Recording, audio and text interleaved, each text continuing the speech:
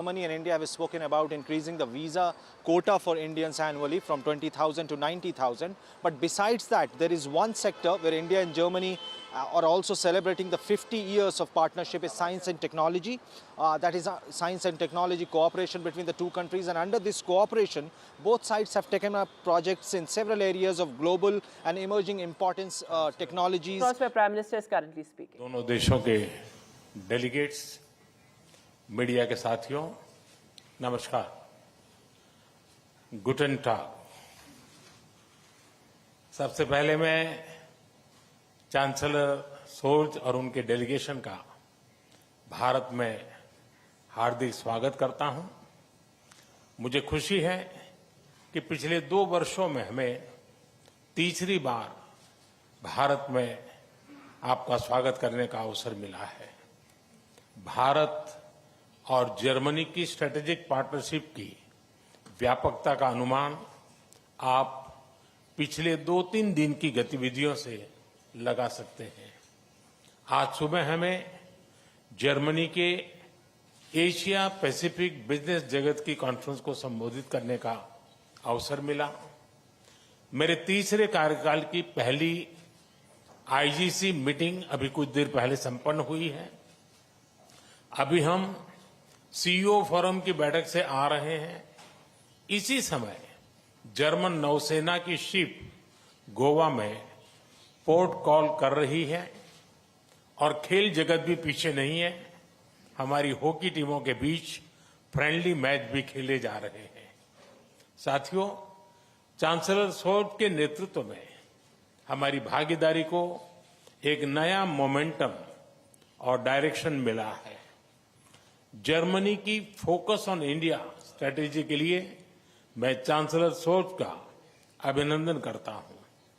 इसमें विश्व के 2 बड़े लोकतंत्रों के बीच पार्टनरशिप को कॉम्प्रिहेंसिव तरीके से मॉडर्नाइज और एलिवेट करने का ब्लूप्रिंट है। आज हमारे innovation and technology road map launch किया गया है। Critical and emerging technologies, skill development और इनोवेशन में होल ऑफ गवर्नमेंट अप्रोच पर भी सहमति बनी है। इससे आर्टिफिशियल इंटेलिजेंस, सेमीकंडक्टर और क्लीन एनर्जी जैसे क्षेत्रों में सहयोग को बल मिलेगा और सिक्योर, ट्रस्टेड और रेजिलिएंट ग्लोबल सप्लाई और वैल्यू चेन्स का निर्माण करने में भी मदद मिलेगी। साथियों, रक्षा और सुरक्षा क्षेत्रों में बढ़ता सहयोग हमारे गहरे आपसी विश्वास का प्रतीक है। क्लासिफाइड इंफॉर्मेशन के एक्सचेंज पर बनी सहमति इस दिशा में एक नया कदम है। आज संपन्न की गई म्यूचुअल लीगल असिस्टेंस ट्रीटी से आतंकवाद और अलगाववादी तत्वों से निपटने में हमारे साझा प्रयास सशक्त होंगे।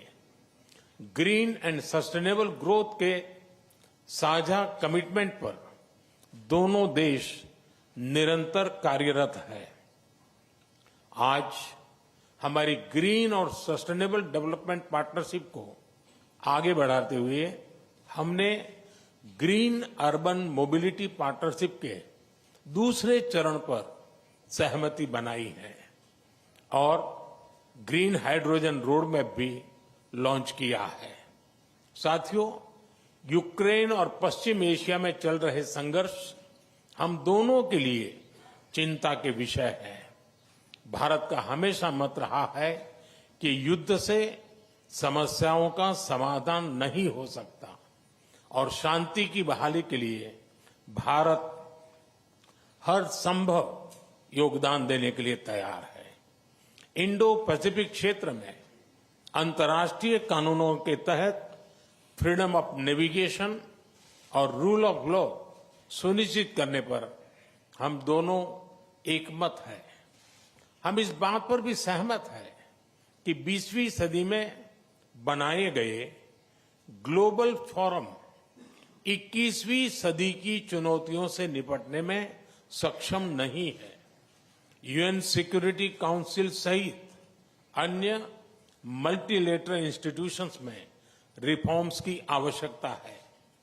भारत और जर्मनी इस दिशा में सक्रिय रूप से सहयोग करते रहेंगे। साथियों, पीपल टू पीपल कनेक्ट हमारे संबंधों का अहम स्तंभ है। आज हमने स्किलिंग और वोकेशनल एजुकेशन में मिलकर काम करने का निर्णय लिया है।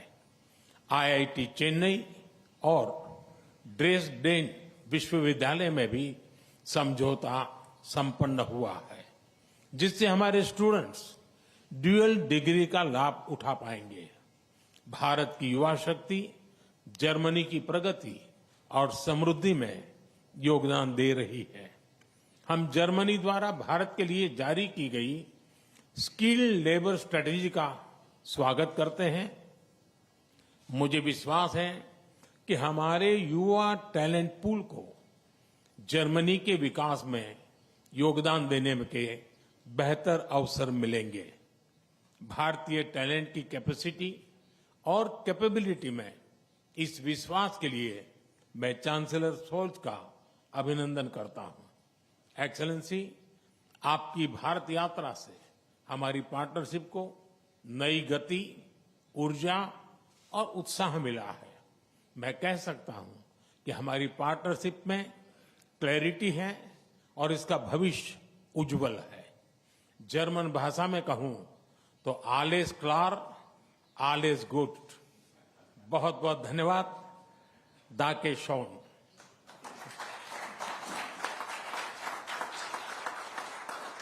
Thank you, sir. May I now request His Excellency, Mr. Olaf Scholz, Chancellor of the Federal Republic of Germany, to give his remarks to the media. Sehr geehrter Herr Premierminister, lieber Narendra Modi, vielen Dank für den freundlichen Empfang hier in Neu-Delhi. Es ist längst zu einer guten Tradition geworden, dass wir beide uns mindestens einmal im Jahr To have a bilateral meeting at least once every year. All right, so the Prime I visited Minister and the India German roughly Chancellor there in that joint statement. Let me go back to Ghazali. Ghazali, I had to interrupt you there. Go ahead. Also, some of the key takeaways from the joint statement.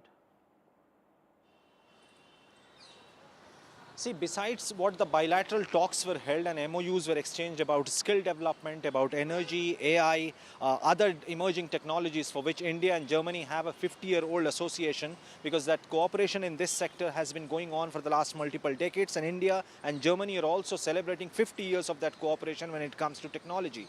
Besides that, what Indian Prime Minister spoke from the forum is very important when it comes to UNSC's permanent seat or the role of United Nations when it comes to global conflict, that perhaps United Nations is itself not very capable of brokering peace between two wider conflicts which are going on, one in the Middle East which is on fire for more than a year, and then a much older conflict now, because perhaps it's been 3 years since Ukraine and Russia has been in conflict, and Germany and other Western nations have been supporting Ukraine. But when it comes to India's position, it has been very clear that there has been no other leader besides Mr. Modi in the global south who has visited or met both the leaders, have repeatedly spoken about that solutions can't be found on war field, and as well as the dialogue and discussion is something which can bring a resolution to this entire conflict. And besides that, if you see, since morning there was a buzz that Germany has also increased the quota for Indians as far as the annual visa is concerned from 20,000 to 90,000. That is a very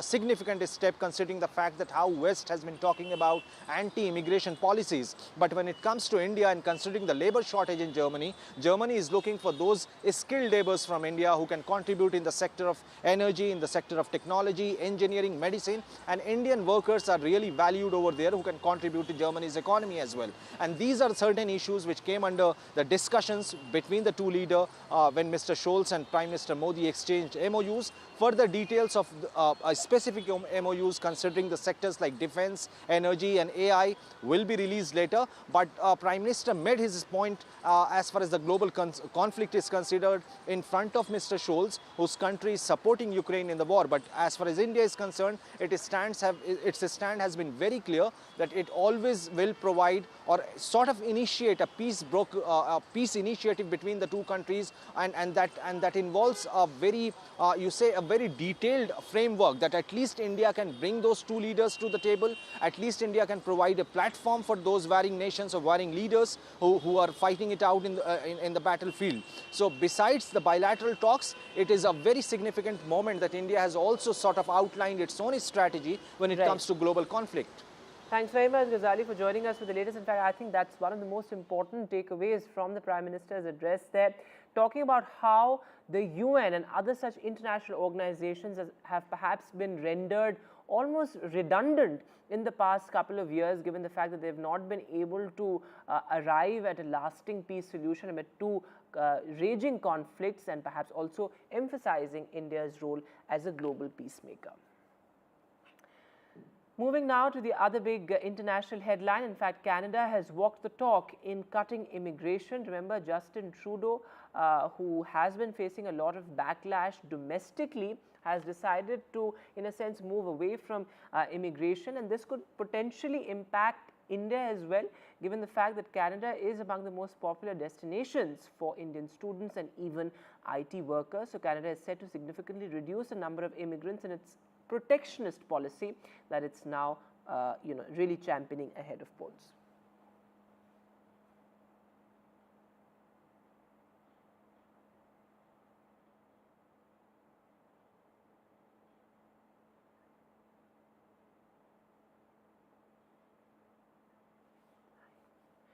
Moving now to the big political headline. Well, Devendra Fadnavis has filed his nomination papers, and this is from Nagpur Southwest. This has been a big BJP stronghold, a bastion of the BJP, and Devendra Fadnavis held a massive show of strength as well. Remember, he is fighting a survival battle, given the fact that he took complete responsibility of the Lok Sabha drubbing for the BJP. Maharashtra certainly was a big surprise for the BJP, which is why this time around, of course, there has been much more trepidation and caution as far as seat sharing is concerned with the alliance partners.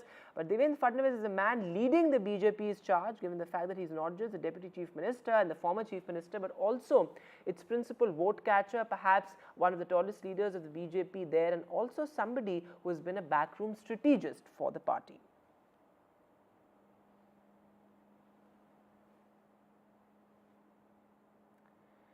In other news now, a civil court in Hyderabad has directed Konda Surekha, who is a Congress minister in Telangana, to take down her contentious remarks against former Telangana minister, also BRS working president K.T. Rama Rao. Remember, her remarks sparked a huge controversy. She made some condescending remarks in the entire Naga Samantha divorce row, blaming K.T. Rama Rao for the split. So now the court has directed her to take down those remarks. She had apologized to K.T. Rama Rao and the family.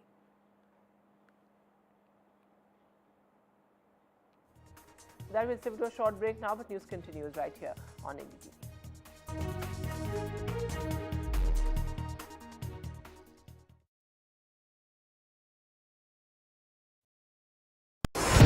NDTV proudly upholds its legacy of trust and credibility.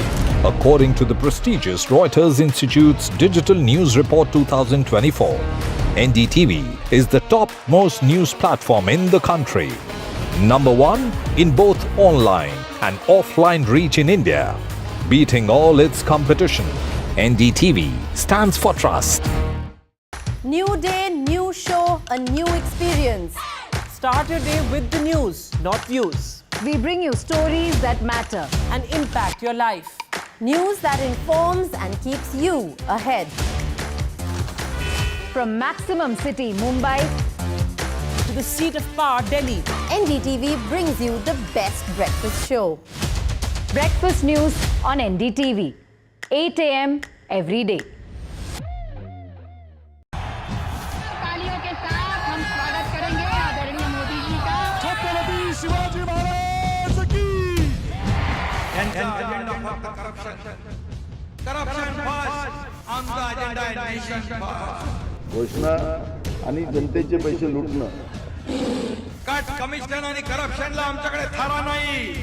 त्यांचा परिवारवाद, आमचा महाराष्ट्रवाद. महाराष्ट्रामध्ये 1,75,000 जागा रिक्त पण का भरत नाही? राज्याची जनतेच्या घमाच्या पैशाची तिजोरी लुटण्यासाठी हे सरकार आहे. पूर्वीच्या सरकारच्या काळामध्ये निधी देताना त्यांना असं वाटायचं की त्यांच्याच खिशातले पैसे चालले आहेत. शेतकऱ्यांना मोफत वीज देण्याचं काम आपल्या सरकारने सुरू केलं.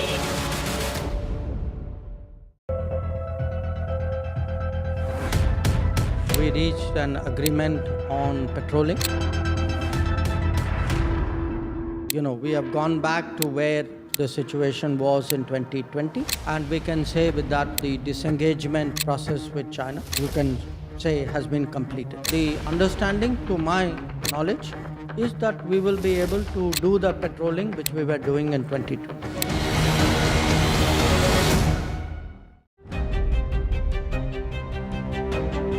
Hello and welcome to India Sense, where I speak with global opinion makers. The United States has made a strategic decision over the last 20 years to move closer to India.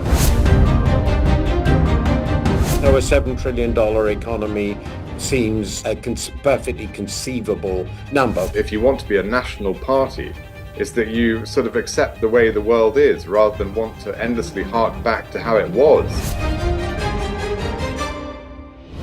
Modi is promoting the digitization of the economy, which is accelerating growth in the country.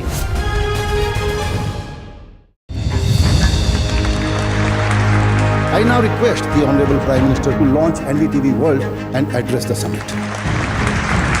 It was the grand launch of NDTV World by Prime Minister Narendra Modi.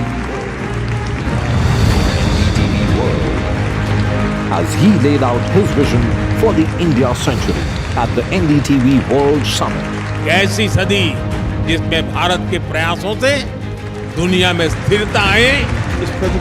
In the presence of those who are shaping our future. मेरी तरफ से आपको ढेर सारी शुभकामनाएं हैं. NDTV World, your new home for global news is here. I've been reporting on all issues, big and small, from Andhra Pradesh, Telangana, rest of South India, bringing you all the action, all that you need to know, all that you want to know. The energy of Maximum City is infectious. I bring in that energy in our news coverage from financial capital Mumbai. India's IT capital is always buzz. It's literally a city that never sleeps. And I keep you ahead on all the Bengaluru buzz. Covering from the southernmost part of India over the last 23 years, I bring in-depth and 360-degree coverage from the Dravidian heartland. The land of Mishti is also known for its bitter politics. I have seen much water flow under the Howrah Bridge, covering Bengal in all its vivid colors. NDTV proudly presents NDTV World Summit 2024, the India Century. I now request the Honorable Prime Minister to launch NDTV World. Prime Minister Narendra Modi's inaugural session at the NDTV Summit outlined his vision for the India century, driven by aspirational India. हमारा प्रयास होगा भारत की century सिर्फ भारत की नहीं बल्कि पूरी मानवता की जीत की सेंचुरी बने. The summit brought together prominent global leaders, highlighting India's pivotal role on the world stage. Hello, Moto. Motorola Edge 50 Pro, world's first AI-powered pro-grade camera.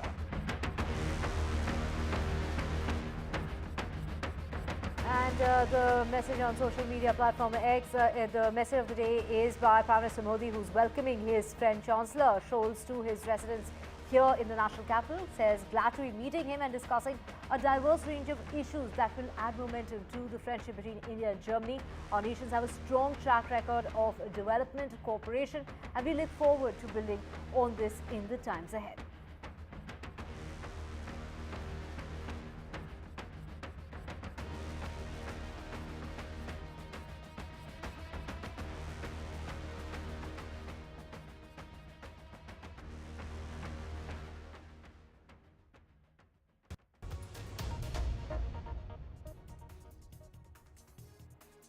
Very good afternoon. You're watching NDTV 24/7. I'm Divya Vadla. We have a whole lot lined up for you, including UN Secretary General Antonio Guterres, who strongly condemned the attacks on UN peacemakers at the conference for Lebanon on Thursday in Paris.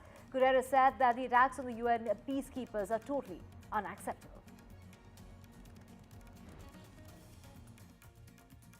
Nous observons des bombardements aériens intenses et continus menées par Israël dans les zones densément peuplées du Liban, y compris Beyrouth, et des incursions terrestres à travers la ligne bleue, ainsi que les attaques continues de missiles, de drones et de roquettes de Hezbollah vers Israël. Un cessez-le-feu immédiat est nécessaire, accompagné de mesures significatives vers la pleine mise en œuvre des résolutions 1559 et 1701 du Conseil de sécurité. Soyons clairs, les attaques contre les casques bleus de l'ONU sont totalement inacceptables. Elles sont contraires au droit international, contraires au droit international humanitaire et peuvent constituer un crime de guerre. Je rends également hommage aux travailleurs humanitaires qui s'efforcent de venir en aide à des populations en détresse. And getting you the latest, the Israeli army says that 4 soldiers have been killed in a combat with Hezbollah militants in southern Lebanon. Israeli military said 11 other troops were wounded during fighting with Hezbollah. The announcement makes Wednesday one of the deadliest days of Israel's offensive in Lebanon, which it invaded over 3 weeks ago after a year of exchanging crossfire. This is cross-border fire with Hezbollah. Now Israel has expanded its campaign in the country on its northern border, increasing airstrikes against Hezbollah's targets across the country. Hundreds took to the streets of Jerusalem demanding the release of Israeli hostages in Gaza on Thursday at the beginning of the Jewish religious holiday of Torah. Now, earlier on, Israeli strike on a school where displaced people were sheltering in the central Gaza Strip killed at least 17 people, nearly all women and children. The strike came as U.S. Secretary of State Antony Blinken said that Israel had accomplished its objective of effectively dismantling Hamas and that negotiations over a ceasefire and the release of dozens of Israeli hostages would resume in the coming days. Elsewhere, another 42 people were wounded in the strike in the build-up. This is the built-up Nusrat refugee camp. Among the dead were 13 children under the age of 18 and 3 women, according to the records of the hospital. The Israeli military said that it targeted Hamas militants inside the school without really providing with any sort of evidence. And France pledged to provide a €100 million package to support Lebanon at an international conference. As President Emmanuel Macron said, massive aid is needed to support the country where war between Hezbollah militants and Israel has displaced 1 million people, killed over 2,500 and deepened an economic crisis. Dans l'immédiat, c'est une aide massive qu'il faut apporter à la population libanaise, qu'il s'agisse des centaines de milliers de personnes déplacées par la guerre ou des communautés qui les accueillent. Les Nations Unies ont lancé un appel à hauteur de 426 millions d'euros. La France apportera 100 millions d'euros à l'occasion de cette conférence. Ce qu'il faut, c'est tout simplement abriter les familles, nourrir les enfants, soigner les blessés, continuer d'assurer la scolarité des élèves. Il faut trouver des solutions d'autant plus vite qu'il faut à tout prix éviter que le déplacement des gens du sud vers Beyrouth et d'autres régions du Liban ne crée de nouvelles divisions parmi les Libanais. And French President Emmanuel Macron also expressed his solidarity with people in Turkey following that attack that took place on the premises of a key defense company in Ankara, in which at least 5 people were killed. Évidemment du Liban, mais je veux avoir un mot avant tout pour dire aussi notre soutien à la Turquie qui a subi un terrible attentat et une attaque qui a fait plusieurs morts. Et Monsieur l'ambassadeur, Monsieur le ministre, je veux que vous soyez nos émissaires pour dire au président, au peuple turc, notre soutien après ces terribles événements. And also is the Palestinian President Mahmoud Abbas, who said on Thursday that Israel Prime Minister Benjamin Netanyahu's goal is the displacement of people of the West Bank and the people of Gaza from their hometowns.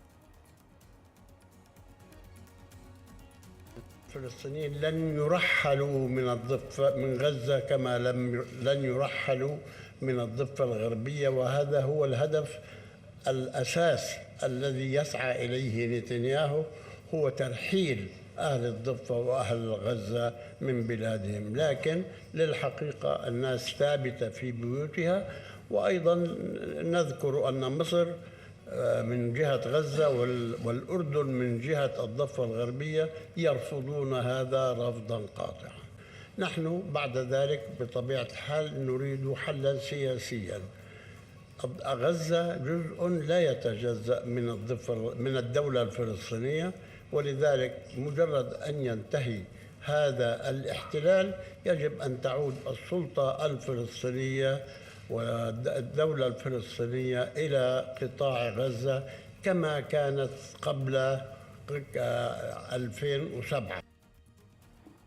And Russian President Vladimir Putin on Thursday denied having any contact with U.S. presidential candidate Donald Trump. He said it didn't happen before and it's not going to happen now, is what he had to tell journalists after the BRICS summit. Что касается контактов с господином Трампом, это вещь, которая уже постоянно муссируется на протяжении не одного года.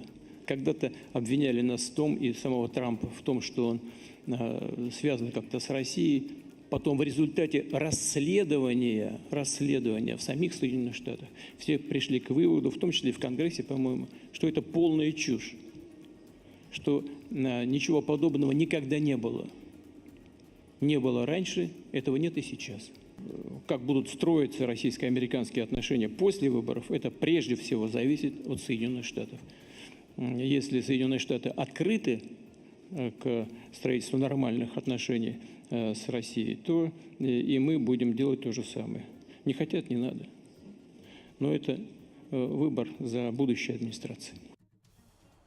And Barack Obama again mocked Donald Trump for selling Bibles and watches, suggesting he was like an older relative in need for intervention. Obama said that even though people may no longer take Trump's behavior seriously, he poses a danger. And then there's the question of his competence. I mean, have you seen Donald Trump lately? He out there giving 2-hour speeches, just word salad.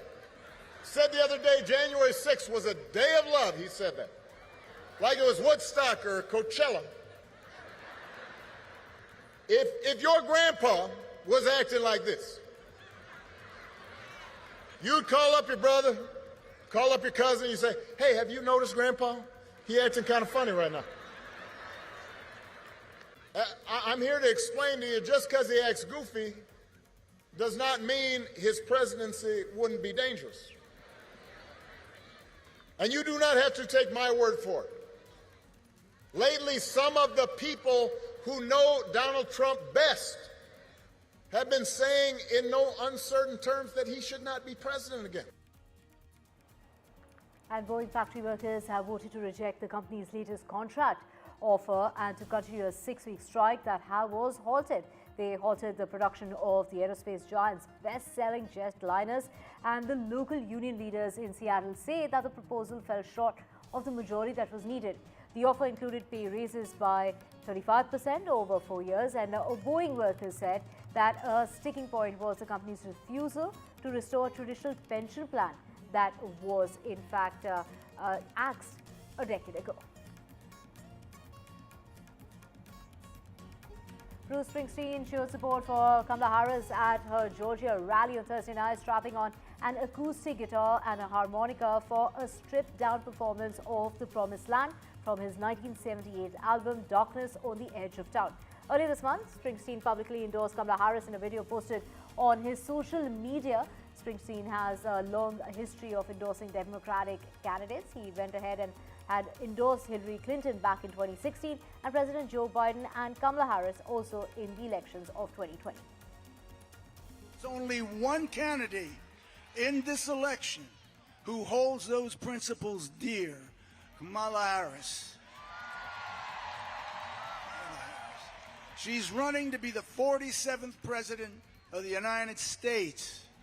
Donald Trump is running to be an American tyrant.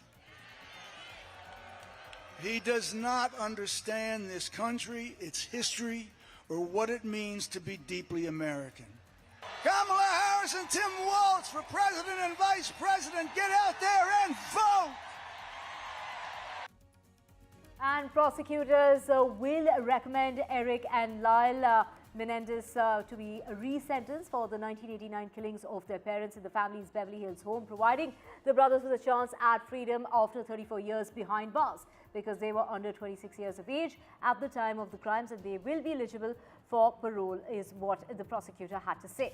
The Mendes brothers were sentenced in 1996 to life in prison without the possibility of parole. Both the brothers, aged between 18 and 21 at the time, admitted that they fatally shot their parents. The brothers said that they feared that the parents were about to kill them to stop people from finding out that the father has sexually abused the brothers for years. Cillian Murphy turns producer as Cillian Murphy returns to the screen for the first time since his Oscar-winning performance in Oppenheimer. The indie film stars Murphy as a father who discovers the secrets kept by the convent in his hometown, set at Christmas in 1985. A longtime fan of Keegan's work, Murphy said that he had read the author's Booker Prize-nominated novel when it was published. It's on the ostensibly very simple story, but incredibly complex, and they're the sorts of things that I'm attracted to. I connected to the middle-age thing. I think, particularly for men, a lot of stuff comes and really bites men in the ass when they're like in their middle age, you know, that they have not dealt with, and I think he's a kind of classic case of that. Oh gosh, I haven't thought about that at all. Just want to get the movie out. You know, it feels like a film isn't finished until the audience sees it. Bruce Springsteen premiered his latest documentary in Los Angeles, drawing a crowd of fans, including Hollywood stars like Danny DeVito. Springsteen posed on the black carpet alongside his bandmate, as well as the director of the new film, A Road Diary, Bruce Springsteen and the E Street Band. The documentary dropped today on Disney+.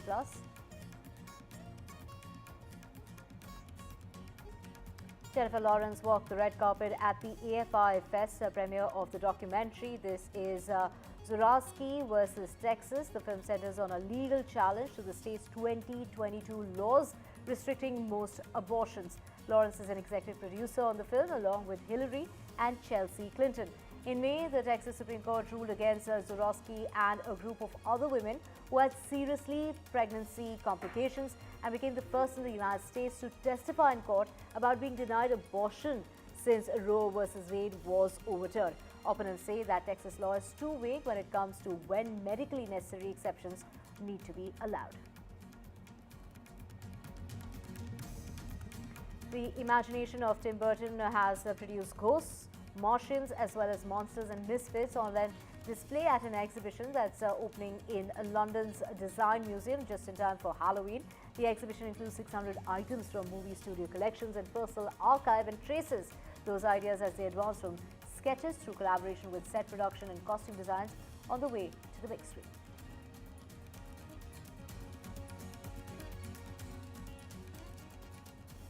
Hugh Grant says he can't let go of his menacing character in the horror film. He says, "I just killed 3 people this afternoon. I feel awful about it," is what the 64-year-old British star joked at the movie's premiere at the AFI Fest in Los Angeles. Grant plays a man who traps 2 young members of the Church of Jesus Christ of Latter-day Saints in his house, challenging their beliefs. He says he developed this was an elaborate history for his character. Listen. It's still very much with me. I killed 3 people this afternoon. I feel awful about that. Well, I haven't seen any kind of script, but Paul King, who wrote and directed the first one, did once tell me where he wanted to go with the second one. And the main thing is it has lots of Oompa Loompa.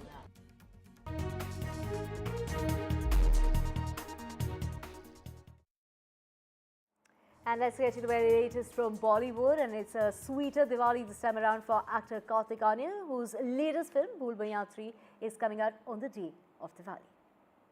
Is Diwali just round the corner? What is your memories with Diwali? Tell us something if you can share with us, childhood memories of Diwali and one ritual that you always make sure it's a Diwali ritual at home. All of us wear new clothes. That's one thing which we follow. At home.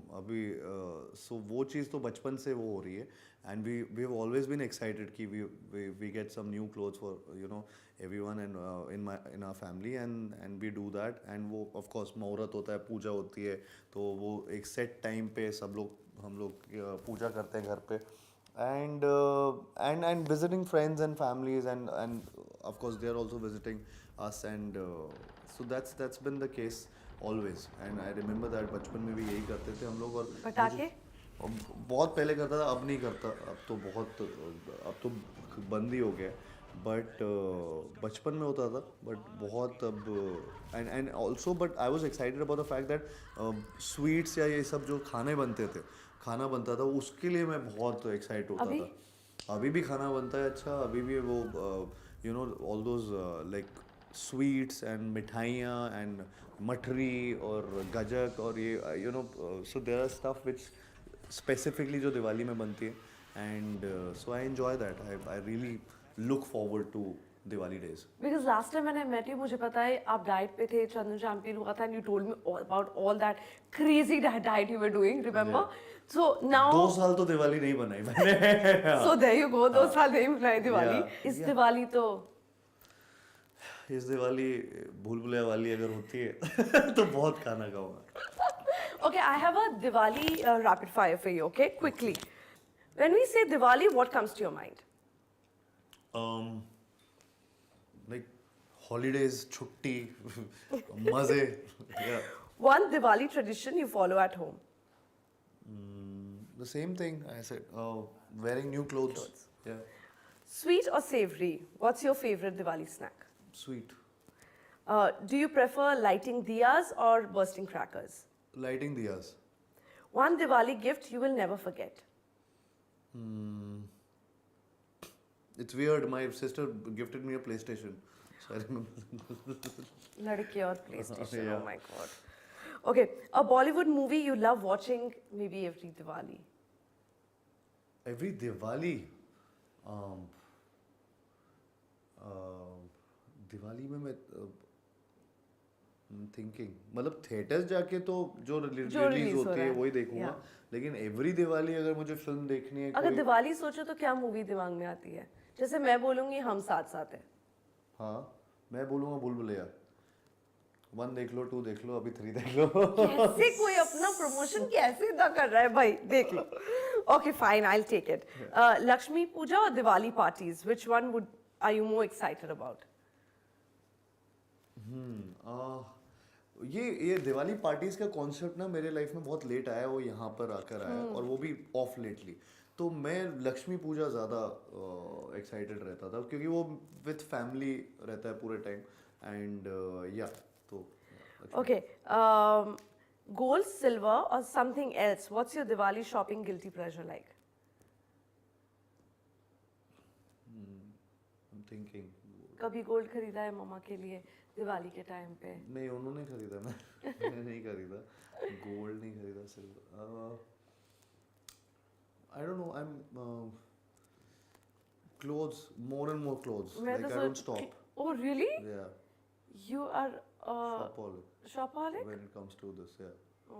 कारहॉलिक भी, सब कुछ. ये नहीं बोला कि गाड़ियाँ खरीद लेता हूँ. नहीं, ये नहीं बोला. ये मैंने अभी तक इस दिवाली मैंने गाड़ी नहीं खरीदी. ये सोच के बताना, a Diwali tradition you will want to pass on to the next generation. I think spending time with your family. वो बहुत होता है दिवाली में कि you get time to spend with your family, and otherwise we are usually in our own world. And I think Diwali में ये बहुत बचपन से ये रहा है मेरे कि घर पे हम लोग ज़्यादा टाइम स्पेंड करते हैं उस दिन. दिवाली में हम कोई बाहर नहीं जाते. हाँ, it's more like that. That's the ritual because Lakshmi आती है. Exactly. Right? Exactly. दरवाजा खुला रखते हो? दरवाजा खुला नहीं रखते, अभी रखूँगा. And switching tracks now to the NDTV World Summit, and it's Sunil Bharti Mittal who says that India has started to export phones for now, but in a few years India will be making the phone all the way and then be exporting those phones. Let's listen in. In terms of the Indian context, India has been a service-oriented economy. We are now moving to becoming a manufacturing hub. Do you think that's the game changer that India Inc. also needs to double down behind? Of course, strong policy push, but India Inc. is also coming in on that platform? Yeah, I think manufacturing has been a focus for every country. The smallest to the largest countries have all focused on manufacturing because the political leadership recognizes that to create jobs, you really need manufacturing. And we have all seen China done it remarkably well for its large population. Now, given the context that India will have in not too distant future, we are talking about 2030, India will have 1 billion people in the working age, 1 billion people, which means great opportunities, tremendous amount of consumption, equally tremendous amount of savings. But these people need to get jobs. Now, digital will provide jobs and opportunities.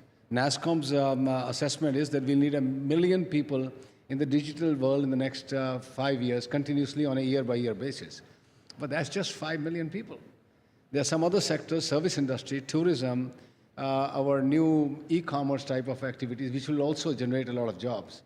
But in the end, for any nation to really become a true economic power, you need manufacturing. And I'm so glad that finally India is getting its manufacturing piece right. The PLI, productivity linked incentive, is becoming a huge boost for the manufacturing sector. And the trusted products and services and networks, where India is saying anything that goes into the networks, the digital networks, must be trusted. And that is forcing a lot of companies to come and manufacture here in this country. Suddenly you're seeing from a net importer of mobile phones, India has started to now export phones. And as our Prime Minister mentioned just last week, that India will eventually start to produce mobile phones in India, not just assembling them, but right from the semiconductor stage to the glass shells, to the entire structure of the phones and its circuitry being made in India. So you will in the next few years have a truly fully India-made mobile phones. And just an example of how manufacturing is taking place. So electronics, hardware manufacturing, software, in any case, India has been very strong. And with that, we're slipping the very short break. News and updates will continue on the other side. Stay with us.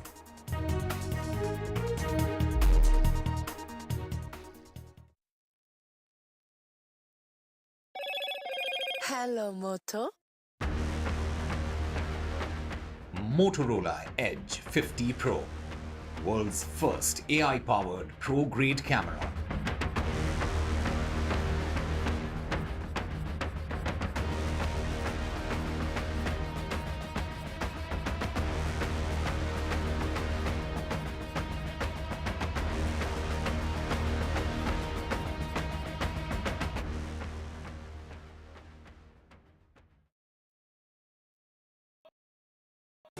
Stay informed and entertained with the new and updated NDTV News app. You can watch all our channels live, listen to podcasts, read breaking and exclusive news from around the world and more. Download the NDTV app today and get access to the best journalism and storytelling on your smartphone or tablet. The NDTV app. News that matters to you. NDTV proudly upholds its legacy of trust and credibility. According to the prestigious Reuters Institute's Digital News Report 2024, NDTV is the top-most news platform in the country. Number 1 in both online and offline reach in India. Beating all its competition, NDTV stands for trust. New day, new show, a new experience. Start your day with the news, not views. We bring you stories that matter and impact your life. News that informs and keeps you ahead. From Maximum City, Mumbai, to the seat of power, Delhi, NDTV brings you the best breakfast show. Breakfast news on NDTV, 8 a.m. every day.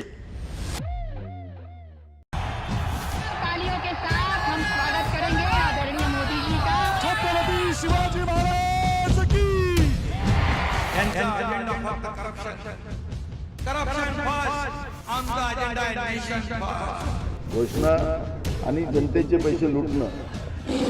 Cut commission आणि करप्शनला आमच्याकडे थारा नाही.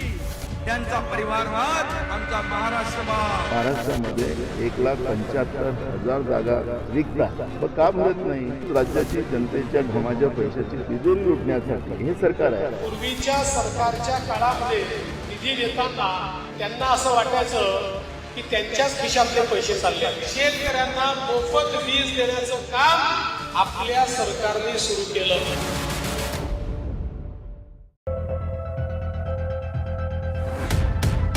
we reached an agreement on patrolling. You know, we have gone back to where the situation was in 2020, and we can say with that the disengagement process with China, you can say, has been completed. The understanding, to my knowledge, is that we will be able to do the patrolling which we were doing in 2020.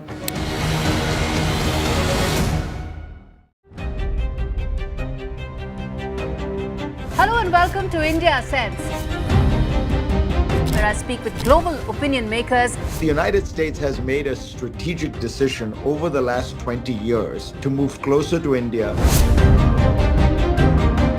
Our $7 trillion economy seems a perfectly conceivable number. If you want to be a national party, it's that you sort of accept the way the world is rather than want to endlessly hark back to how it was. Modi is promoting the digitization of the economy, which is accelerating growth in the country.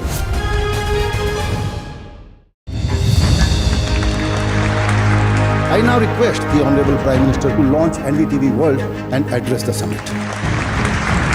It was the grand launch of NDTV World by Prime Minister Narendra Modi. NDTV World, as he laid out his vision for the India century at the NDTV World Summit. ऐसी सदी जिसमें भारत के प्रयासों से दुनिया में स्थिरता आए. In the presence of those who are shaping our future. मेरी तरफ से आपको ढेर सारी शुभकामनाएं हैं. NDTV World, your new home for global news is here. I've been reporting on all issues, big and small, from Andhra Pradesh, Telangana, rest of South India, bringing you all the action, all that you need to know, all that you want to know. The energy of Maximum City is infectious. I bring in that energy in our news coverage from financial capital Mumbai. India's IT capital is always buzz. It's literally a city that never sleeps. And I keep you ahead on all the Bengaluru buzz. Covering from the southernmost part of India over the last 23 years, I bring in-depth and 360-degree coverage from the Dravidian heartland. The land of Mishti is also known for its bitter politics. I have seen much water flow under the Howrah Bridge, covering Bengal in all its vivid colors. NDTV proudly presents NDTV World Summit 2024, the India Century. I now request the Honorable Prime Minister to launch NDTV World. Prime Minister Narendra Modi's inaugural session at the NDTV Summit outlined his vision for the India century, driven by aspirational India. हमारा प्रयास होगा भारत की century सिर्फ भारत की नहीं बल्कि पूरी मानवता की जीत की सेंचुरी बने. The summit brought together prominent global leaders, highlighting India's pivotal role on the world stage. Not just Indians trusting India's leadership, but the global South especially trusting India's leadership. Canada is concerned, I think there are some very specific issues. I think a lot.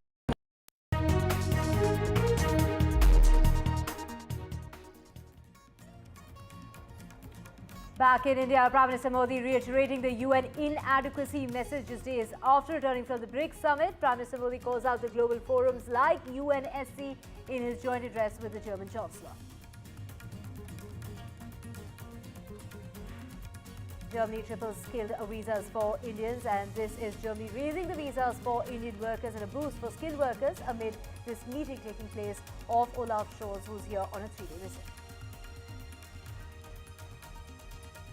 Farooq Abdullah blames Pakistan for Jammu and Kashmir terror strike, says that the Pakistan is pushing terror into Jammu and Kashmir, and that Pakistan is in fact needs to open the way towards friendship rather than increasing the attacks in Jammu and Kashmir. Soldiers' death takes Jammu and Kashmir terror attack toll now to 5. Five people have lost their lives, including 3 soldiers and 2 porters in the latest terror attack that has been reported from Baramulla. Supreme Court relief as far as actor Riya Chakravarti is concerned in the case related to the death of Sushant Singh. The Supreme Court cautions the CBI plea to restore this is in order for the actor. In fact, a big relief coming about, saying that there was just a frivolous petition against Riya Chakravarti.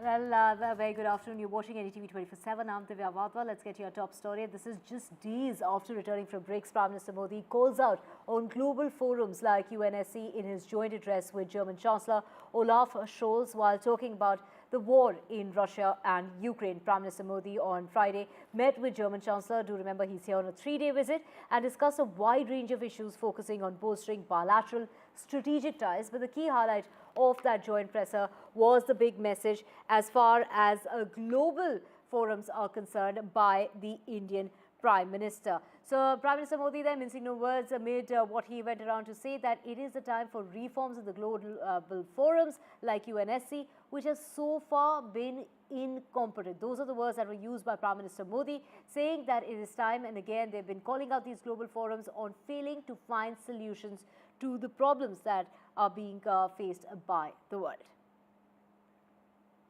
Ukraine और पश्चिम Asia में चल रहे संघर्ष हम दोनों के लिए चिंता के विषय है।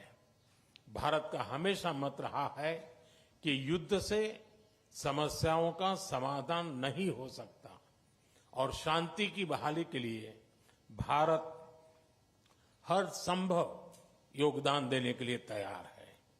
हम इस बात पर भी सहमत हैं कि 20वीं सदी में बनाए गए ग्लोबल फोरम 21वीं सदी की चुनौतियों से निपटने में सक्षम नहीं है। यूएन सिक्योरिटी काउंसिल सहित अन्य मल्टीलेटरल इंस्टीट्यूशंस में रिफॉर्म्स की आवश्यकता है। The world of the 21st century is something where progress is a question we have to work for. But in a multipolar world, there is no global policeman, no single watchdog monitoring our common rules and institutions. Each and every one of us is called upon to defend and uphold them. If Russia was to succeed with its illegal, brutal war against Ukraine, there would be repercussions far beyond Europe's borders. Such an outcome would endanger global security and prosperity as a whole. And let's just go across to my colleague Ghazali. Ghazali, take us through the key takeaways as far as this meeting is concerned, especially in regard to the visas in regard to skilled workers. See, besides what the bilateral talks concluded around, it was certain MOUs have been signed between India and Germany. India and Germany are also kind of celebrating 25 years of a strategic partnership.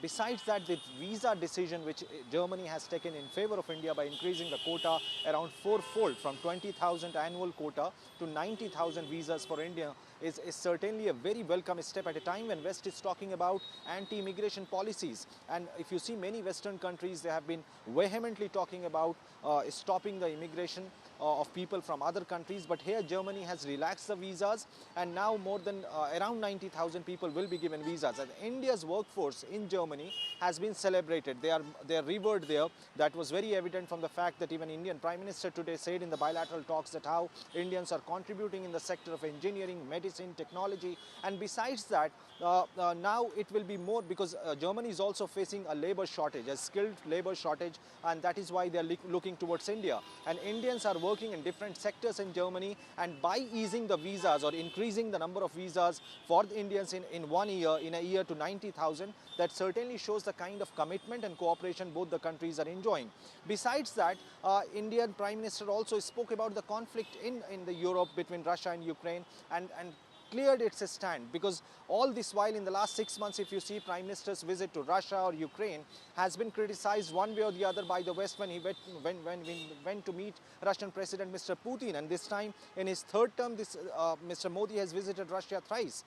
So this is the kind of a stand which Prime Minister Modi spoke about, and also the role of United Nations in resolving this conflict. And he spoke in front of Mr. Olaf Scholz, the Chancellor of Germany, Germany being the permanent member of UNSC, and many other countries have been saying now that how India is also qualified enough to be pushed for a permanent membership in the United Nations Security Council. So Prime Minister's statement talking about how UN has remained ineffective body when it comes to resolving global conflict is very significant. Besides all the bilateral talks which happened between India and Germany related to visa, related to workforce, related to deeper cooperation between defense sector, energy sector, emerging technology sector, space technology, AI, and is all what was discussed between the two leaders in these bilateral talks.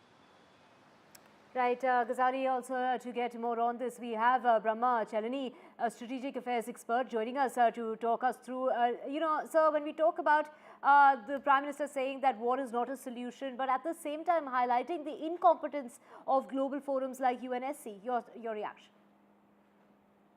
The UN Security Council is gridlocked because its 5 permanent members cannot agree on any important international issue.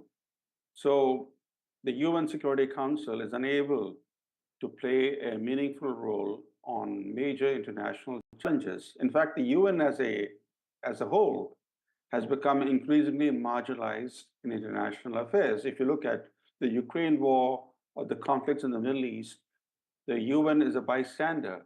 It has had no role to play. So what Prime Minister Modi said is clear that these global institutions, including the UN, need to be reformed. Reforms have been a common theme between Germany and India. In fact, Germany and India are both members of the Group of Four. This Group of Four, these 4 members are aspirants for permanent seats in the UN Security Council. So on these larger global issues, there's a convergence, a long-standing convergence between Germany and India. But on specific issues, the divergences are there. For example, Chancellor Scholz's reference to Russia and saying that he should not be able to win in Ukraine sounded a note that was completely at variance with the Indian position. So despite these divergences on global issues, though, there is a lot of commonality between the German and Indian positions. So take us through the significance of this visit of the German Chancellor. He's here on a 3-day visit. He got here yesterday to the national capital. Also, take us through this breakthrough that we can see with the Germany authorities there, the German authorities there, tripling the skilled visas for Indians. I think more important than that, than the visa enhancement for India, is the fact that Germany now regards India as critical to its own economic interests. In fact, Chancellor Scholz's visit followed the adoption by his government of a document known as, quote-unquote, Focus on India. In other words, it's very clear from the document that the German government is going to focus on India as a priority country. The German government has not issued such a document in relation to any other part in the world. So it clearly shows that after spending at least the last, since he took office, Chancellor Scholz focused on China. He's been to China, he has sought to quote China, he has sought to expand German-Chinese cooperation. Now the Germans seem to realize that that effort has reached a limit, and now they are shifting focus to India. And that is a big change, a change that will come with important policy implications as well as important moves, and increasing the visa quota for Indians is just one small step. In fact, the visit of Chancellor Scholz also coincides with the Asia-Pacific meeting of German business. And therefore, we have 640 top business leaders and CEOs from Germany and India and from elsewhere in the Asia-Pacific region, mainly Germans, attending this meeting, which will be addressed both by Chancellor Scholz and Prime Minister Modi later today. Right. Thank you so much, sir, for speaking with us here on NDTV. Let's just get you breaking news coming in regard to Maharashtra's Congress chief, who is defending the quota as far as reservation is concerned, saying that Congress party has always backed reservation. Let's listen in to Nana Patole.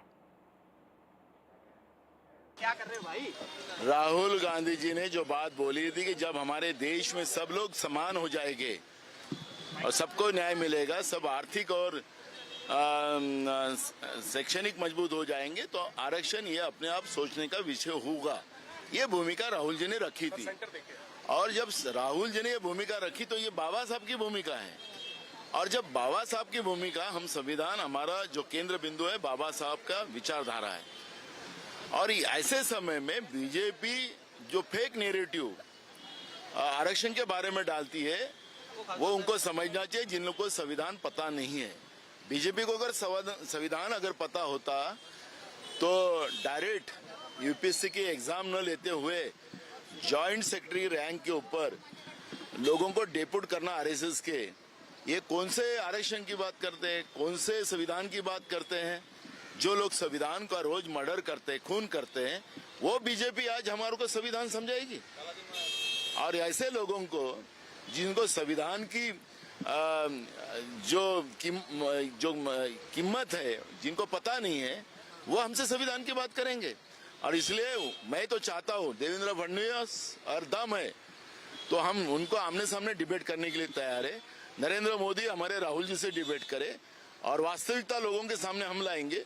अगर debate करने की अगर इच्छा है, इस तरह से पीछे से वार करने का, अरे कांग्रेस तो हमेशा संविधान के फेवर में रही है और इसलिए ये देश का लोकतांत्रिक व्यवस्था ही आज 75 साल में जो आज दुनिया में सबसे ज्यादा लोकशाही का अगर लोकतांत्रिक देश हो तो भारत देश है और उसकी देन है जो कांग्रेस है।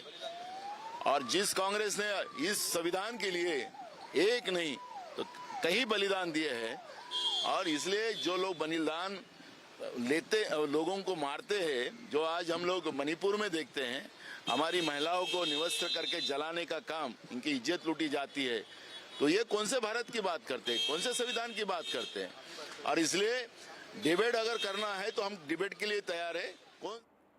Right, we also have my colleague Radhika joining us. Radhika, this comes at a time when, in the past, we did hear Rahul Gandhi speak about reservation in the Georgetown University, that Congress would think of scrapping reservations when India is a fair place. Of course, following that, of course, the Congress party had accused the BJP of complicating that reservation issue in the state of Maharashtra and called upon the Prime Minister to intervene. And now there's been a complete U-turn as far as Nana Patole is concerned, who said the Congress has forever been backing the reservation quota.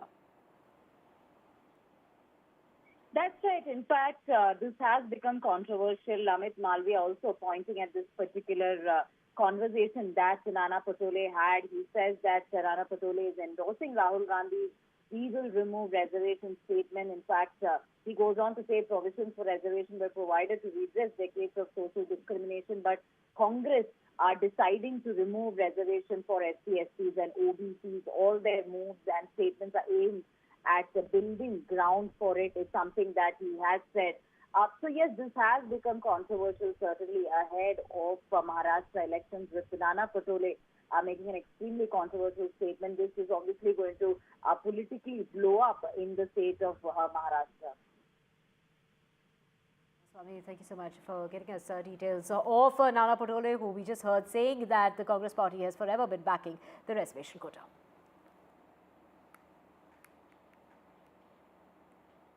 And it was Devendra Fadnavis, the Deputy Chief Minister of the state of Maharashtra, who filed his nomination for Nagpur Southwest seat with a huge crowd of supporters. Devendra Fadnavis expresses gratitude to the Prime Minister as well as the Home Minister, along with the BJP's National President JP Nadda. And of course, Nitin Gadkari was there on stage with him, and he has gone ahead and, thanked all of them for entrusting him with the ticket for the 6th time. He's gone on to say that he's very confident of the support of the people. He's also gone on to say that the agenda is very strong, that, people have seen the development, they've seen the kind of work that's been done, at the speed it's been done. So he's gone on ahead and said that his sole aim is to continue the momentum when it comes to the state of Maharashtra, and that is what the people will be basing their votes on. Mahayuti की सरकार ने जो काम किया है, उस काम की बदौलत फिर एक बार जनादेश हम प्राप्त करेंगे। महायुति की सरकार फिर एक बार महाराष्ट्र में आएंगी और नागपुर में हमारी सारी सीटें पूरे बहुमत के साथ जीतेगी, मेरा विश्वास है। Switching tracks to J&K now, and it's a National Conference boss Farooq Abdullah who's called out Pakistan as a source of terror attacks in Jammu and Kashmir and warned that the country needs to put an end to its constant attacks against India. He urged Islamabad to find a way to be friends, otherwise issues will arise. This comes at a time when 3 soldiers and 2 civilians have been killed in a fresh attack that took place in Jammu and Kashmir's Baramulla. The 2 civilians were porters and 3 soldiers have died, 2 others have been injured in this attack which took place just 7 kilometers away from Gulmarg, and which is why the gondola cable car has now been shut down. This is at that popular skiing resort for tourists following that terror attack, and this was an attack that took place just less than 5 kilometers from the line of control. इस रियासत में ये होते रहे, मैंने ये आज 30 साल से देख रहा हूँ, और बेगुनाह मारे जाते हैं, और हम पाकिस्तान का हिस्सा बनने वाले नहीं हैं। तो ये कर किस लिए रहे हैं? हमारे मुस्तकबिल को ख़राब करने के लिए, बर्बाद करने के लिए। वो खुद बर्बाद हो रहे हैं, हमें भी साथ बर्बाद कर रहे हैं। और ये मैं उनसे जो इसमें घायल हुए हैं, शहीद हुए हैं, उनको श्रद्धांजलि पेश करता हूँ, और उनके ख़ानदानों से माफ़ी मांगता हूँ कि ये हो रहा है। And of course, that attack being condemned by Farooq Abdullah and his son Omar Abdullah, the newly elected Chief Minister of J&K. Switching tracks now, usually for actor Riya Chakravarti and her family, the Supreme Court has upheld the Bombay High Court's decision to cancel the CBI's lookout circular issued against them following Sushant Singh Rajput's death. The bench accused the CBI, the state of Maharashtra and the Bureau of Immigration for challenging the Bombay High Court's decision just because the accused are of high-profile background. And in other news, let's just switch tracks. City Civil Court in Hyderabad has ordered Telangana Minister Konda Surekha to remove from social media the controversial statements that were made by her in regard to the divorce of a star couple in the film industry. This was on a defamation case that was filed by KTR after the video that went completely viral. The KTR defamation case against that minister in Telangana, with the Hyderabad court there ordering the minister to remove all the comments that were made on social media. She had linked KTR to the high-profile divorce of Samantha. This is Samantha Prabhu and Naga Chaitanya. And do remember, there was a complete outrage in the film industry standing together in solidarity against the mistakes that were being made by the minister to target celebrities in order to gain mileage. In what can be seen as a setback for Telangana Minister Konda Surekha and a victory for BRS President and former Minister Mr. K.T. Ramarao, a city civil court in Hyderabad has reprimanded the minister for making the controversial statements. Media outlets and other platforms have been asked to remove those controversial statements from social media, and the minister has also been restrained from making any similar comments that can be considered as derogatory. K.T. Ramarao had gone to the court saying that the statements that she had made is causing him disrepute, as well as they were hurtful and were of a very personal nature. And the court in fact has said that these were serious and objectionable, and that these kind of statements should not be made. So in a sense, this is perhaps the first time that a minister in Telangana is being reprimanded by the court for making these kind of statements, and the orders certainly come as a support for Mr. K.T. Ramarao. And the leaders coming in from Bengaluru, and a row that erupted in Bengaluru over parking. A woman went ahead and assaulted the policeman in Bengaluru, and all this was recorded on camera. The woman hit the cop on duty, and the woman allegedly assaulted the police in the city of Bengaluru. She tried to grab the policeman's uniform and tried to pull him up. This is now action has been taken against that woman in the Indira Nagar area, where this young woman, identified as Sonam, allegedly attempted to assault the traffic police officer near the ESI Hospital Junction in Indira Nagar in Bengaluru yesterday. There was a confrontation with respect to a parking issue. Now, the law and order police of the area are filing an FIR regarding that very incident. So, that woman has allegedly assaulted the policeman on duty, the traffic police. She tried to snatch his body cam as far as the policeman is concerned. So many allegations that are being leveled against that woman identified as Sonam. The woman attacked the police officer and she dragged the police body camera and started screaming loudly, and this is the incident that took place in the Indranagar area of Bengaluru. Now action is being taken against the woman who created that ruckus over a parking issue. And with that, we're slipping into a very short break. Back with a whole lot more. Do stay with us.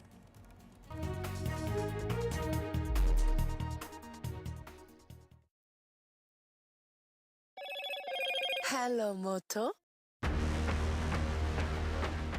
Motorola Edge 50 Pro, world's first AI-powered pro-grade camera.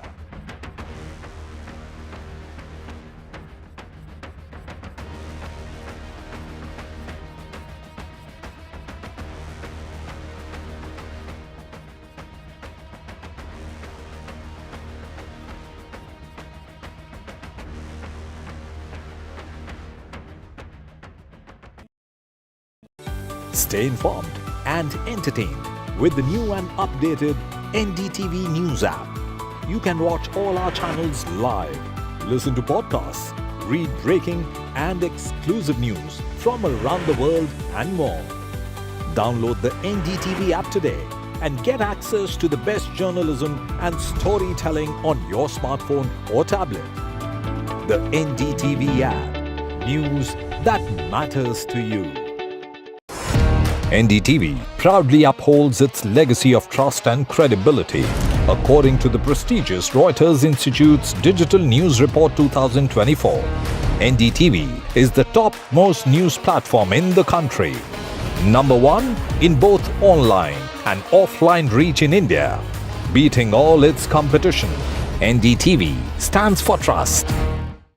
New day, new show, a new experience. Start your day with the news, not views. We bring you stories that matter and impact your life. News that informs and keeps you ahead. From Maximum City, Mumbai, to the seat of power, Delhi, NDTV brings you the best breakfast show. Breakfast news on NDTV, 8 a.m. every day.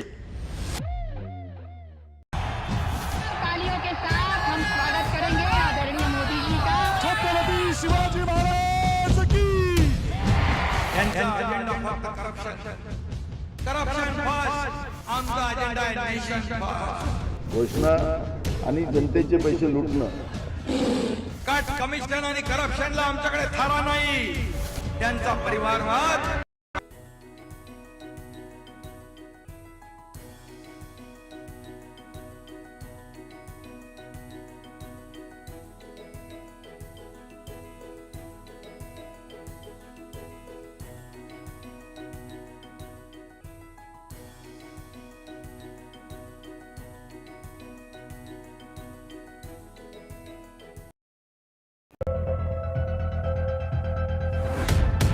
We reached an agreement on patrolling. We have gone back to where the situation was in 2020, and we can say with that the disengagement process with China, you can say, has been completed. The understanding, to my knowledge, is that we will be able to do the patrolling which we were doing in 2020.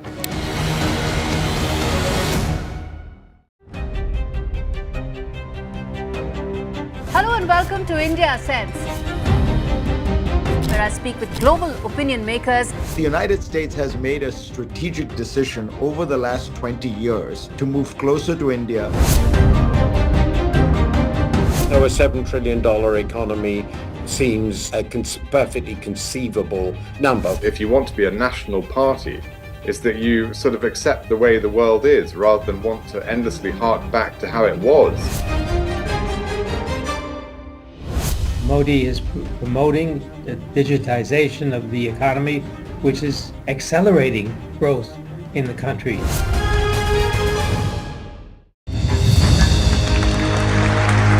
I now request the Honorable Prime Minister to launch NDTV World and address the summit. It was the grand launch of NDTV World by Prime Minister Narendra Modi. NDTV World, as he laid out his vision for the India century at the NDTV World Summit. कैसी सदी जिसमें भारत के प्रयासों से दुनिया में स्थिरता आए। In the presence of those who are shaping our future. मेरी तरफ से आपको ढेर सारी शुभकामनाएं हैं। NDTV World, your new home for global news is here.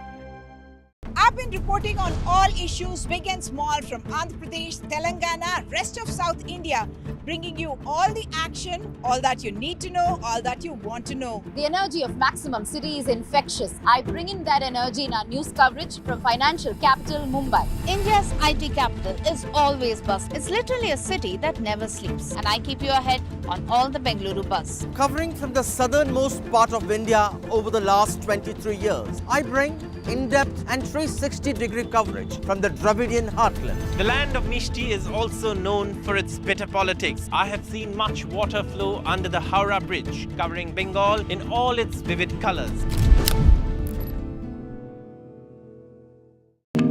NDTV proudly presents NDTV World Summit 2024, the India Century. I now request the Honorable Prime Minister to launch NDTV World.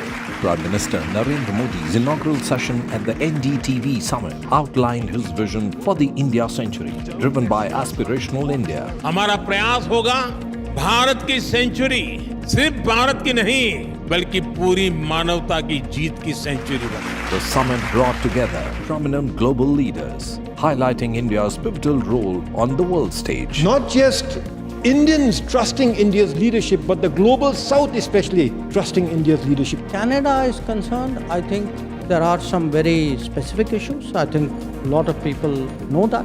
Permanent seat on the UN Security Council is something that should be India's right. AI is going to be one of the most important drivers. It's a very exciting time for India, Indian cinema as well at a global level. NDTV World Summit was more than just a conversation.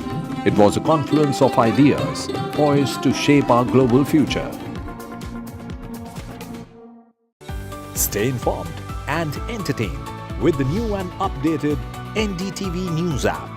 You can watch all our channels live, listen to podcasts, read breaking and exclusive news from around the world and more. Download the NDTV app today and get access to the best journalism and storytelling on your smartphone or tablet. The NDTV app. News that matters to you. NDTV proudly upholds its legacy of trust and credibility. According to the prestigious Reuters Institute's Digital News Report 2024, NDTV is the top-most news platform in the country. Number one in both online and offline reach in India, beating all its competition. NDTV stands for trust. New day, new show, a new experience. Start your day with the news.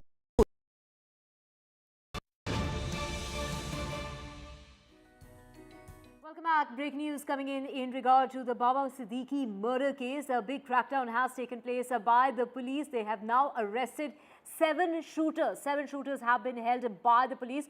All the shooters are believed to be from Punjab or other states, and weapons have also been recovered. Now, the Delhi Police Special Cell has taken action against the Lawrence Bishnoi gang, and according to sources, the shooters are also being questioned in regard to the Baba Siddiqui murder case. Do remember that Baba Siddiqui was murdered, and just earlier in the month of April, there was a shootout right outside Salman Khan's residence. And we have Mukesh joining us.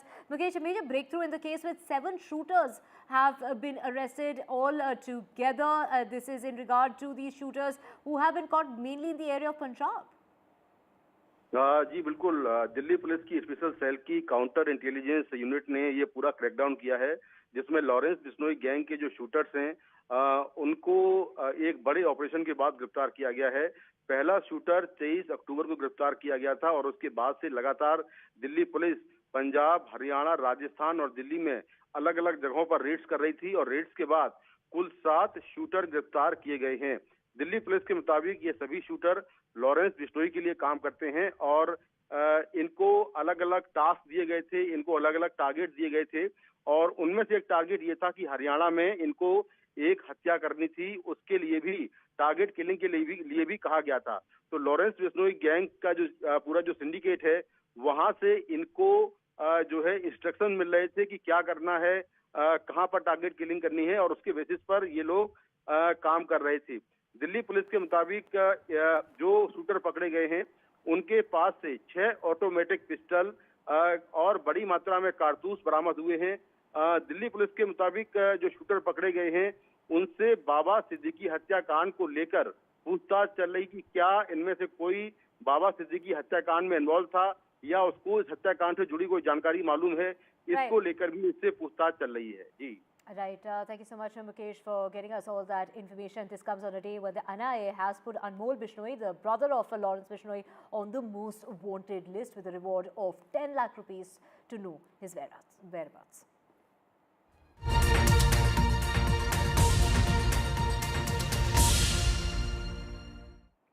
And let's get you the latest from Maharashtra, and it's the city of Mumbai, in which Worli is perhaps the biggest selling point for the current Mahayuti government.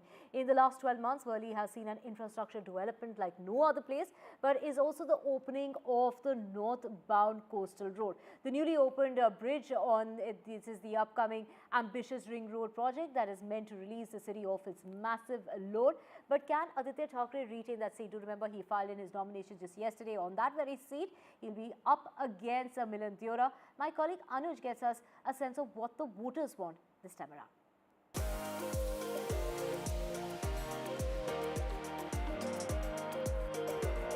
I'm standing on the Bandra-Worli Sea Link, and we will be taking this iconic 5.6 kilometer long sea bridge to reach Worli.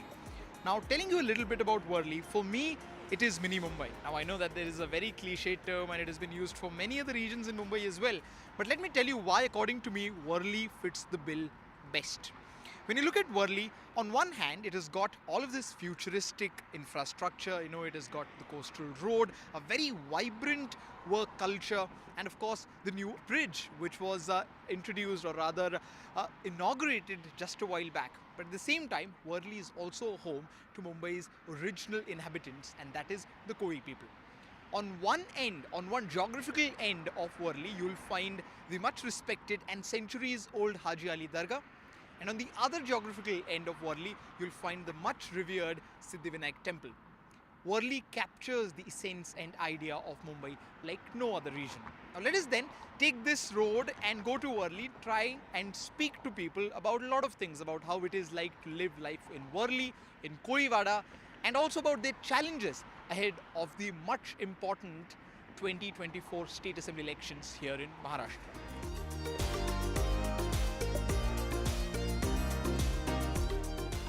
What you see on your screen right now is the Worli Kolivada. Of course, there are different types on different types of Kolivadas located across the city here in Mumbai, and this is one of the more prominent or one of the older ones.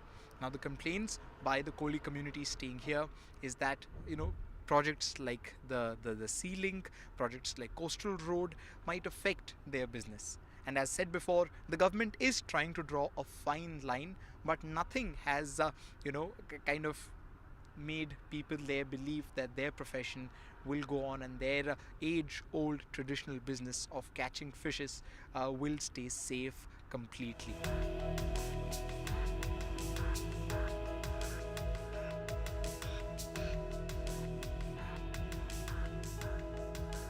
As we all know, the famous Haji Ali Dargah is located in the sea, and the sea here in Mumbai is known for being quite notorious when it comes to being torrential rainfalls or even during the tsunami, the infamous tsunamis which took place here in Mumbai. But this was one of the few places which remain unhampered by the wrath of rain gods or even by the wrath of sea gods here in Mumbai, which is why the faith that Mumbaikars have. Now, when I talk about Mumbaikars, I talk about people from across different religions. The faith they have in this place is second to none. For them, this place is as important as any other religious place in Mumbai.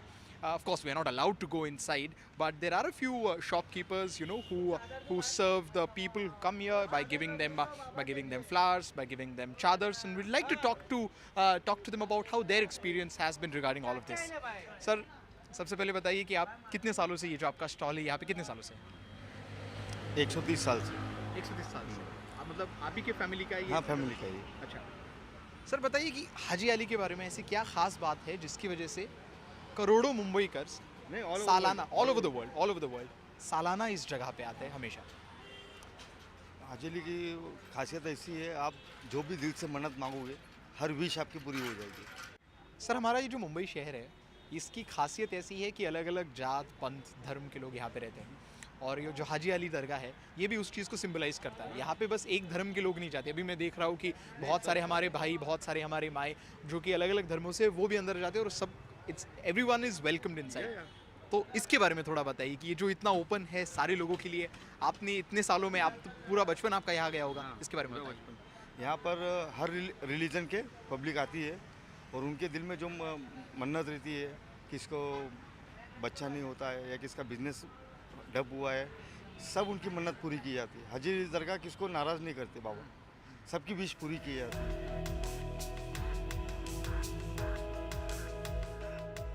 और sir, ये भी पिछले कुछ हफ्तों पहले कुछ threats आए थे, जब मुंबई में कभी भी सिक्योरिटी थ्रेट आता है तो हाजी अली में सिक्योरिटी बढ़ाई जाती है, सिद्धिविनायक में सिक्योरिटी बढ़ाई जाती है। तो आप जैसे लोग जो कि यहाँ पे इतने सालों से रह रहे हो, तो आप इन थ्रेट्स को कैसे परसीव करती हो? क्या हमारा तो 24 आवर्स हम लोग अलर्ट रहते हैं। हाँ। या कोई ऐसा संशित आदमी कोई दिख गया है तो हम बाजू में एक पुलिस स्टेशन है, वहाँ पर हम लोग अलर्ट कर देते हैं, भाई ये आदमी ऐसा है, कोई आया है हुआ है या क्यों बैग रखी हुई है, हम अलर्ट कर देते पुलिस को। कर देते हैं और पुलिस भी रिएक्ट हाँ, एकदम एकदम।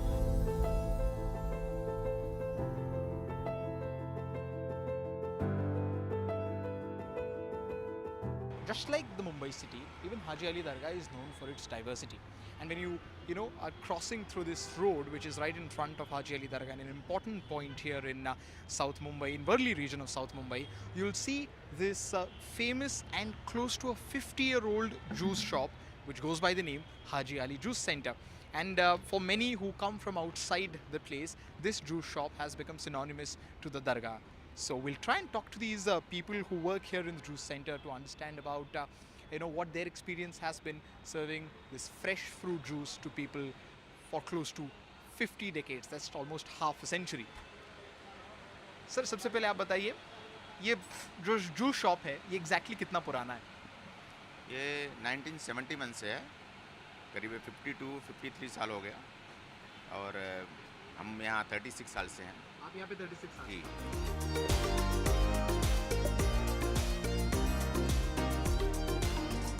Worli has become the biggest selling point for the current Mahayuti government before the upcoming assembly elections here in Maharashtra.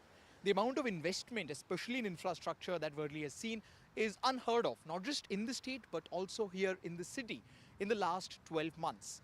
Be it this northbound coastal road, be it the newly opened arch bridge, or the series of ring roads that will be constructed here in this region, and of course across the city, starting from Worli, in the next 10 to 15 years, is going to relieve of the traffic here in the city. That will help the commuters and especially the people who come and work in Worli, as it has one of the most vibrant work culture in the city. आप कितने सालों से यहाँ वर्ली में cab चला रहे हो? 20 years. 20 years. जी। तो अगर मैं आपको पूछूं कि 20 साल पहले और अभी के वर्ली में फ़र्क क्या है, अगर हम रोड्स की बात करें, ट्रैफिक की बात करें, पोल्यूशन की बात करें, तो आपके हिसाब से वो फ़र्क कैसा होगा? तो रोड अभी ये फ्रीवे, ये ब्रिज बनने समय ये फ़ायदा हो गया है कि जहाँ नरीमन पॉइंट से बांद्रा जाने के लिए हमें 1-1.5 घंटा लगता था, वो 15-20 मिनट में हम कवर कर लेते हैं। अच्छा, तो आप बताइए कि आप कितने सालों से यहाँ पे कैब चला रहे हो? 14 साल हो गया सर। 14 साल हो गए। जैसे मैंने उनको पूछा, वैसे आपको पूछूंगा कि 14 साल पहले आपके हिसाब से वर्ली कैसा था और अभी वर्ली कैसा है? अगर हम अभी तो बहुत परिवर्तन हो गया, पूरा ये सब नज़ारा ही चेंज हो गया इधर का। ट्रैफिक वगैरह कम नीचे हुआ? ट्रैफिक तो बहुत कम हो गया, नहीं तो ये टाइम पे तो ये रोड पूरा जाम रहता था। पैदल रोड पूरा आपका, और ये जब से ये बना तब से पूरा कंट्रोल हो गया। हाँ, अभी तो कुछ नहीं, आराम से खड़े भी रह सकते हैं।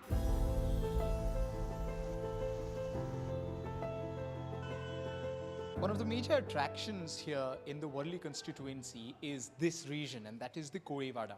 At this moment, I'm present in the Gram Devat Mandir of Kozhivada here in Worli. As you can see behind me, this is believed to be a temple which is close to 700 to 800 years old. And these people are the original inhabitants of Mumbai. Of course, they have their own issues, they have their own problems, challenges, and also their own expectations when it comes to elections and leaders. We'll try and talk to a few of them who are here in the temple about what exactly do they think about the elections, amongst many other things. तो यहाँ जो लोग रहते हैं उनको शौचालय या road, lights, drainage line, ये सब एमिनिटीज़ जो मिलनी चाहिए वो मिल नहीं सकती. क्यों? ये हमारे जो मकान बने हैं वो रोड तो वही है जगह पर, उसमें वो जो एमिनिटीज़ जो कुछ मांगता है वो हो नहीं सकती उसमें पूरी. अभी नेताओं क्या है, खाली वो मतलब के लिए आते हैं नेता लोग. अभी कोई आके देखता नहीं कि हमारी समस्या क्या है. अभी समस्या इतनी गंभीर है कि अभी जो हमारा परिवार था वो बढ़ गया. परिवार बढ़ने से अभी यहाँ पे कोई रहते नहीं. जैसा किसी के 4 भाई है, 3 भाई है, जगह कम होने से वो सब लंबा चले गए. रोड बहुत नैरो हो गए. अभी रोड का रिनोवेशन किया है और रोड टिकते नहीं हैं बिकॉज ऑफ जो भी आपको मालूम है कि अच्छा मटेरियल वगैरह. ये तीसरी बात ये है कि यहाँ ड्रेनेज लाइन ठीक से नहीं है. गवर्नमेंट का फंड है कि हर घर शौचालय होना चाहिए. हमारा जो प्रतिनिधित्व करेगा, जो भी हमारा नेता होगा, तो हम उससे ही मांग करेंगे ना. Hundreds of politicians come here to Siddhivinayak temple every year before elections to pray. And this year, I bet the queue is going to be slightly longer given the political landscape of this state. Talking specifically about Worli, in the last 35 years, this region has seen a non-Shiv Sena MLA only for one term. But a lot has changed since 2019 till now, including the split in Shiv Sena. So whom will this constituency of Worli trust this time around? Will it be Shiv Sena, UBT, Shinde Sena, or perhaps a third party representing the voices of Marathi Manus? Is something that only time can tell us. This is Anuj Raide with camera person Hemant Mohite for NDTV.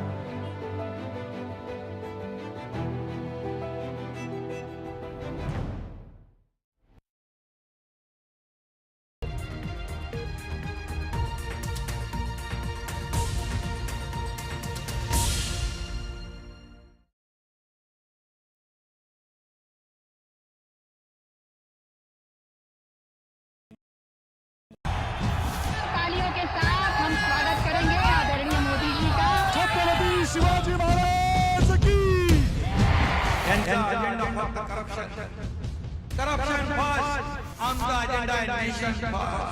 घोषणा आणि जनतेचे पैसे लुटणं. Cut commission आणि करप्शनला आमच्याकडे थारा नाही.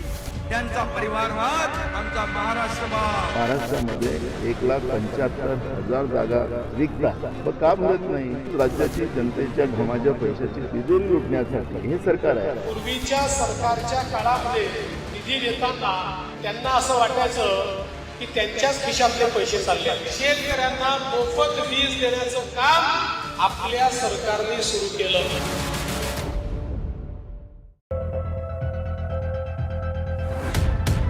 We reached an agreement on patrolling.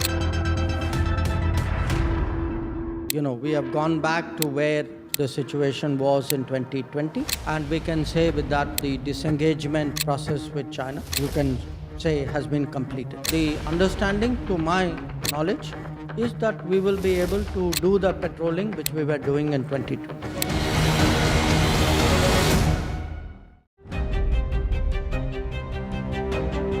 Hello and welcome to India Sense, where I speak with global opinion makers. The United States has made a strategic decision over the last 20 years to move closer to India.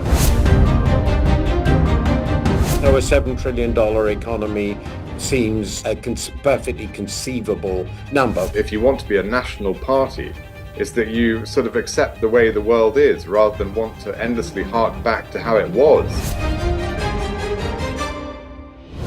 Modi is promoting the digitization of the economy, which is accelerating growth in the country.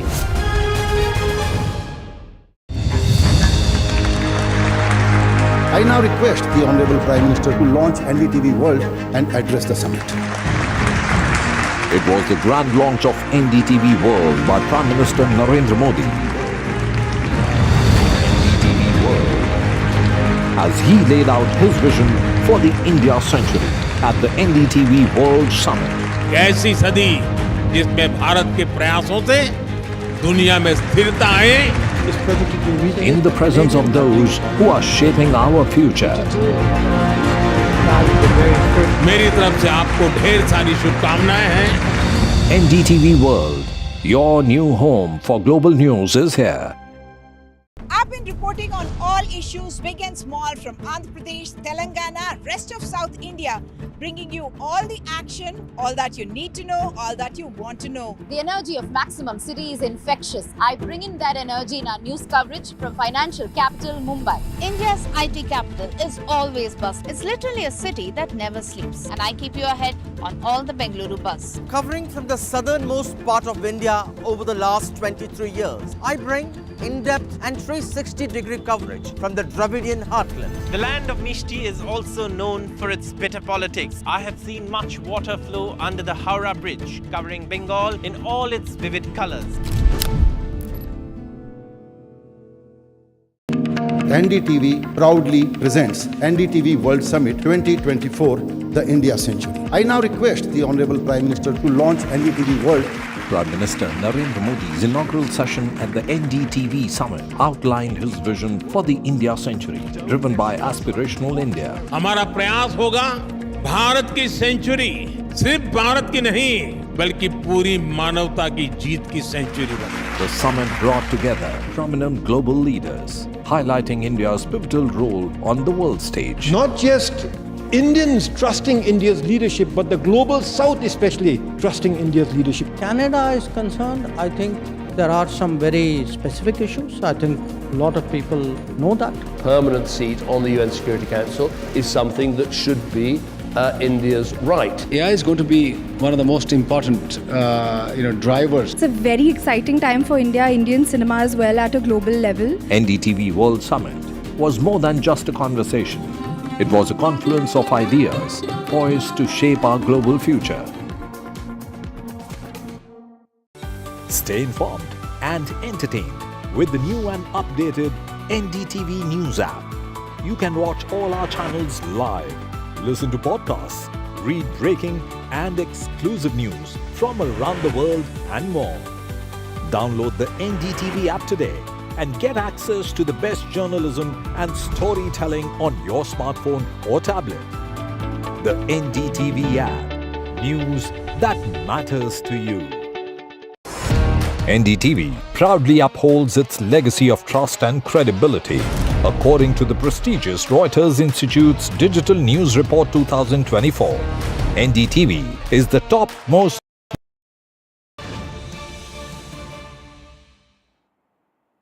Breaking news coming in days after India and China reached that agreement to end the standoff between the armies of the two nations in eastern Ladakh. The disengagement process has begun. The disengagement process has been given a deadline of the 28th to the 29th of this month is what the Indian Army sources are telling us.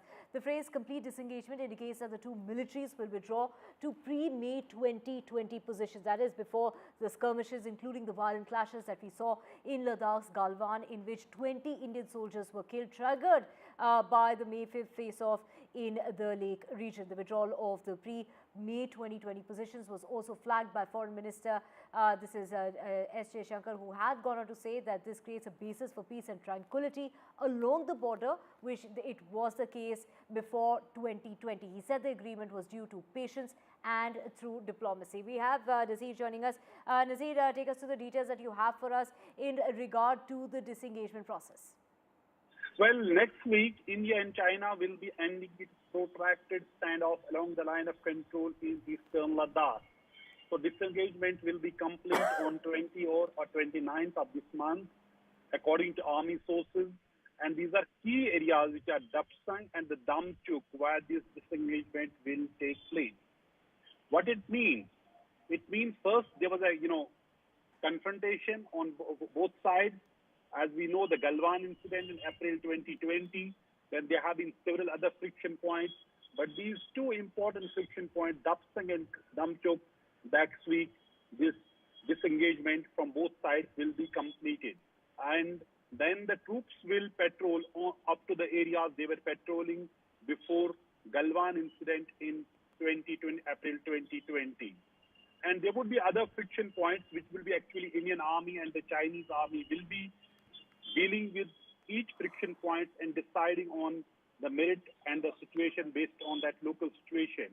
But here, commanders have been, holding regular meetings. And when Prime Minister Narendra Modi met President Xi in Russia during the SCO meeting, it was clear that India and China have decided on its border standoff along the line of actual control. So here we see the quick results of that meeting, because there was already very apt diplomacy, both at the diplomatic level and the military level.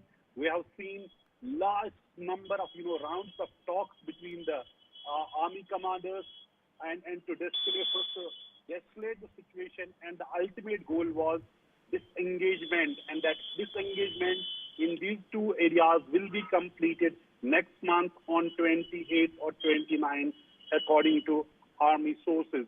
And importantly, after the Galwan incident and the confrontation border clashes, both the sides had set up new barracks. They had set up temporary infrastructure and tents and all those things. And all those things, the temporary infrastructure which was set up, which was a clear indication of confrontation and escalation on both sides, they will be removed by both sides.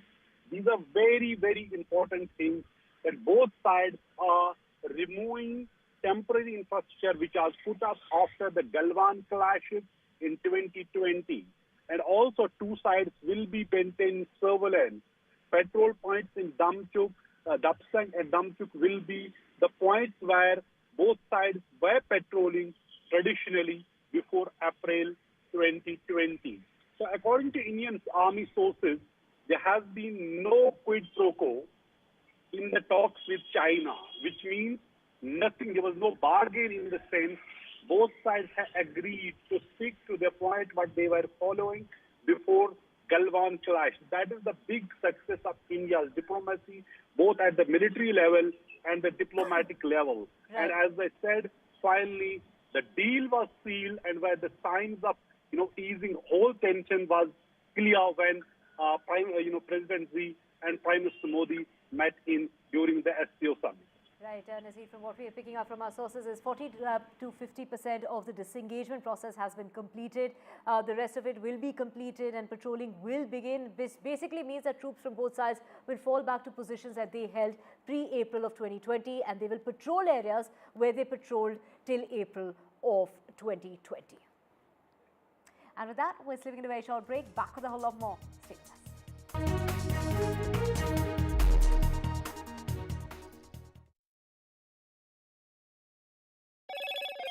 Hello, Moto. Motorola Edge 50 Pro, world's first AI-powered pro-grade camera.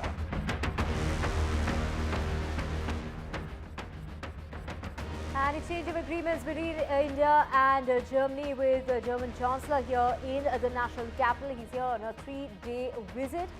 Many agreements have been reached upon.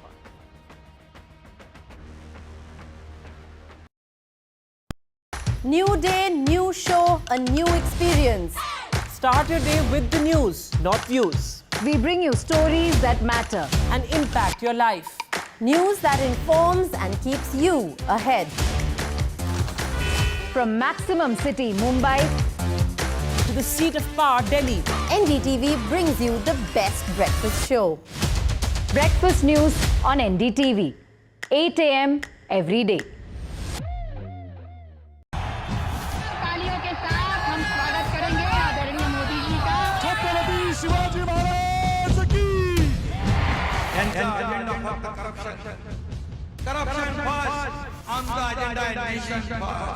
घोषणा आणि जनतेचे पैसे लुटणं cut commission आणि करप्शनला आमच्याकडे थारा नाही. त्यांचा परिवारवाद आमचा महाराष्ट्रवाद. महाराष्ट्रामध्ये 1,75,000 जागा रिक्त आहेत. मग का भरत नाही? राज्याची जनतेच्या घमाच्या पैशाची तिजोरी लुटण्यासाठी हे सरकार आहे. पूर्वीच्या सरकारच्या काळामध्ये निधी देताना त्यांना असं वाटायचं की त्यांच्याच खिशातले पैसे चालले. शेतकऱ्यांना मोफत वीज देण्याचं काम आपल्या सरकारने सुरू केलं.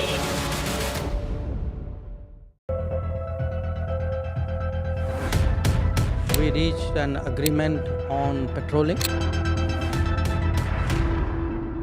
We have gone back to where the situation was in 2020, and we can say with that the disengagement process with China, you can say, has been completed. The understanding, to my knowledge, is that we will be able to do the petroling which we were doing in 2020.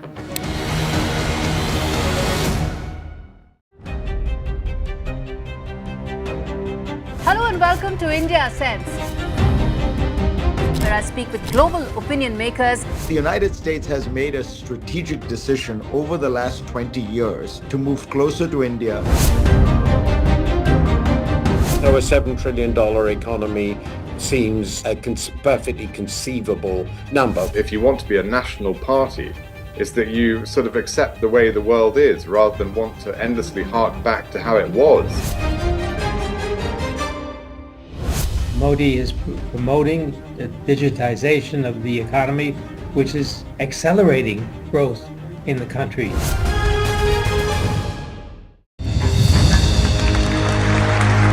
I now request the Honorable Prime Minister to launch NDTV World and address the summit. It was the grand launch of NDTV World by Prime Minister Narendra Modi. NDTV World, as he laid out his vision for the India century at the NDTV World Summit. कैसी सदी जिसमें भारत के प्रयासों से दुनिया में स्थिरता आए. In the presence of those who are shaping our future. मेरी तरफ से आपको ढेर सारी शुभकामनाएं हैं.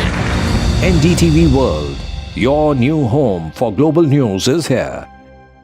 I've been reporting on all issues big and small from Andhra Pradesh, Telangana, rest of South India, bringing you all the action, all that you need to know, all that you want to know. The energy of maximum city is infectious. I bring in that energy in our news coverage from financial capital Mumbai. India's IT capital is always buzz. It's literally a city that never sleeps. And I keep you ahead on all the Bengaluru buzz. Covering from the southernmost part of India over the last 23 years, I bring in-depth and 360-degree coverage from the Dravidian heartland. The land of Mishti is also known for its bitter politics. I have seen much water flow under the Howrah Bridge, covering Bengal in all its vivid colors. NDTV proudly presents NDTV World Summit 2024, the India Century. I now request the Honorable Prime Minister to launch NDTV World.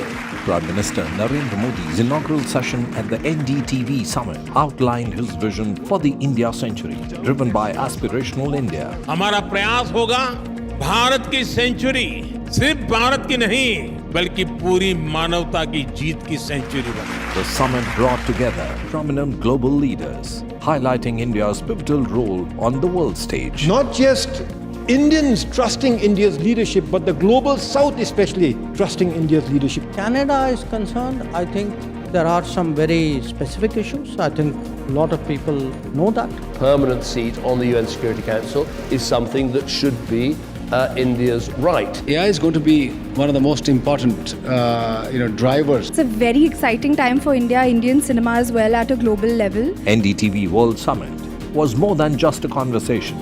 It was a confluence of ideas poised to shape our global future. Stay informed and entertained with the new and updated NDTV News app. You can watch all our channels live, listen to podcasts, read breaking and exclusive news from around the world and more. Download the NDTV app today and get access to the best journalism and storytelling on your smartphone or tablet. The NDTV app. News that matters to you. NDTV proudly upholds its legacy of trust and credibility. According to the prestigious Reuters Institute's Digital News Report 2024, NDTV is the topmost news platform in the country. Number 1 in both online and offline reach in India. Beating all its competition, NDTV stands for trust.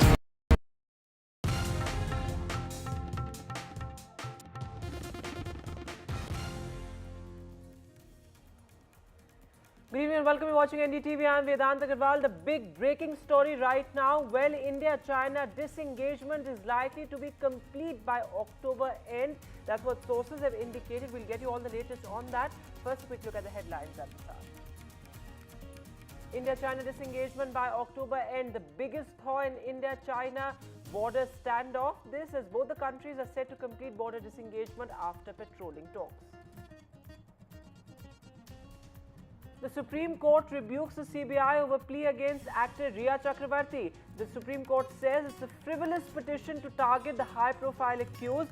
This is the Supreme Court wraps the agency and dismisses its plea for a lookout circular against actor Riya Chakravarti.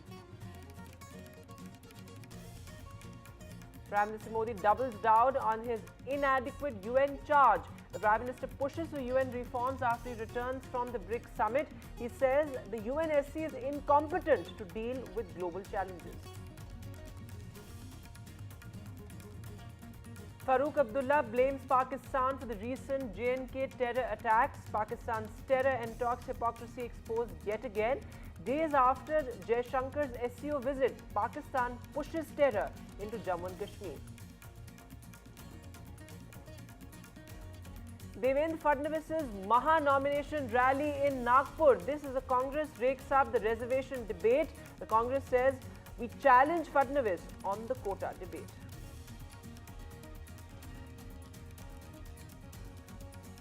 Cyclone Dana and the aftermath. Flooding brings Kolkata to a halt. This as airport operations resume both in Kolkata and Bhubaneswar. Meanwhile, in West Bengal, one person has died in the Kolkata cyclone shelter home.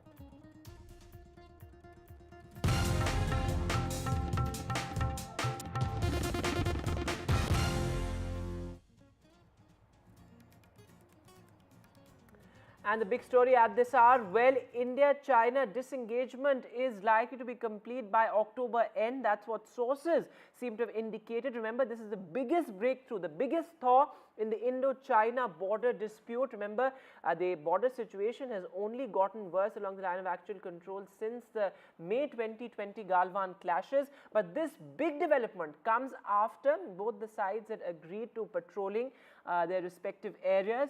In fact, what sources have also indicated that 40 to 50% disengagement is already complete. Now remember, this of course after the Prime Minister's meeting with the Chinese Premier Xi on the sidelines of the BRICS summit. So perhaps both sides striking conciliatory note, that certainly was the approach.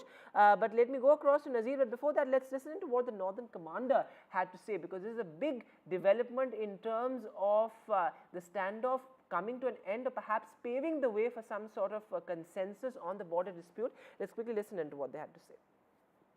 To put it very briefly, India and China have been involved in talks both at the diplomatic and military levels to resolve their differences in balance areas along the line of actual control. And pursuant to the talks, broad consensus has been achieved to restore the ground situation based on principles of equal and mutual security. The consensus achieved includes patrolling and grazing through traditional areas. Nazir Masoodi is now live with us. So Nazir, this is a big development, perhaps the biggest breakthrough in the Indo-China border standoff. What more details do you have? How do you see this panning out? Because the sense is that 40 to 50% disengagement has already been completed and this is likely to reach some sort of consensus by October end. Exactly, and it is an extraordinary breakthrough when both the sides have arrived at a consensus, actually restoring the pre-April 2020 situation. Post-Galwan incident, things have completely changed. There was escalation on the line of actual control.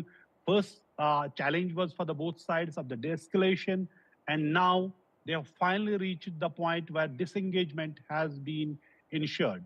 And by a month, they will be Dapsang and Damchuk, two important friction points where there will be complete disengagement by 28th, 29th of this month. So next week, we'll see complete disengagement. And then the troops from the both sides, Chinese and the Indian army, they will be patrolling at their respective points, but they were patrolling before April 2020. That is very important. That means nobody is losing anything. So status quo is being restored what it was in 2020. And importantly, the temporary structures or the infrastructure that was created after the escalation, after the standoff, during the standoff, that will be removed. Whether these are barracks, these are tents, these other infrastructure, because both sides have put up a lot of infrastructure to deal with the situation, that is being removed. And according to army source, there's not any quid pro quo, which means there's not any bargain low. You go behind this side, this place, we are going to behind this place. That's not happening. According to army sources, it is based on the mutual respect to the positions of both the sides, and both the sides have arrived at a consensus. And finally, this was not easy. It took actually all these years of diplomacy, very apt diplomacy, and also the military diplomacy. We see regularly Indian army officers and the Chinese officers were working. They held series of meetings, and finally, when Prime Minister Narendra Modi and President Xi met at SCO summit, it was clear that both the sides have arrived at a consensus. And now what we know, next week, this disengagement will be complete at two important friction points, which is Dapsang and Damchuk in eastern Ladakh. As you said, Nazir, this is an extraordinary development. I think that was very well put. And how do you see this playing out on the ground? Because it's not going to be easy. We have seen since May 2020, post the Galwan clashes, things have only gotten worse. In terms of Chinese sort of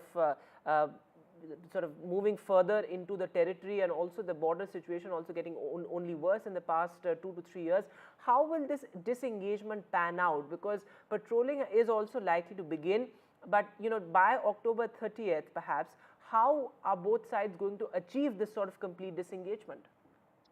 Well, that is, as we already decided and it has been agreed upon, both the sides will disengage, troops will pull back, and they will be patrolling where they were patrolling pre-April 2020. But larger point is that the two-front confrontation which Indian army had, whether it was the northern side or it was the line of actual control or the line of control with Pakistan or China, it was not clearly in India's interest. And we have, as I said, for the last 4 years, there was hard diplomacy. There was from military side as well as the diplomatic side.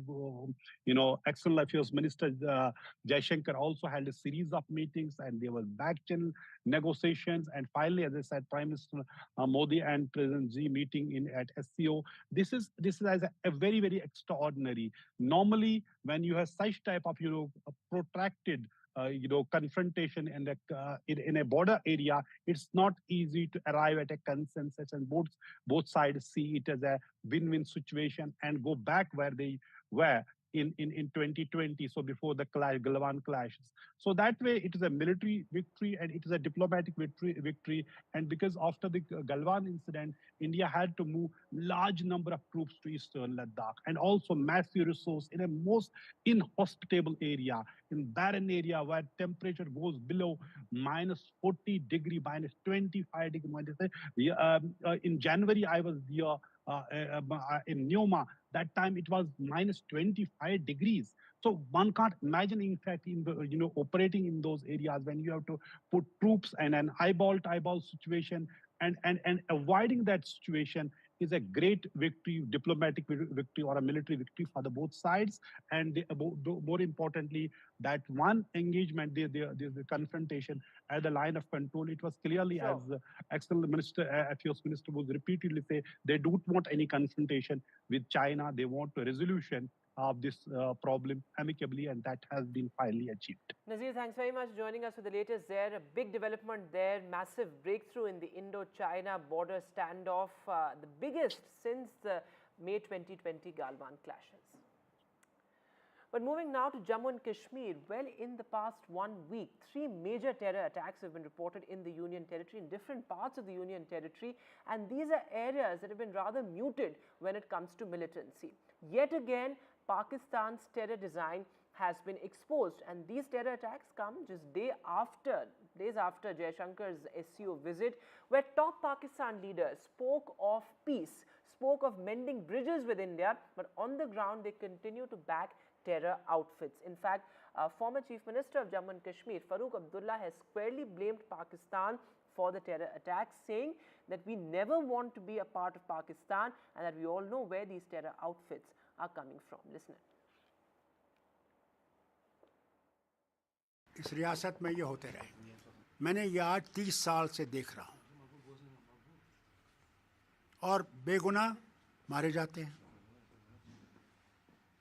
और हम पाकिस्तान का हिस्सा बनने वाले नहीं हैं। तो ये कर किस लिए रहे हैं? हमारे मुस्तकबिल को खराब करने के लिए, बर्बाद करने के लिए। वो खुद बर्बाद हो रहे हैं, हमें भी साथ बर्बाद कर रहे हैं। और ये मैं उनसे जो इसमें घायल हुए हैं, शहीद हुए हैं, उनको श्रद्धांजलि पेश करता हूँ और उनके ख़ानदानों से माफ़ी मांगता हूँ कि ये हो रहा है। Well, this is India's message has been clear. Terror and talks cannot go together. Now, in the latest terror attack in which an army vehicle was targeted very close to Gulmarg, a place that, as I said, has been muted when it comes to militancy, another soldier has succumbed to injuries. So, of course, the death toll has now risen to 5. Absolutely shocking there. Remember, there were 3 army jawans in the 5 people who have been killed, 2 army porters as well who were killed.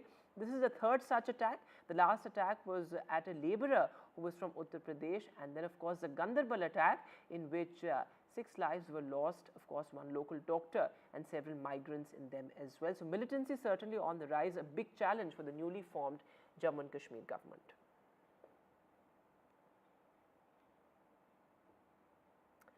Meanwhile, the Prime Minister in his address, in fact in that joint statement with the German Chancellor, reiterated his charge that the UN and several other such international organizations are incompetent in dealing with the global challenges of today. With the German Chancellor by his side, the Prime Minister called for UN reforms. Remember, this comes just days after he has returned from the BRICS summit. The Prime Minister time and again has talked about how there needs to be a more South Pacific focused international organization. So the Prime Minister reiterating that point there. In fact, this of course as the German Chancellor was beside him. Various allies including Germany, also the UK of course, have batted for India's seat at the UNSC. Listen. Ukraine और पश्चिम Asia में चल रहे संघर्ष हम दोनों के लिए चिंता के विषय है। भारत का हमेशा मत रहा है कि युद्ध से समस्याओं का समाधान नहीं हो सकता और शांति की बहाली के लिए भारत हर संभव योगदान देने के लिए तैयार है। हम इस बात पर भी सहमत हैं कि 20वीं सदी में बनाए गए ग्लोबल फोरम 21वीं सदी की चुनौतियों से निपटने में सक्षम नहीं है। यूएन सिक्योरिटी काउंसिल सहित अन्य मल्टीलेटरल इंस्टीट्यूशंस में रिफॉर्म्स की आवश्यकता है। The world of the 21st century is something where progress is a question we have to work for. But in a multipolar world, there is no global policeman, no single watchdog monitoring our common rules and institutions. Each and every one of us is called upon to defend and uphold them. If Russia was to succeed with its illegal, brutal war against Ukraine, there would be repercussions far beyond Europe's borders. Such an outcome would endanger global security and prosperity as a whole. Let me go across live to Mohammad Ghazali. So Ghazali, interesting there that the Prime Minister reiterating his charge that UN and various other international organizations are incompetent to deal with the challenges of today. Also what you're reporting on immigration, I think that's extremely interesting and of a lot of interest to our viewers as well. Break it down for us what the German Chancellor has said on immigration. Yeah, so the first on immigration, that how Germany has relaxed the visa norms, or to say that they have increased the quota for Indians annually from 20,000 to 90,000 visas will be allotted to Indians every year. Now that certainly shows the kind of economic and deep coordination between the two countries have reached over years, that Germany has now finally relaxed the visa norms for Indians, and Germany is also facing a shortage of a skilled workforce, and that is why it is looking towards India.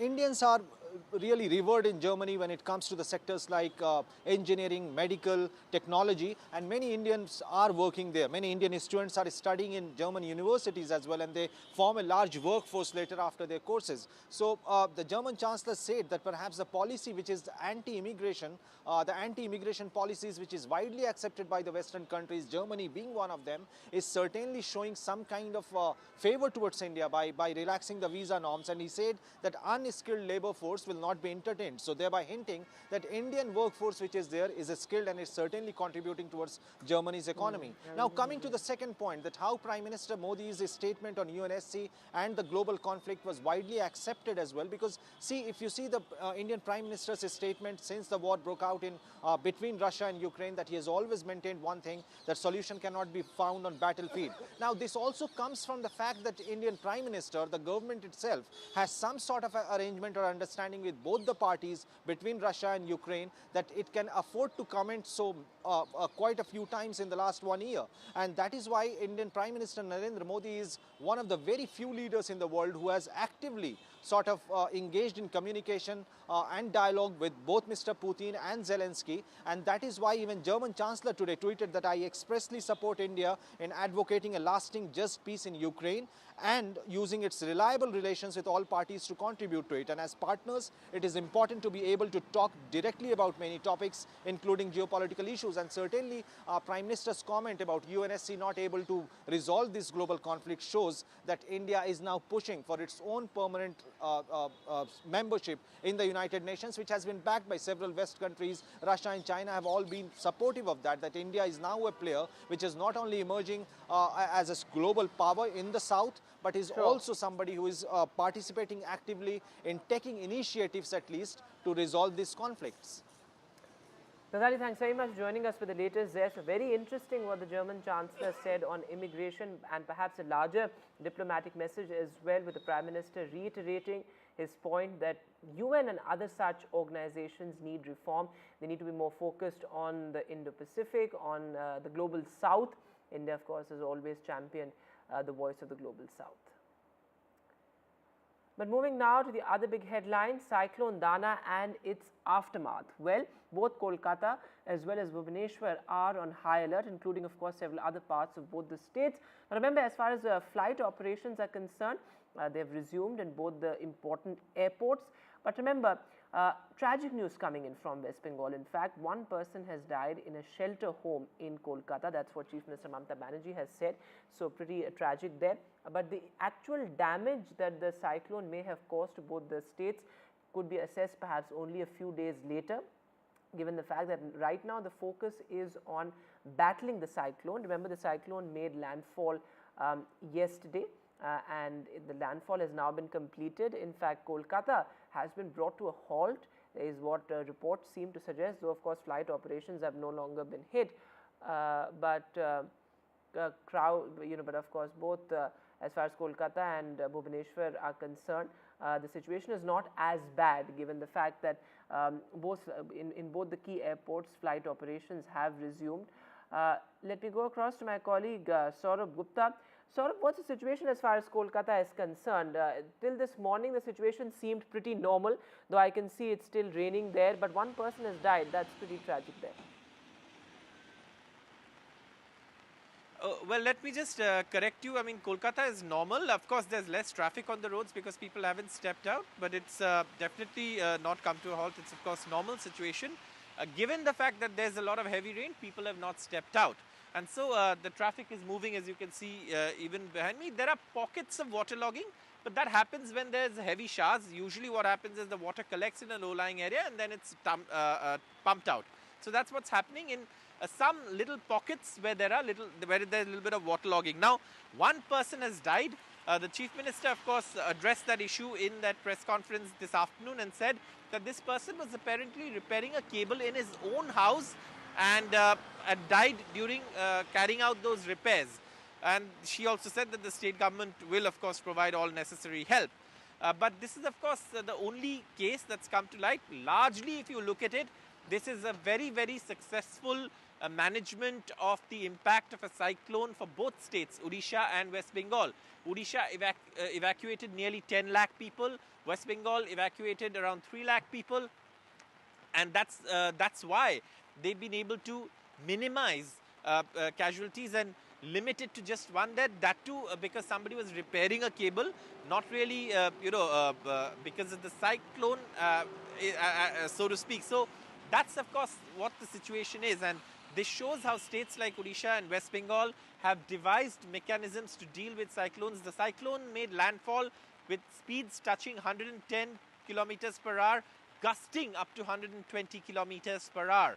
And that's also an indicator of why so many trees were uprooted in Dhamra. In fact, the Dhamra SP from the morning has been out, and he, of course, said that the priority was removing blockages on roads.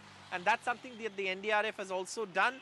The cyclone landfall process has been completed. It is still raining, and that's a result again of the weather system that persists in the in eastern India. But obviously, major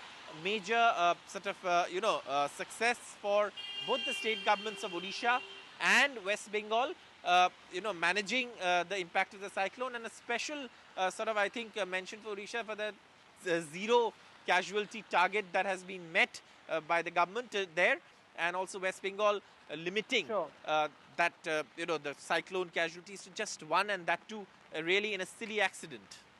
Sir, thanks very much for joining us with that important clarification. Situation in Kolkata pretty much normal, and as you said, both states have been able to evolve robust mechanisms to perhaps deal with cyclones of this nature. Thanks very much for joining us with that. But we'll simply do a short break now, but news continues right here on NDTV.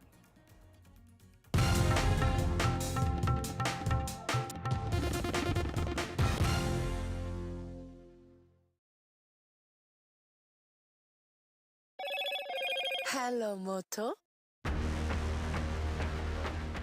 Motorola Edge 50 Pro, world's first AI-powered pro-grade camera. The biggest breakthrough in the Indo-China border standoff, India-China disengagement likely to be complete by October the 30th.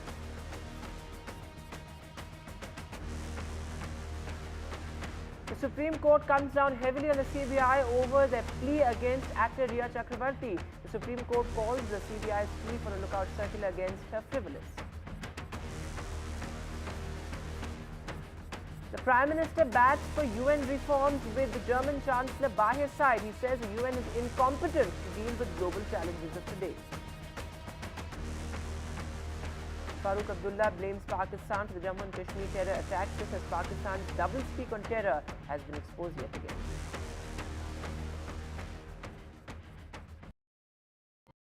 New day, new show, a new experience.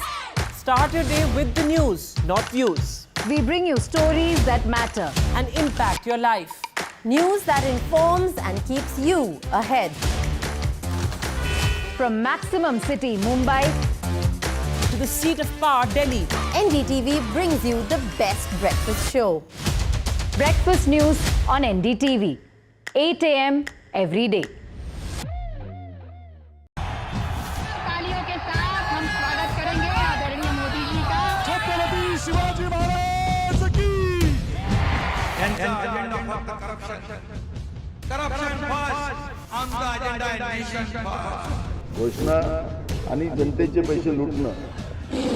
Cut commission आणि करप्शनला आमच्याकडे थारा नाही. त्यांचा परिवारवाद आमचा महाराष्ट्रवाद. महाराष्ट्रामध्ये 1,75,000 जागा रिक्त पण का भरत नाही? राज्याची जनतेच्या घमाच्या पैशाची तिजोरी लुटण्यासाठी हे सरकार आहे. पूर्वीच्या सरकारच्या काळामध्ये निधी देताना त्यांना असं वाटायचं की त्यांच्याच खिशातले पैसे चालले. शेतकऱ्यांना मोफत वीज देण्याचं काम आपल्या सरकारने सुरू केलं.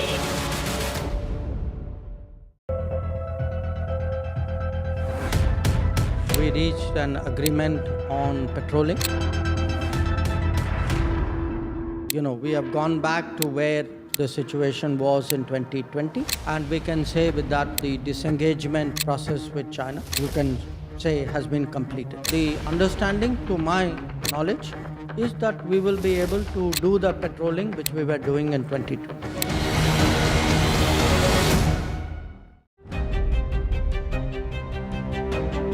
Hello and welcome to India Sense, where I speak with global opinion makers. The United States has made a strategic decision over the last 20 years to move closer to India. Now, a $7 trillion economy seems a perfectly conceivable number. If you want to be a national party, it's that you sort of accept the way the world is rather than want to endlessly hark back to how it was.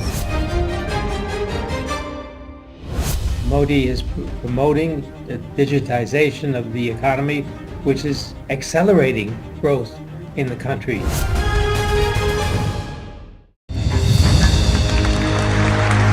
I now request the Honorable Prime Minister to launch NDTV World and address the summit.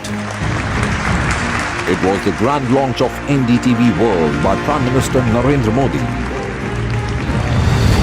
NDTV World, as he laid out his vision for the India century at the NDTV World Summit. ऐसी सदी जिसमें भारत के प्रयासों से दुनिया में स्थिरता आए, in the presence of those who are shaping our future. मेरी तरफ से आपको ढेर सारी शुभकामनाएं हैं। NDTV World, your new home for global news is here. I've been reporting on all issues, big and small, from Andhra Pradesh, Telangana, rest of South India, bringing you all the action, all that you need to know, all that you want to know. The energy of Maximum City is infectious. I bring in that energy in our news coverage from financial capital Mumbai. India's IT capital is always bustling. It's literally a city that never sleeps. And I keep you ahead on all the Bengaluru buzz. Covering from the southernmost part of India over the last 23 years, I bring in-depth and 360-degree coverage from the Dravidian heartland. The land of Mishti is also known for its bitter politics. I have seen much water flow under the Howrah Bridge, covering Bengal in all its vivid colors. NDTV proudly presents NDTV World Summit 2024, the India Century. I now request the Honorable Prime Minister to launch NDTV World. Prime Minister Narendra Modi's inaugural session at the NDTV Summit outlined his vision for the India century, driven by aspirational India. हमारा प्रयास होगा भारत की century सिर्फ भारत की नहीं बल्कि पूरी मानवता की जीत की सेंचुरी बने. The summit brought together prominent global leaders, highlighting India's pivotal role on the world stage. Not just Indians trusting India's leadership, but the global South especially trusting India's leadership. Canada is concerned, I think there are some very specific issues. I think a lot of people know that. Permanent seat on the UN Security Council is something that should be India's right. AI is going to be one of the most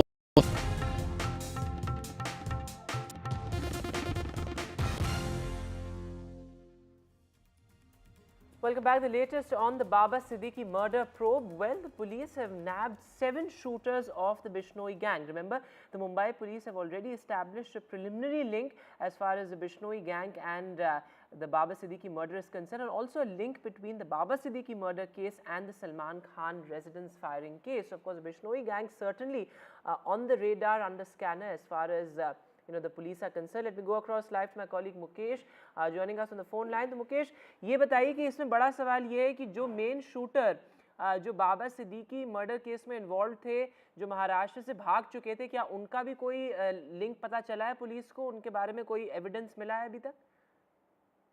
देखिए, इसको लेकर जांच चल रही है। जो 7 shooter पकड़े गए हैं पंजाब, हरियाणा, दिल्ली और राजस्थान से, इन 7 शूटरों से बाबा सिद्दीकी हत्याकांड को लेकर पूछताछ चल रही कि क्या ये उस हत्याकांड में इन्वॉल्व हैं या फिर इनका कोई लिंक है। तो इसको लेकर लगातार जांच चल रही है। दिल्ली पुलिस के मुताबिक हरियाणा में एक सुनील पहलवान नाम का शख्स है जो कि राजकुमार गर्ग उनका ये भांजा है। राजकुमार गर्ग जो है ये पूर्व एमएलए रहे हैं हरियाणा में। सुनील पहलवान की ये लोग हत्या करने वाले थे। इनका टास्क इनको दिया गया था और ये सभी शूटर जो है वो आरजू बिश्नोई के संपर्क में थे और आरजू बिश्नोई जो है वो लॉरेंस के छोटे भाई अनमोल बिश्नोई से बातचीत कर रहा था। यानी कि जो पूरा गैंग है उसको ऑपरेट अनमोल बिश्नोई कर रहा था। तो दिल्ली पुलिस ने इनके पास से 6 पिस्टल और करीब 24 जो कारतूस है वो बरामद किए हैं।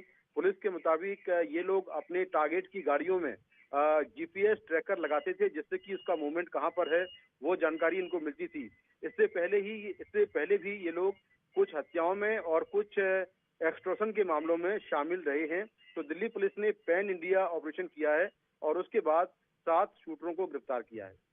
जी मुकेश, बहुत शुक्रिया तमाम जानकारी के लिए। Sir, as Mukesh is reporting, these 7 shooters have been arrested in connection with the Baba Siddiqui murder case. So, of course, the probe is still underway to trace or track down perhaps the shooter who had fled Maharashtra after shooting at Baba Siddiqui. But moving now to the Riya Chakrabarti case, in fact, a big relief for actor Riya Chakrabarti from the Supreme Court. The Supreme Court has dismissed the CBI's petition to restore the lookout circular against the actor in the Sushant Singh Rajput case. Now remember, this is not just a big relief for Riya Chakrabarti, but also a big rap for the CBI. In fact, the Supreme Court has said that, well, this is not just a frivolous petition, but it is a petition to target the actor because she is a high-profile accused. Remember, the Bombay High Court had earlier cancelled the lookout circular, saying that an LOC cannot be pending indefinitely, particularly when a particular accused is cooperating with the investigation. The Supreme Court, in a sense, has upheld that observation and that judgment by the lower court, by the Bombay High Court, but a big relief certainly for Riya Chakrabarti. In fact, the Supreme Court has also said that the actor has deep roots in society and that such petitions, such pleas come with an exemplary cost. So, pretty strong observations there as far as the Supreme Court is concerned.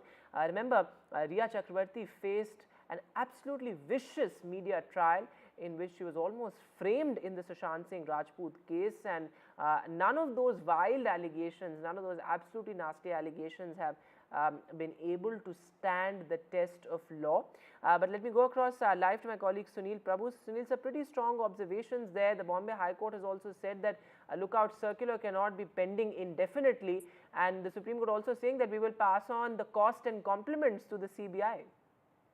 Absolutely. They're saying this is a frivolous petition, and these are people who are well respected in society, and making it clear that, the lookout notices that had no basis whatsoever. It just cannot be based on the FIR that has been lodged. And clearly, both Justice Gawai as well as Justice Vishwanathan making it clear to the council that they would put exemplary costs, as you rightly pointed out, and really give compliments to the CBI, which made it clear that they were not ready to entertain this request of the CBI, which had lost the case in the Bombay High Court, which had quashed the lookout notices circulars against Riya's family members. All right, Sunil sir, thanks very much for joining us with the latest there. As Sunil sir is reporting, the Supreme Court saying it's a frivolous petition, but this, of course, after those vile allegations that were made against her in the media. Moving now to some breaking news, in fact, coming in. This is from Tamil Nadu. In fact, at least 30 school children have been hospitalized. 30 children from a private school have been hospitalized. What exactly was the cause of this remains uncertain. Complaints of giddiness and eye irritation were reported, but the students are safe is what the police have said. Preliminary information seems to suggest that there could have been a gas leak from a school lab, though that is something that is still under investigation, but initial reports say that there was complaints of giddiness and eye irritation, which is why 30 students were shifted to a hospital, to a private hospital. Pretty shocking there, the number of kids who were shifted there, though the police, of course, say that the kids are safe. An investigation is also underway, so that will perhaps help the police determine the exact cause of the incident. But what preliminary investigation says is that these were 30 children from a private school. They've all been hospitalized outside Chennai, and all the students complained of similar symptoms. The symptoms were giddiness and eye irritation, as I pointed out earlier, and a police investigation is also underway to determine if there was a gas leak from a school lab, because that could have led to serious ramifications. So that is something that is still being investigated. 3 of the students have also been shifted to a private hospital. Let me go across to my colleague Sam Daniel on the phone line. Sam, the exact cause of the incident is yet to be ascertained, but what are you picking up as far as preliminary information is concerned? That's right. The police are not able to clearly confirm the cause of this at the moment, Vedant. But what they confirm is at least 30 children, 30 to 35, have been taken to their government hospital at Tiruvachur in the northern part of Chennai, following complaints of some feeling giddy and some complaining of irritation of their eyes. The school management, their private school management, didn't want to take any chances, so they've taken immediately to the hospital, and 3 of them have been shifted to a private hospital, but the police confirm all of them are doing well, and it's only as a mark of abundant caution they've been rushed to the hospital. Investigation is underway. They're not able to really pinpoint what actually caused this. One thing they're looking at is whether there was any kind of leakage or emanation from the school laboratory. That's something they're looking at, but at the moment they're not confirming that it could be because of that. Right, Sam, thanks very much for joining us with the latest. They're pretty concerning. 30 children all hospitalized after complaining of similar symptoms. That will take a short break now. Lots more coming up on the other side.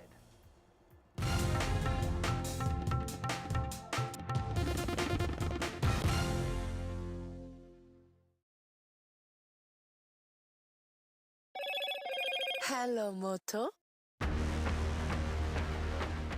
Motorola Edge 50 Pro, world's first AI-powered pro-grade camera.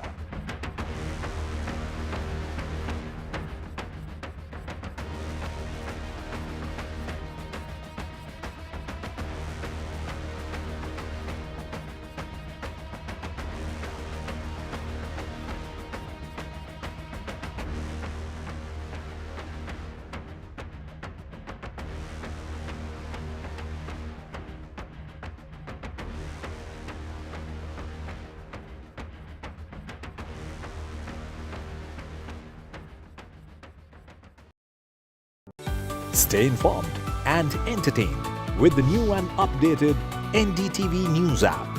You can watch all our channels live, listen to podcasts, read breaking and exclusive news from around the world and more. Download the NDTV app today and get access to the best journalism and storytelling on your smartphone or tablet. The NDTV app. News that matters to you. NDTV proudly upholds its legacy of trust and credibility. According to the prestigious Reuters Institute's Digital News Report 2024, NDTV is the top-most news platform in the country. Number 1 in both online and offline reach in India. Beating all its competition, NDTV stands for trust. New day, new show, a new experience.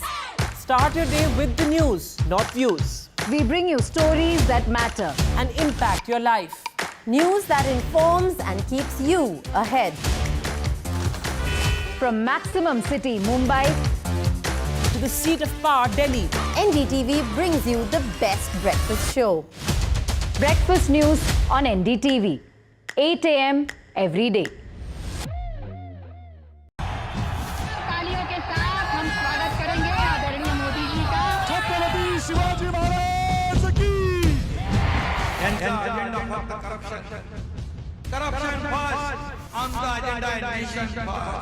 घोषणा आणि जनतेचे पैसे लुटणं. Cut commission आणि करप्शनला आमच्याकडे थारा नाही. त्यांचा परिवारवाद आमचा महाराष्ट्रवाद. महाराष्ट्रामध्ये 1,75,000 जागा रिक्त पण का भरत नाही? राज्याची जनतेच्या घमाच्या पैशाची तिजोरी लुटण्यासाठी हे सरकार आहे. पूर्वीच्या सरकारच्या काळामध्ये निधी देताना त्यांना असं वाटायचं की त्यांच्याच खिशातले पैसे चालले. शेतकऱ्यांना मोफत वीज देण्याचं काम आपल्या सरकारने सुरू केलं.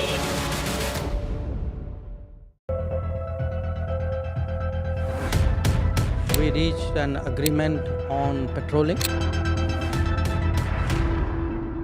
We have gone back to where the situation was in 2020. And we can say with that the disengagement process with China, you can say, has been completed. The understanding, to my knowledge, is that we will be able to do the patrolling which we were doing in 2020.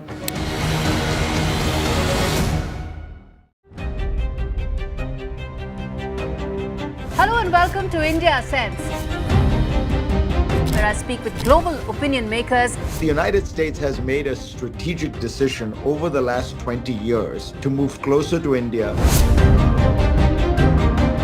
Our $7 trillion economy seems a perfectly conceivable number. If you want to be a national party, it's that you sort of accept the way the world is rather than want to endlessly hark back to how it was. Modi is promoting the digitization of the economy, which is accelerating growth in the country.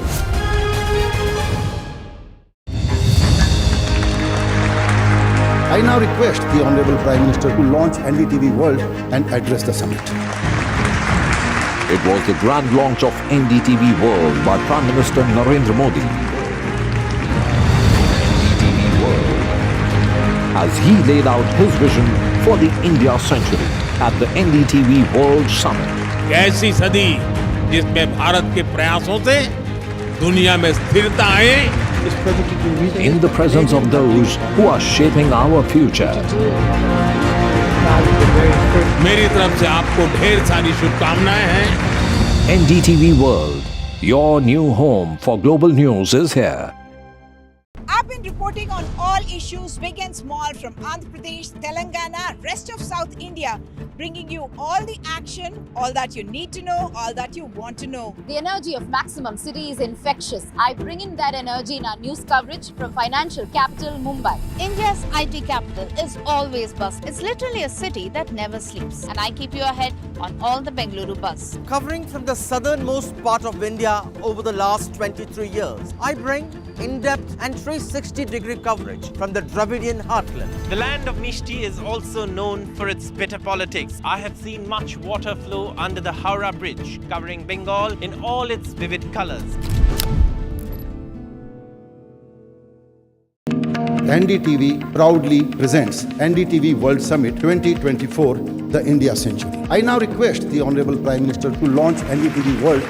Prime Minister Narendra Modi's inaugural session at the NDTV Summit outlined his vision for the India century, driven by aspirational India. हमारा प्रयास होगा भारत की century सिर्फ भारत की नहीं बल्कि पूरी मानवता की।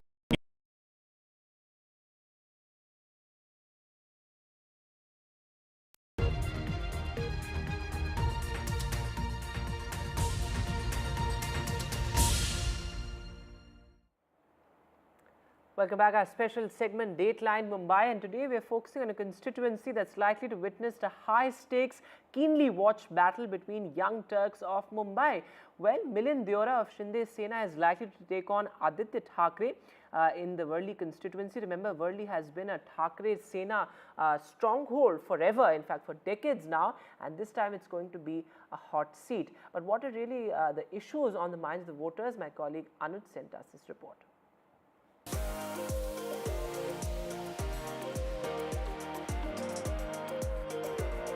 I'm standing on the Bandra-Worli Sea Link, and we will be taking this iconic 5.6 kilometer long sea bridge to reach Worli. Now, telling you a little bit about Worli, for me, it is mini Mumbai. Now, I know that there is a very cliche term and it has been used for many other regions in Mumbai as well. But let me tell you why, according to me, Worli fits the bill best. When you look at Worli, on one hand, it has got all of this futuristic infrastructure. You know, it has got the coastal road, a very vibrant work culture, and of course, the new bridge, which was introduced or rather inaugurated just a while back. But at the same time, Worli is also home to Mumbai's original inhabitants, and that is the Koi people. On one end, on one geographical end of Worli, you'll find the much respected and centuries old Haji Ali Dargah. And on the other geographical end, Worli, you'll find the much revered Siddhivinayak temple. Worli captures the essence and idea of Mumbai like no other region. Now let us then take this road and go to Worli, try and speak to people about a lot of things, about how it is like to live life in Worli, in Kozhikode, and also about their challenges ahead of the much important 2024 State Assembly elections here in Maharashtra.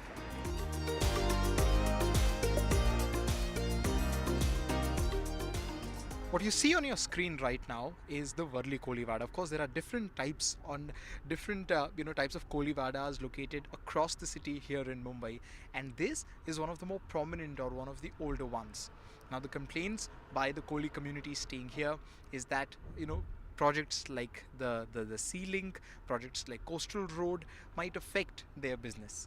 And as said before, the government is trying to draw a fine line, but nothing has kind of made people there believe that their profession will go on and their age-old traditional business of catching fishes will stay safe completely.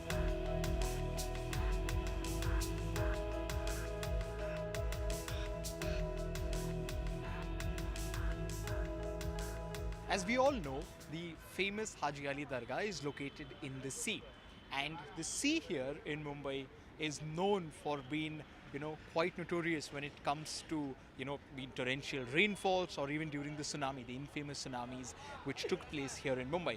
But this was one of the few places which remain unhampered by the wrath of rain gods or even by the wrath of sea gods here in Mumbai, which is why the faith that Mumbaikars have. Now, when I talk about Mumbaikars, I talk about people from across different religions. The faith they have in this place is second to none. For them, this place is as important as any other religious place in Mumbai. Of course, we are not allowed to go inside, but there are a few shopkeepers, who serve the people who come here by giving them flowers, by giving them chadars, and we'd like to talk to them about how their experience has been regarding all of this. Sir, सबसे पहले बताइए कि आप कितने सालों से ये जो आपका स्टॉल है यहाँ पे कितने सालों से? 130 साल से। 130 साल से। मतलब आप ही के फैमिली का ही? हाँ, फैमिली का ही। अच्छा।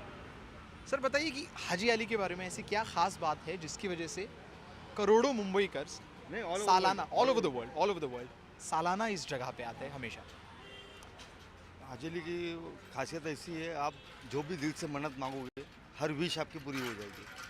सर, हमारा जो मुंबई शहर है इसकी खासियत ऐसी है कि अलग अलग जात पंथ धर्म के लोग यहाँ पे रहते हैं, और ये जो हाजी अली दरगाह है ये भी उस चीज़ को सिंबलाइज़ करता है। यहाँ पे बस एक धर्म के लोग नहीं जाते, अभी मैं देख रहा हूँ कि बहुत सारे हमारे भाई, बहुत सारे हमारे माएँ जो कि अलग अलग धर्मों से वो भी अंदर जाते हैं, और सब एवरीवन इज़ वेलकम्ड इनसाइड। तो इसके बारे में थोड़ा बताइए कि ये जो इतना ओपन है सारे लोगों के लिए, आपने इतने सालों में आप तो पूरा बचपन आपका यहाँ गया होगा, इसके बारे में बताइए। यहाँ पर हर रिलीजन के पब्लिक है, और उनके दिल में जो मन्नत रहती है, किसको बच्चा नहीं होता है, इसका बिजनेस डब हुआ है, सब उनकी मन्नत पूरी की जाती है। हाजी दरगाह किसको नहीं करते बाबा, सबकी विश पूरी की जाती है।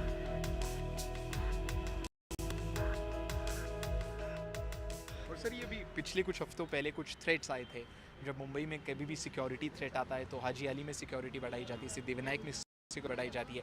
तो आप जैसे लोग जो कि यहाँ पे इतने सालों से रह रहे हो, तो आप इन थ्रेट्स को कैसे परसीव करती हो? क्या हमारा तो 24 आवर्स हम लोग अलर्ट रहते हैं। हाँ। या कोई ऐसा संशित आदमी कोई दिख गया है तो हम बाजू में ही पुलिस वहाँ पर हम लोग अलर्ट कर देते हैं, भाई ये आदमी ऐसा है, कोई आया है हुआ है, एक बैग रखी हुई है, हम अलर्ट कर देते पुलिस को। कर देते हैं और पुलिस भी रिएक्ट। हाँ, एकदम।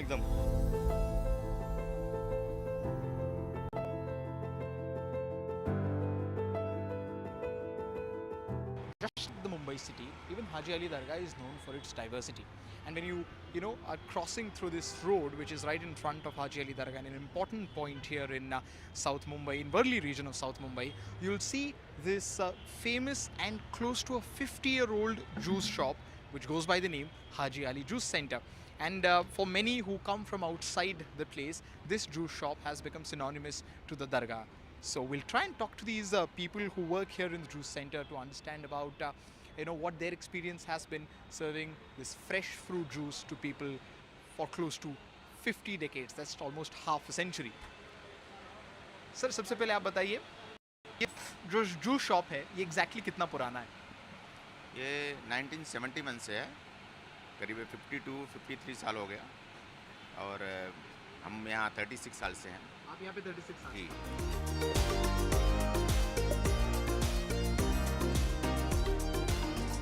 Worli has become the biggest selling point for the current Mahayuti government before the upcoming assembly elections here in Maharashtra. The amount of investment, especially in infrastructure, that Worli has seen is unheard of, not just in the state but also here in the city in the last 12 months. You know, be it this northbound coastal road, be it the newly opened arch bridge, or the series of ring roads that will be constructed here in this region and of course across the city, starting from Worli, in the next 10 to 15 years is going to relieve of the traffic here in the city. That will help the commuters and especially the people who come and work in Worli, as it has one of the most vibrant work culture in the city. आप कितने सालों से यहाँ वर्ली में cab चला रहे हो? 20 years. 20 years. जी. तो अगर मैं आपको पूछूं कि 20 साल पहले और अभी के वर्ली में फ़र्क क्या है? अगर हम रोड्स की बात करें, ट्रैफिक की बात करें, पोल्यूशन की बात करें, तो आपके हिसाब से वो फ़र्क कैसा होगा? तो रोड अभी ये फ्रीवे, ये ब्रिज बनने समय ये फ़ायदा हो गया है कि जहाँ नरीमन पॉइंट से बांद्रा जाने के लिए हमें 1-1.5 घंटा लगता था, वो 15-20 मिनट में हम कवर कर लेते हैं। अच्छा। तो आप बताइए कि आप कितने सालों से यहाँ पे कैब चला रहे हो? 14 साल हो गए। 14 साल हो गए। जैसे मैंने उनको पूछा, वैसे आपको पूछूंगा कि 14 साल पहले आपके हिसाब से वर्ली कैसा था और अभी वर्ली कैसा है? अगर हम अभी तो बहुत परिवर्तन हो गया, पूरा ये सब नज़ारा ही चेंज हो गया इधर का। ट्रैफिक वगैरह कम नीचे हुआ? ट्रैफिक तो बहुत कम हो गया, नहीं तो ये टाइम पे तो ये रोड पूरा जाम रहता था। पैदल रोड पूरा आपका, और ये जब से ये बना तब से पूरा कंट्रोल हो गया। हाँ, अभी तो कुछ नहीं, आराम से खड़े भी रह सकते हैं।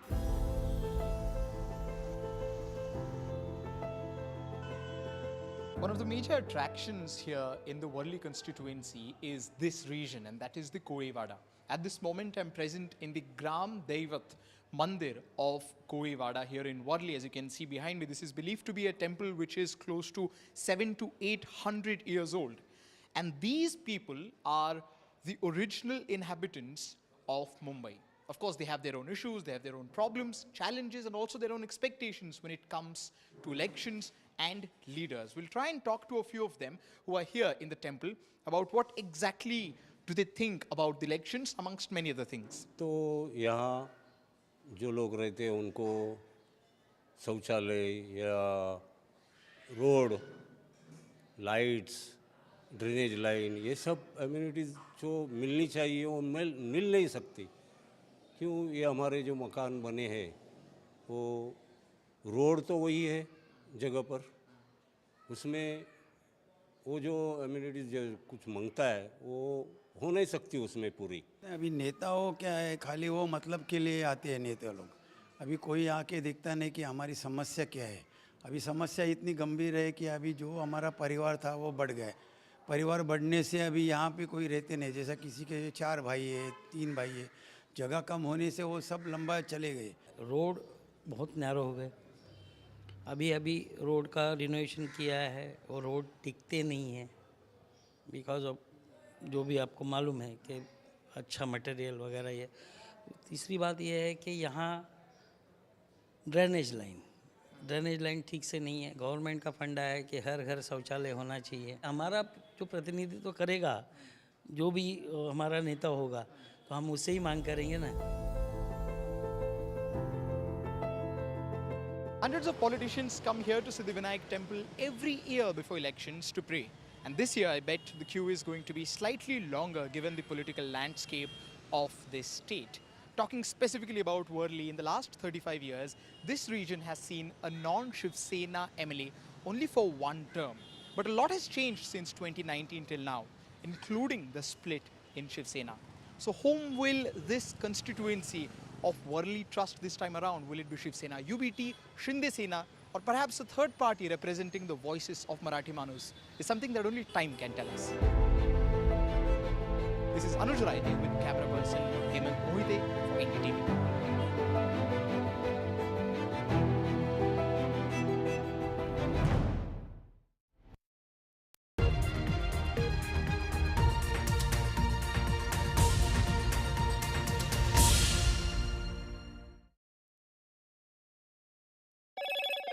Hello, Moto. Motorola Edge 50 Pro, world's first AI-powered pro-grade camera.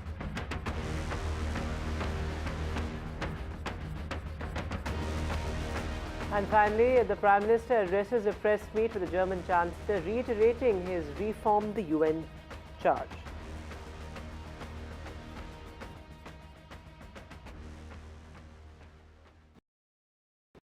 Stay informed and entertained with the new and updated NDTV News app.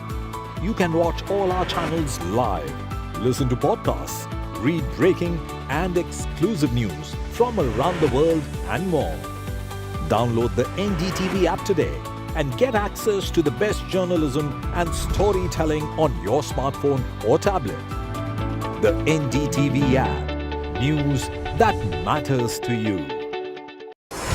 NDTV proudly upholds its legacy of trust and credibility, according to the prestigious Reuters Institute's Digital News Report 2024.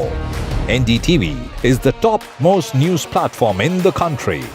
Number 1 in both online and offline reach in India, beating all its competition. NDTV stands for trust.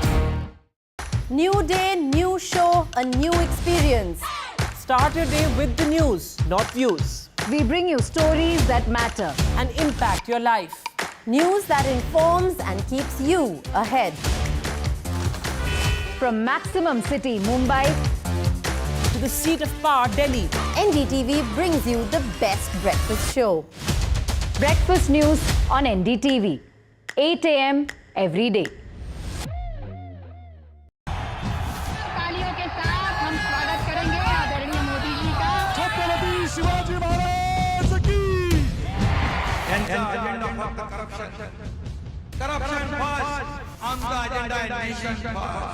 घोषणा आणि जनतेचे पैसे लुटणं. Cut commission आणि करप्शनला आमच्याकडे थारा नाही.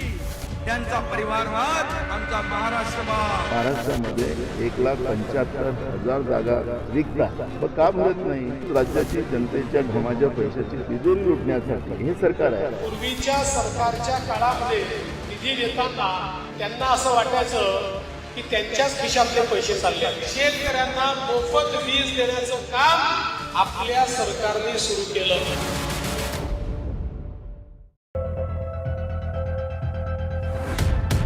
We reached an agreement on petroling. We have gone back to where the situation was in 2020, and we can say with that the disengagement process with China, you can say, has been completed. The understanding, to my knowledge, is that we will be able to do the petroling which we were doing in 2020.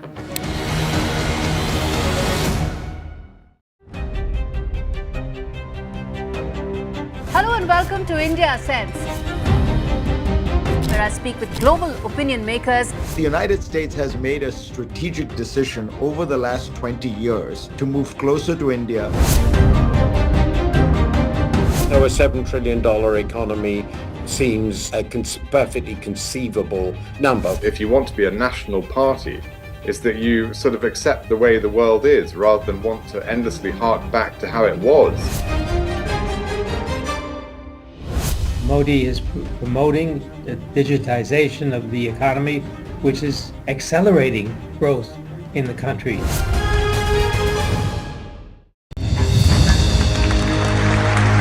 I now request the Honorable Prime Minister to launch NDTV World and address the summit.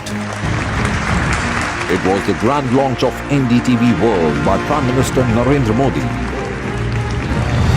NDTV World, as he laid out his vision for the India century at the NDTV World Summit. ऐसी सदी जिसमें भारत के प्रयासों से दुनिया में स्थिरता आए, in the presence of those who are shaping our future. मेरी तरफ से आपको ढेर सारी शुभकामनाएं हैं. NDTV World, your new home for global news is here. आप been reporting on all issues big and small from Andhra Pradesh, Telangana, rest of South India, bringing you all the action, all that you need to know, all that you want to know. The energy of Maximum City is infectious. I bring in that energy in our news coverage from financial capital Mumbai. India's IT capital is always buzz. It's literally a city that never sleeps. And I keep you ahead on all the Bengaluru buzz. Covering from the southernmost part of India over the last 23 years, I bring in-depth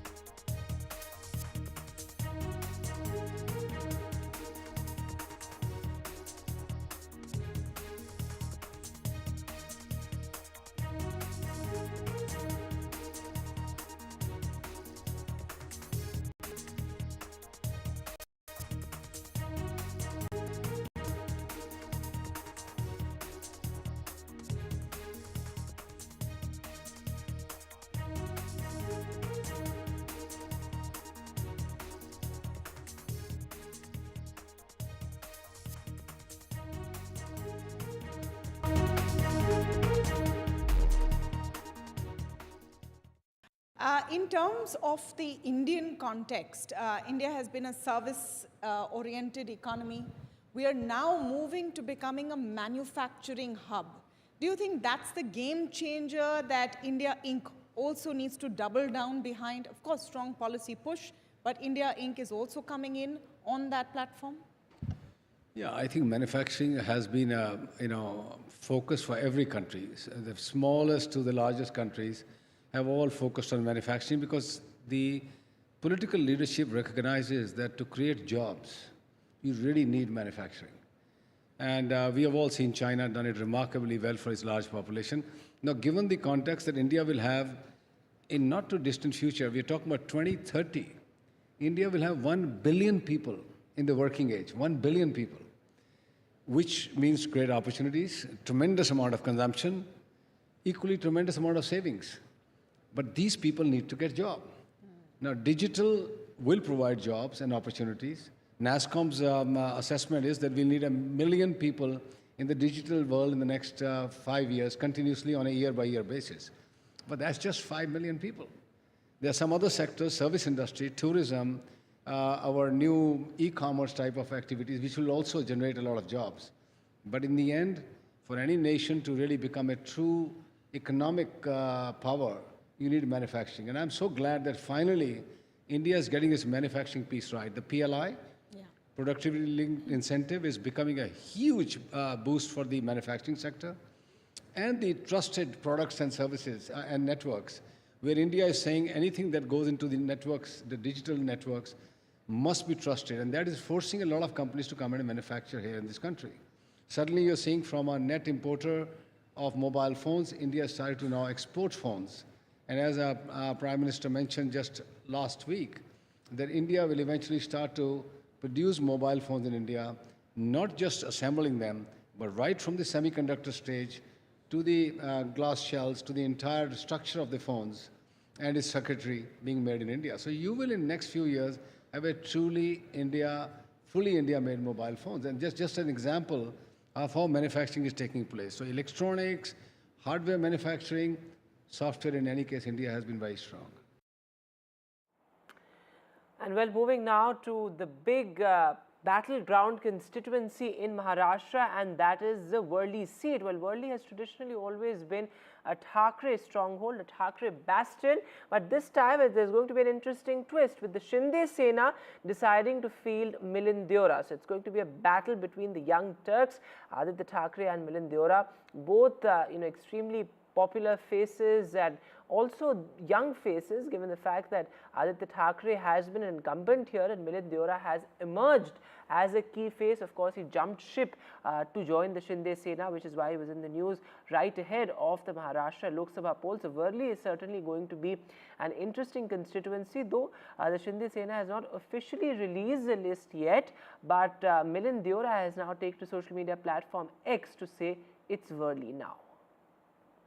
Let me go across to my colleague Radhika Ramaswamy. Radhika, Worli is going to be perhaps one of the most keenly watched constituency this time.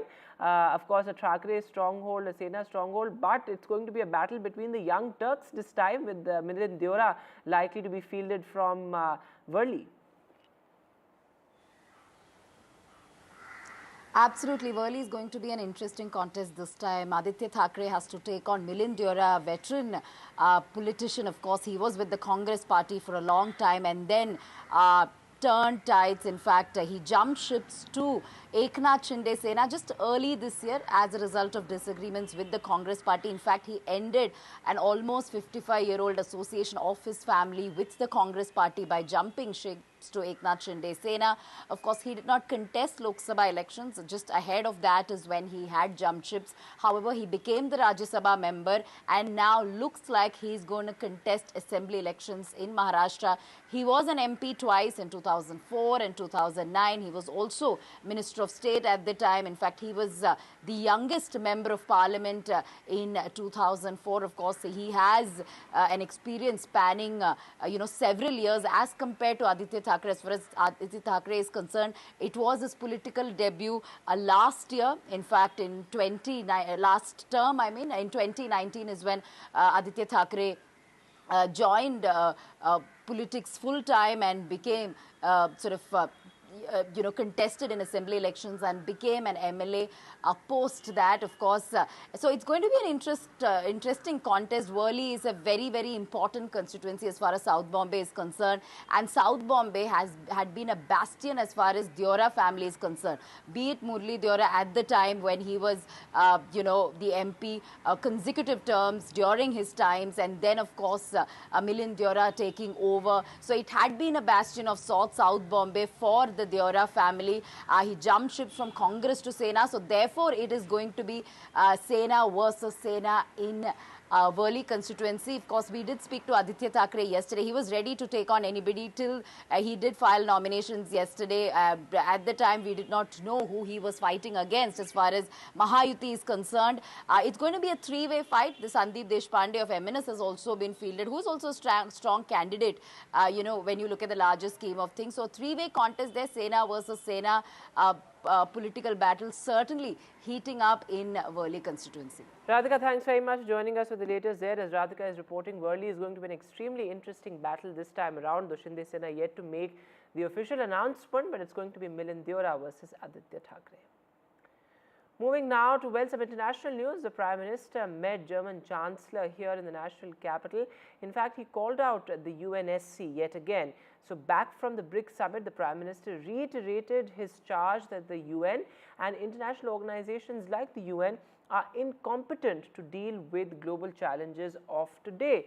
This, of course, as the Prime Minister was meeting the German Chancellor. This is a crucial IGC. The Prime Minister also made the point that the UN and various other international organizations must be South Pacific focused and should put the spotlight on the global South.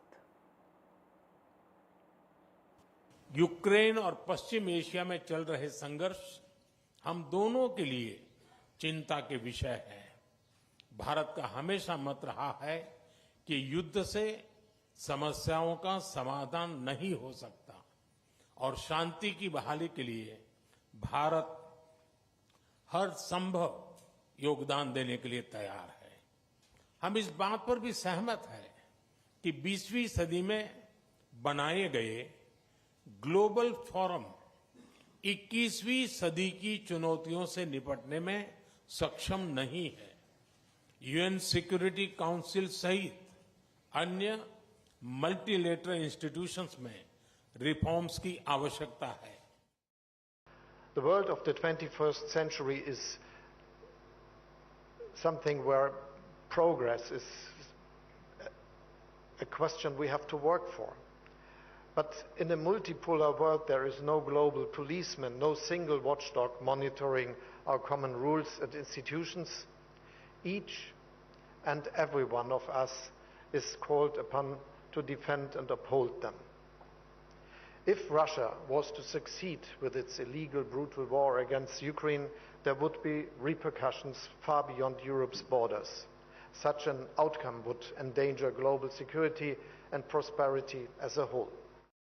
Prime Minister Modi's statement on UNSC and the global conflict was widely accepted as well, because see, if you see the Indian Prime Minister's statement since the war broke out in between Russia and Ukraine, that he has always maintained one thing, that solution cannot be found on battlefield. Now this also comes from the fact that Indian Prime Minister, the government itself, has some sort of arrangement or understanding with both the parties between Russia and Ukraine, that it can afford to comment so quite a few times in the last 1 year. And that is why Indian Prime Minister Narendra Modi is one of the very few leaders in the world who has actively sort of engaged in communication and dialogue with both Mr. Putin and Zelensky. And that is why even German Chancellor today tweeted that I expressly support India in advocating a lasting just peace in Ukraine and using its reliable relations with all parties to contribute to it. And as partners, it is important to be able to talk directly about many topics, including geopolitical issues. And certainly Prime Minister's comment about UNSC not able to resolve this global conflict shows that India is now pushing for its own permanent membership in the United Nations, which has been backed by several West countries. Russia and China have all been supportive of that, that India is now a player which is not only emerging as a global power in the South, but is also somebody who is participating actively in taking initiatives at least to resolve these conflicts. And now what's the biggest breakthrough in the Indo-China border standoff? And that's, of course, a disengagement. India-China disengagement is likely to be completed by the end of this month. This is the biggest breakthrough since the May 2020 Galwan clashes. Remember, the situation has only gotten worse since then. But the biggest thaw as far as Indo-China standoff is concerned, with sources now indicating that after patrolling, the disengagement will be completed by October the 30th. This also, as sources seem to indicate, that 40 to 50% disengagement has already been done. Listen to what the Northern Commander had to say. To put it very briefly, India and China have been involved in talks both at the diplomatic and military levels to resolve the differences in balance areas along the line of actual control. And pursuant to the talks, broad consensus has been achieved to restore the ground situation based on principles of equal and mutual security. The consensus achieved includes patrolling and grazing through traditional areas. Nazir Masoodi is now joining us live on the phone line. So Nazir said this is the biggest breakthrough since the May 2020 Galwan clashes. How will this play out on the ground? It's going to take quite a lot of steps and quite a lot of cooperation from both the sides to achieve complete disengagement. One of the longest and the protracted conflict of confrontation and the standoff along the line of actual control is coming to an end. Both India and China have agreed on disengagement after escalation along the LAC. Now it is the disengagement, and almost 50% has already been achieved. Now there are two important friction points, Dapsang and Damchuk. By this month end, that would be achieved as well. And important thing is that all the infrastructure and the temporary barracks, shells, tents which were put up post Galwan incident, they are being removed. That is a big thing. Troops are going back where they were patrolling pre Galwan incident in 2020. So it actually required a lot of diplomatic and military talking over the years, and finally India and China has achieved this huge success, in a sense that this protracted standoff is now over. And these two friction points, Dapsang and Damchuk, the disengagement will be completed by next week, and the troops will be patrolling where they were patrolling pre-April 2020. That's what sources are saying. And according to army sources, there's no quid pro quo, which means there has not been any bargain on either side, and both the sides have agreed to patrol where they were patrolling before that Galwan incident. So that is a huge, huge achievement militarily and diplomatically. And when Prime Minister Narendra Modi and President Xi met in Russia at the SCO summit, so it was clear that both the sides have achieved, and it is clearly a win-win situation from both the sides. And India had to mobilize a lot of military and equipment to eastern Ladakh in 2020, and it was not easy for the army to have a two-front confrontation on the LOC as well as LAC. So now the LAC appears to be largely sorted, and both the sides are going back where they were patrolling before the standoff in 2020. Nazir, sir, thanks very much for joining us with the latest there. So disengagement between India and China likely to be completed by the end of this month.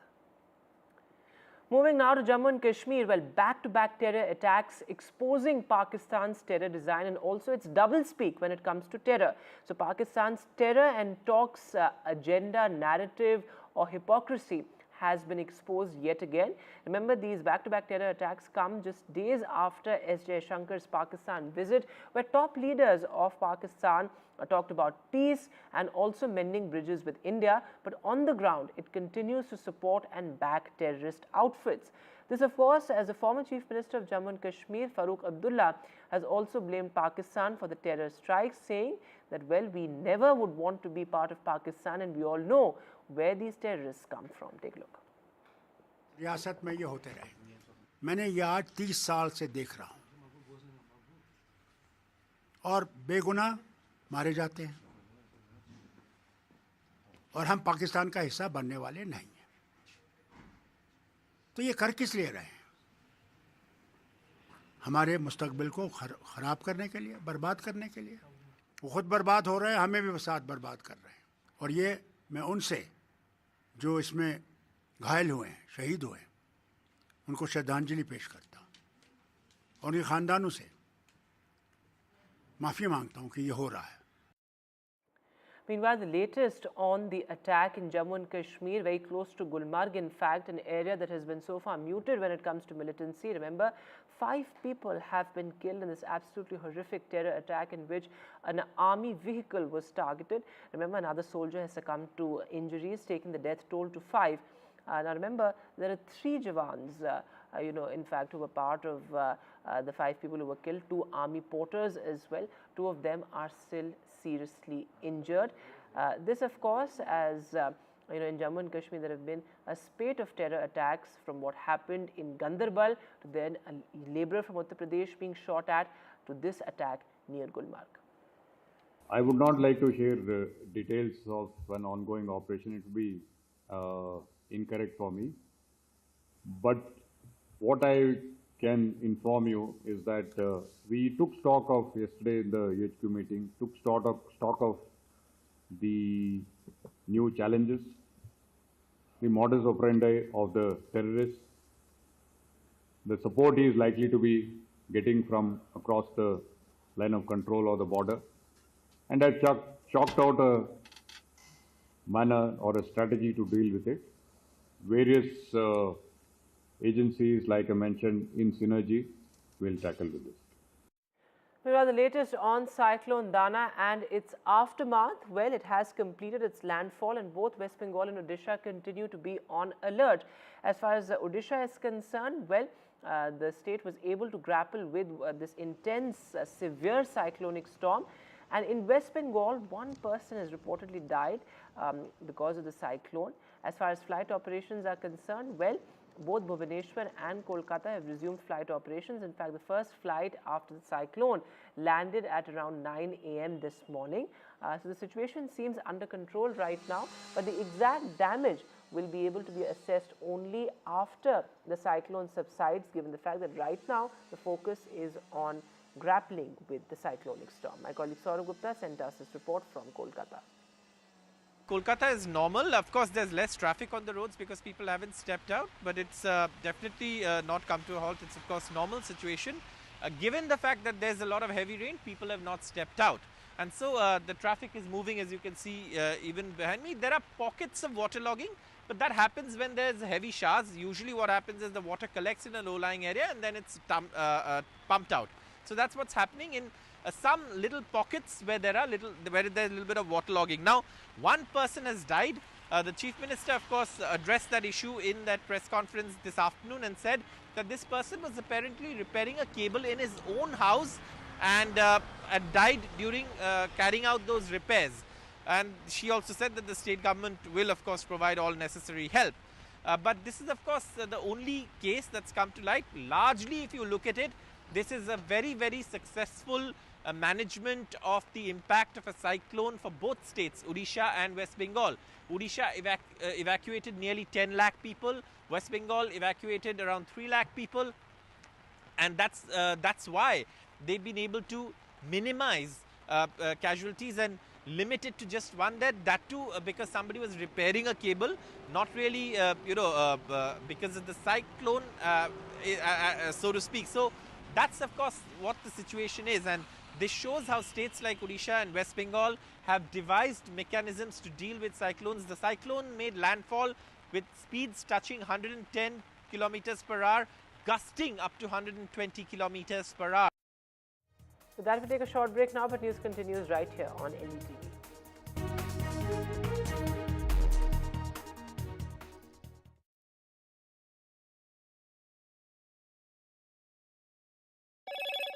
Hello, Moto. Motorola Edge 50 Pro, world's first AI-powered pro-grade camera.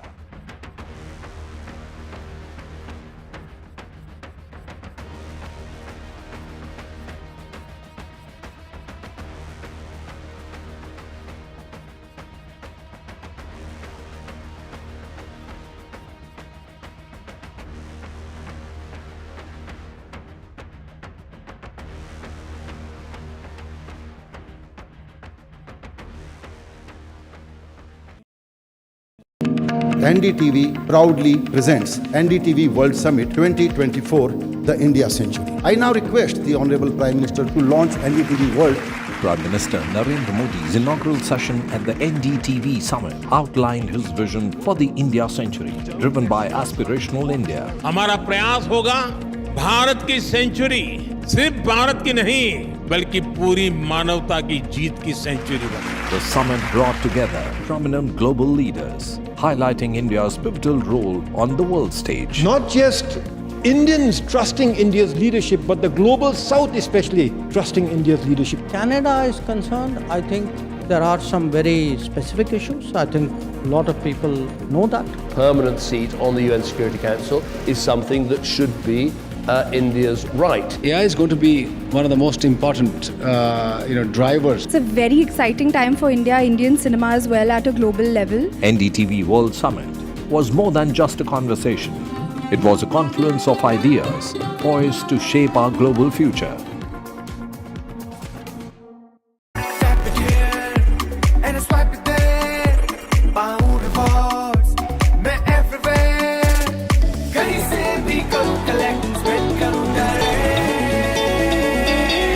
Download any single ID partner app, link your card and earn reward with top brand. Get it free with single ID. Stay informed and entertained with the new and updated NDTV News app. You can watch all our channels live, listen to podcasts, read breaking and exclusive news from around the world and more. Download the NDTV app today and get access to the best journalism and storytelling on your smartphone or tablet. The NDTV app. News that matters to you. NDTV proudly upholds its legacy of trust and credibility. According to the prestigious Reuters Institute's Digital News Report 2024, NDTV is the top-most news platform in the country. Number 1 in both online and offline reach in India, beating all its competition. NDTV stands for trust. New day, new show, a new experience. Start your day with the news, not views. We bring you stories that matter and impact your life. News that informs and keeps you ahead. From Maximum City, Mumbai, To the seat of power, Delhi, NDTV brings you the best breakfast show. breakfast news on NDTV, 8 a.m. every day. तालियों के साथ हम स्वागत करेंगे आदरणीय मोदी जी का। छत्रपति शिवाजी महाराज की।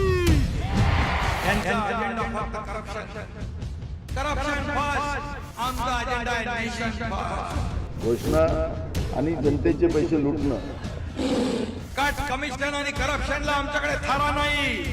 त्यांचा परिवारवाद आमचा महाराष्ट्रवाद. महाराष्ट्रामध्ये 1,75,000 जागा रिक्त आहेत. मग का भरत नाही? राज्याची जनतेच्या घमाच्या पैशाची तिजोरी लुटण्यासाठी हे सरकार आहे. पूर्वीच्या सरकारच्या काळामध्ये निधी देताना त्यांना असं वाटायचं की त्यांच्याच खिशातले पैसे चालले. शेतकऱ्यांना मोफत वीज देण्याचं काम आपल्या सरकारने सुरू केलं.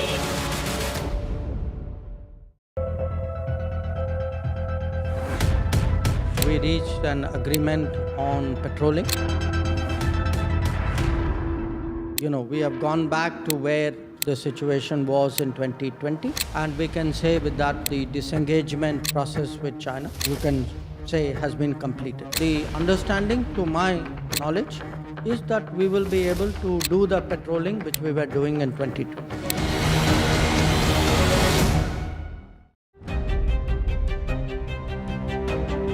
Hello and welcome to India Sense, where I speak with global opinion makers. The United States has made a strategic decision over the last 20 years to move closer to India.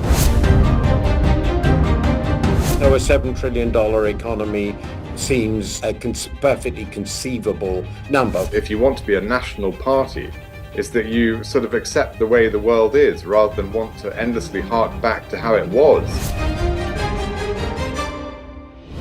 Modi is promoting the digitization of the economy, which is accelerating growth in the country.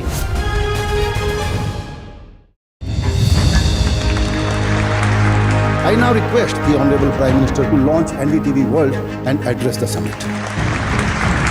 It was the grand launch of NDTV World by Prime Minister Narendra Modi. As he laid out his vision for the India century at the NDTV World.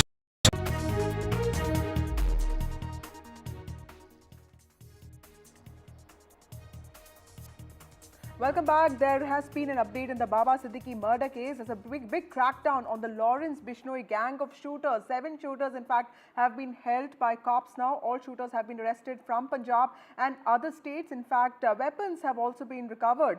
Delhi Police Special Cell has taken pan-India action against Lawrence Bishnoi gang. According to sources, the shooters are also being interrogated regarding the Baba Siddiqui murder case. Cops have arrested 7 shooters of the Bishnoi gang. What sources have told NDTV is that shooters have also been questioned in this particular case, the Baba Siddiqui murder case that happened recently in Mumbai that sent shockwaves across the country. My colleague Mukesh joins us with more details on this. Mukesh, ये जो update है कि shooters 7 shooters को पकड़ा गया है, इसमें police का क्या कहना है?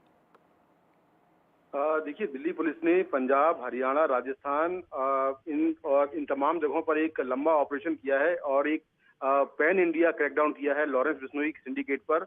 और इस पूरी रेड्स के दौरान 7 शूटर पकड़े गए हैं।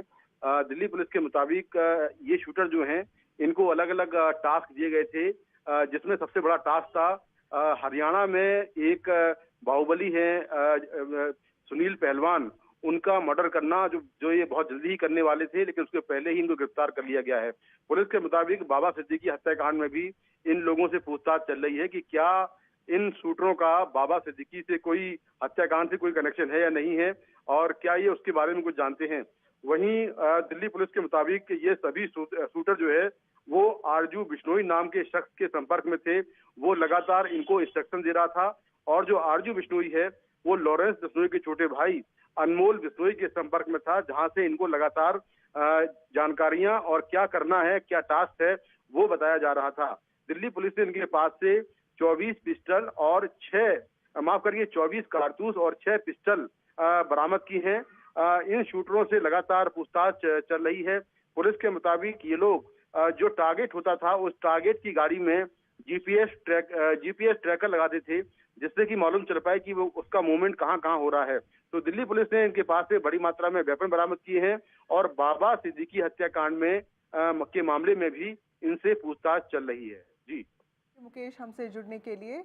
Big update there in the Lawrence Bishnoi gang. In fact, 7 shooters have been held with regard to the Baba Siddiqui murder case. Moving on to other stories, and this time from the pole-bound state of Maharashtra. There's a quota storm in Maharashtra. Maharashtra Congress chief Nana Patole has defended Congress leader Rahul Gandhi's quota remark. Patole has said that Congress has always backed reservation. Remember, Rahul Gandhi had told students of Georgetown University recently that the Congress would think of scrapping reservations in the country only when India is in a fair, equitable place. That remark actually led to a lot of controversy, with the BJP blaming the Congress for having this intent to scrap reservations. The Congress had then accused the BJP of complicating the reservation issue in Maharashtra. It had in fact called upon the Prime Minister's intervention in resolving it. Let's listen into what Mr. Patole said today.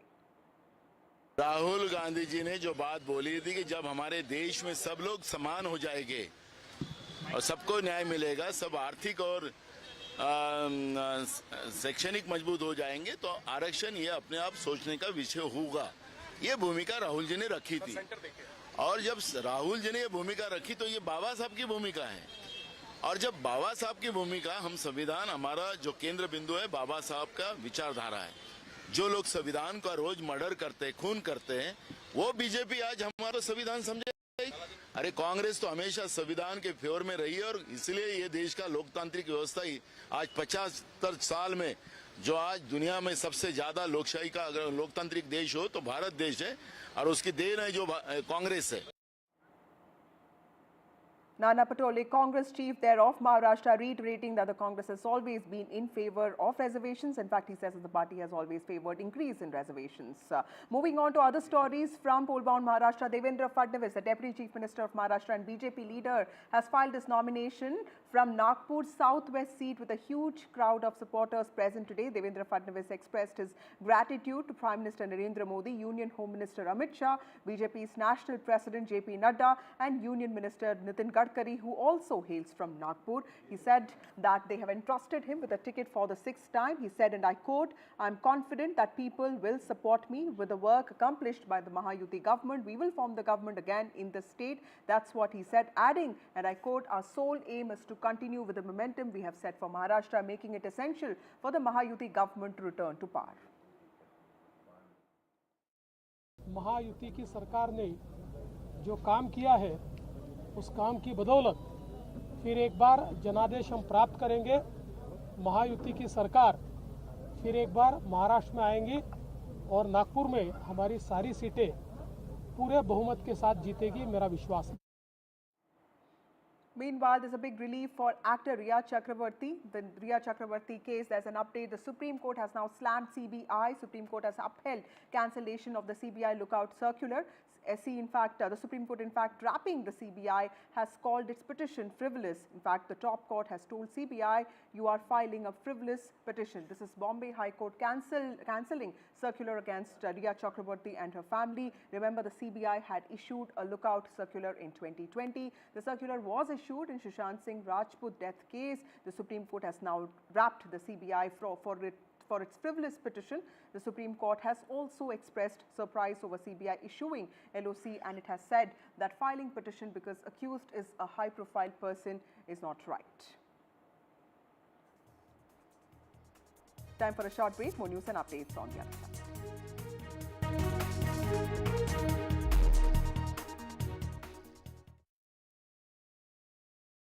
QSMTHE, the world's foremost university rankings organizations, have ranked Amity amongst the top 3% universities globally, making it among the very few Indian universities to be included in both rankings. Yet another top ranking for Amity University. नाम है के किट्टानुओं का किट्टानू। Now, in an era where global health challenges are more interconnected than ever, India stands at the forefront of developing local solutions with global impact. We'll explore how the principle of Vasudhaiva Kutumbakam, the world is one family, is guiding India's approach to health and well-being.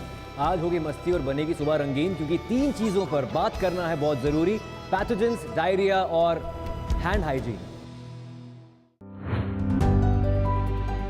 CM Yogi Adityanath has made it a mission to arrange for a permanent shelter for all eligible EWS, LIG and MIG people in UP, be it under PM Awas Yojana Rural, Urban. I've been reporting on all issues big and small from Andhra Pradesh, Telangana, rest of South India, bringing you all the action, all that you need to know, all that you want to know. The energy of Maximum City is infectious. I bring in that energy in our news coverage from financial capital Mumbai. India's IT capital is always buzz. It's literally a city that never sleeps. And I keep you ahead on all the Bengaluru buzz. Covering from the southernmost part of India over the last 23 years, I bring in-depth and 360-degree coverage from the Dravidian heartland. The land of Mishti is also known for its bitter politics. I have seen much water flow under the Howrah Bridge, covering Bengal in all its vivid colors.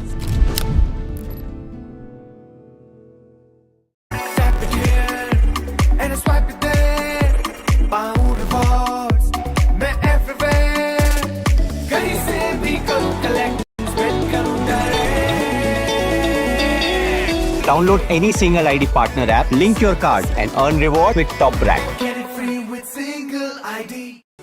Stay informed and entertained with the new and updated NDTV News app.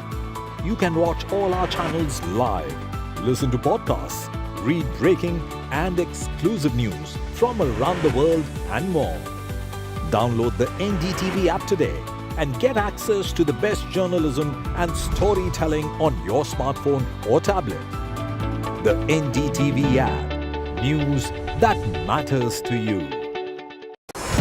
NDTV proudly upholds its legacy of trust and credibility. According to the prestigious Reuters Institute's Digital News Report 2024, NDTV is the top-most news platform in the country. Number 1 in both online and offline reach in India. Beating all its competition, NDTV stands for trust. New day, new show, a new experience. Start your day with the news, not views. We bring you stories that matter and impact your life. News that informs and keeps you ahead. From Maximum City, Mumbai, to the seat of power, Delhi, NDTV brings you the best breakfast show. Breakfast news on NDTV, 8 a.m. every day. तालियों के साथ हम स्वागत करेंगे आदरणीय मोदी जी का। छत्रपति शिवाजी महाराज की। त्यांचा अजेंडा फक्त करप्शन फर्स्ट, आमचा अजेंडा आहे नेशन फर्स्ट. घोषणा आणि जनतेचे पैसे लुटणं.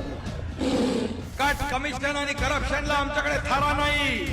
त्यांचा परिवारवाद आमचा महाराष्ट्रवाद. महाराष्ट्रामध्ये 1,75,000 जागा रिक्त आहेत. मग का मिळत नाही? राज्याची जनतेच्या घमाच्या पैशाची तिजोरी लुटण्यासाठी हे सरकार आहे. पूर्वीच्या सरकारच्या काळामध्ये निधी देताना त्यांना असं वाटायचं की त्यांच्याच खिशातले पैसे चालले. शेतकऱ्यांना मोफत वीज देण्याचं काम आपल्या सरकारने सुरू केलं.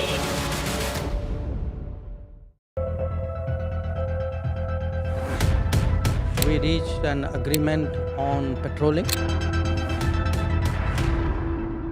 We have gone back to where the situation was in 2020, and we can say with that the disengagement process with China, you can say, has been completed. The understanding, to my knowledge, is that we will be able to do the petroling which we were doing in 2020.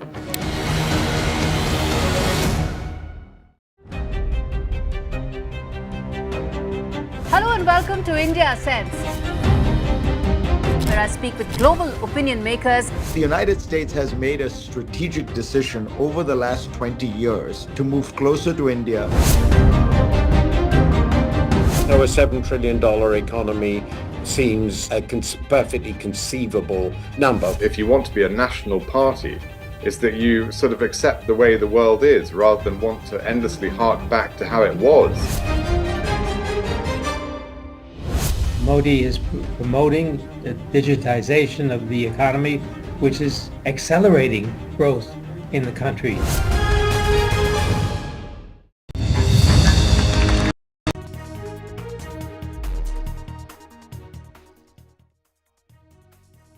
Welcome back. A row has erupted over parking in Bengaluru now. A woman has assaulted a Bengaluru cop, and this has been caught on camera. A woman has hit a cop and he was on duty. In fact, the woman allegedly assaulted the cop in Bengaluru. You can see the video. The woman tries to grab the cop's uniform. She has pulled him. Now an FIR is being lodged against this person, and this is being done in Indiranagar, Bengaluru. A young woman identified as Sonam allegedly attempted to assault a traffic police officer near the ESI hospital junction in Indiranagar, Bengaluru yesterday.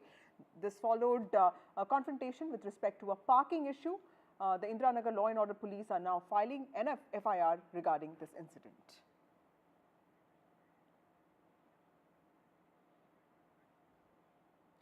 Moving on, Indian students in Canada should be aware of their surroundings and they should resist radicalization attempts by Khalistani terrorists and extremists. This is what Sanjay Kumar Verma, India's recalled High Commissioner from Canada, has urged parents of students studying in Canada to do. He has asked them to please talk to them regularly and try to understand their situation and to also guide them from wrong choices. What about Indian students? I believe we are the largest cohort of international students in Canada. They would have anxious parents, they would be worried about visas in the future. I was a student in Canadian universities. Both my degrees are from there. What would your message be to all of those very concerned people back home? Their kids are over there. What I would say is that their kids should be aware of the surroundings in which they are.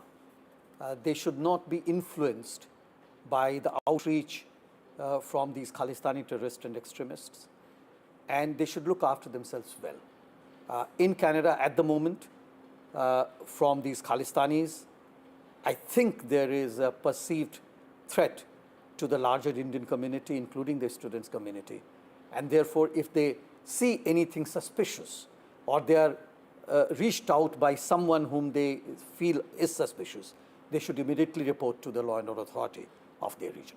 That's an important statement, sir. There is an outreach effort by Khalistani sympathizers in Canada towards Indian students. Yes. How does that happen? So basically how it works is that with the status of the Canadian economy at the moment, the jobs are not being created and many students would go for jobs which are much below what they should be doing. They are unable to meet their ends. And some of these Canada-based and Canadian Khalistani extremists and terrorists will try to allure them by giving them money, by giving them food, and therefore trying to influence them with the kind of nefarious businesses that they are doing. Some of the students get attracted towards that. Then there is another thing which is happening. Some of the students would be asked to get photographed in front of the Indian High Commission in Ottawa or the two consulates, shouting anti-India slogans, desecrating our flag, or doing something which is disrespectful to India, and then they will go and seek asylum because their version will be that if I go back to India now, I'll be punished. So one way of people seeking asylum would be under the influence of Khalistani extremists. Students would come in front of the High Commission or one of our consulates, do something which insults our flag, our embassy, our High Commission, etc., and then seek asylum, right? And there have been cases of students like that being granted asylum. Many such cases. And recently we have also come across some of the cases where Indian nationals would land at the airport. With the visa, Canadian visa, they will not be allowed in. And in a few cases, very few cases, the Canadian authority there will ask them, look, if you file an asylum request, you'll be allowed in. What is this? So there are various kinds of influences which are pushing these students in the wrong direction. So parents, please talk to your children very regularly, try to understand their welfare, give them sane advice, so that they don't fall on the wrong side of the society. Moving on, a few days ago, India lost an icon, a pioneering business leader, Ratan Tata, who has had an influence on lakhs of people. We saw that during his last journey, and he has had this influence because of his work, vision and philanthropy. HarperCollins India has announced the publication of Ratan Tata, A Life by former bureaucrat Thomas Matthew. The author is here for a chat with us. Thank you, Mr. Matthew, for speaking to NDTV. Thank you for having me. Thank you for having me. Mr. Matthew, you've held key positions in your career in the IAS. As journalists, we are all familiar with your work in ministries such as finance, defense, and work with people like Pranab Mukherjee. You've also known Mr. Tata for long. What is the first impression that he made on you? What was it that really prompted you to keep in touch with him and eventually also write this book? Ma'am, let me give you an interesting instance. I met him way back in 1994, 95. That's the time when he had just taken over as the chairman, Tata Sons, and he did it March 25, 1991. Then, as you know, Mr. Ratan Tata is was probably one of the most good-looking industrialists you could ever see. More than 6 feet tall, hazel eyes, melding the colors of brown, green, and gold. So I still remember on a Monday in 1995, latter part of 1995, he walked into my office. That's because I was a private secretary to the industry minister at the time. And License Raj was still intact. I mean, the beginning of the dismantling had started, but it had not reached a stage where the industrialists could free themselves from the control of the government. So he walked in one day for an appointment with the industry minister. And I thought he'll be just like any other industrialist for that matter. Now, when he walked in, to be very honest, it was like something like a Greek god walking into your room. I looked at him and I said, oh my God, is he Ratan Tata or is he immortal? And when he spoke, normally what do you find? Industrialists normally slightly haughty, slightly arrogant, that they are the biggest creations by the Lord for the world. But here is a man who was tall, but so humble in his conversation. He was at once magnetic. From then on, we kept in touch. We met professionally on many occasions. He speaks less, speaks only a few words, but what about the words he speaks? They have the real meaning. Okay. And whether you're conversing with the individual or you're conversing with in a conference, you will find that he speaks less, but people wait for him to speak. Okay. Now, how did I write the biography? That's a very interesting question. In 2017, he was the distinguished guest of Mr. Pranab Mukherjee. So he came to Rashtrapati Bhavan. And there we got talking, freewheeling conversation. And we became socially closer, much closer. And he's so polite that even if you're a compulsive conversationalist and you don't stop talking, he's too polite to stop you, okay? So he never stopped me. So I kept talking. So one day I was in Mumbai with my son, and my son said, I want to see Mr. Ratan Tata, in life, in blood and flesh. So I called him and said, sir, I want to come because my son really wants to see if you're for real, okay? Because he had so much about him. So you know what he said? Thomas, if you're free, you come over for dinner. If you are free, you come over for dinner. You know what it means? Yes. Ratan Tata telling you that. Okay. So we went to his house, and for 3 hours he engaged with my son, giving him snapshots of his life, which is interesting, which was something very compulsive for anybody. So I said, and then I immediately, after the 3 hours, I told him, sir, are you going to write your autobiography? He says, no, I'm not going to do it. And spur of the moment, of the weak moment, he said, well, if you want to do it, you do it. And thus began a journey of unraveling the complexities of a simple man. Okay, that's very interesting, sir. Let me just straight away dive into it. What is the kind of childhood that Mr. Tata had and his years in the US? Because he has spoken about his first love. He speaks about how there was a war going on here. What kind of influence did this have on him as a person, as a business leader? See, let me tell you, Mr. Tata did not have a great childhood, okay? the strongest force in his life was his grandmother, that is Lady Navjbai Tata, the widow of Sir Ratan Tata, the second son of the founder of the group, Jamshedji Tata. Okay. Now, when he was young, his parents separated, and that cost him a lot of agony.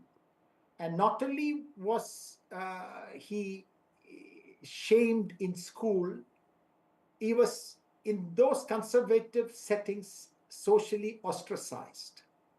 But a determined man, and with the protection of his grandmother, I think he could withstand the challenge, and he withstood it well. And he did well in school. And thereafter, he went to a school called Riverdale in New York. And the Riverdale School is where, incidentally, John F. Kennedy also studied. And from there, that was a fact which even Mr. Tata did not know. I unearthed that, and he was surprised to know that. And then he went to Cornell, and in Cornell, it was great. He joined the fraternity. He had a great life, worked very hard. For 2 years, he was doing mechanical engineering. Thereafter, he shifted to architecture. He shifted to architecture because that is something that was very close to his heart. And he did extremely well. And then he took to flying. That was his passion. And he had a car also, a black Mercedes. And there are many stories revolving around the car and his daredevil flying skills. And he used to go up into the sky, switch off the engine, and scare all the co-pilots and the co-passengers with him who were classmates. So he left a lot of legend in Cornell. And in 1962, after he finished his graduation in BArch in architecture, he happened to write to one of the external examinees of his paper, who was actually a partner of a company called Jones and Emmons, that is in Los Angeles. So he happened to speak to him, and he told Ratan, why don't you come and see me if you're in California? Okay. So he went to Los Angeles, and Emmons asked him, do you have a copy of your thesis? So he says, yes, and he showed him. And he was so impressed with the thesis, he told Ratan, would you work for me? And Mr. Tata says, it is music to his ears. Here is a young man being offered by one of the top architects of the US to work for him, and he worked. Right. And most importantly, he fell in love, and that was his first serious girlfriend he wanted to marry, called Carolyn Jones. Right. And but it was short-lived. In 1962, he wanted to come back because his mother was not keeping well. So he came back, and Carolyn was supposed to join him. Then what happened was the 1962 war between China and India. And in 1962, India is a distant place for Americans, and the war with China scared every American. So therefore, she did not have the guts to come to India, which was in war with China. Right. So over a period of time, it fizzled out, and she subsequently got married to somebody. Right. Incidentally, somebody who was like Ratan in many ways. Okay. Okay, I'll ask you about that. But Mr. Matthew, also, what do you think was the most important corporate accomplishment of Mr. Tata? Because we know that the Tata Group has a lot of goodwill and respect attached to it. So, how central was Ratan Tata's life to that? What did he exactly get right? Now, let me tell you something. If you ask me what is his most significant contribution, I cannot put it in any singular form. No, it's not one. There are a series of things he did right. Just doing one thing right would not have made him Mr. Tata. In 1991, when he took over the Tata Group, it coincided with the economic liberalization of the nation. So which meant that the old licensed Raj protected Indian industries were suddenly open to the turbulent winds of foreign corporate invasion. So it made his task very difficult. And what did he do? When he took over the Tata Group, I don't think not too many people know this, that the Tata Group, larger companies, the flagship companies, the large companies like Tata Motors, Tata Steel, they were all, Tata Power, they were all steered by stalwarts in the group. And the stalwarts had a mind of their own, and they're veterans. And they had policies which were disjointed from the Tata Sons' viewpoint of corporate progress. So what did Mr. Tata do? Tata, in 1983, he brought out what's called a strategic plan. And in 1990, he upgraded or, updated the strategic plan. And these two strategic plans together were the rails on which the Tata companies moved for the next 1, 2, and 3 decades. And that plan actually unleashed a set of 11 corporate initiatives. Okay.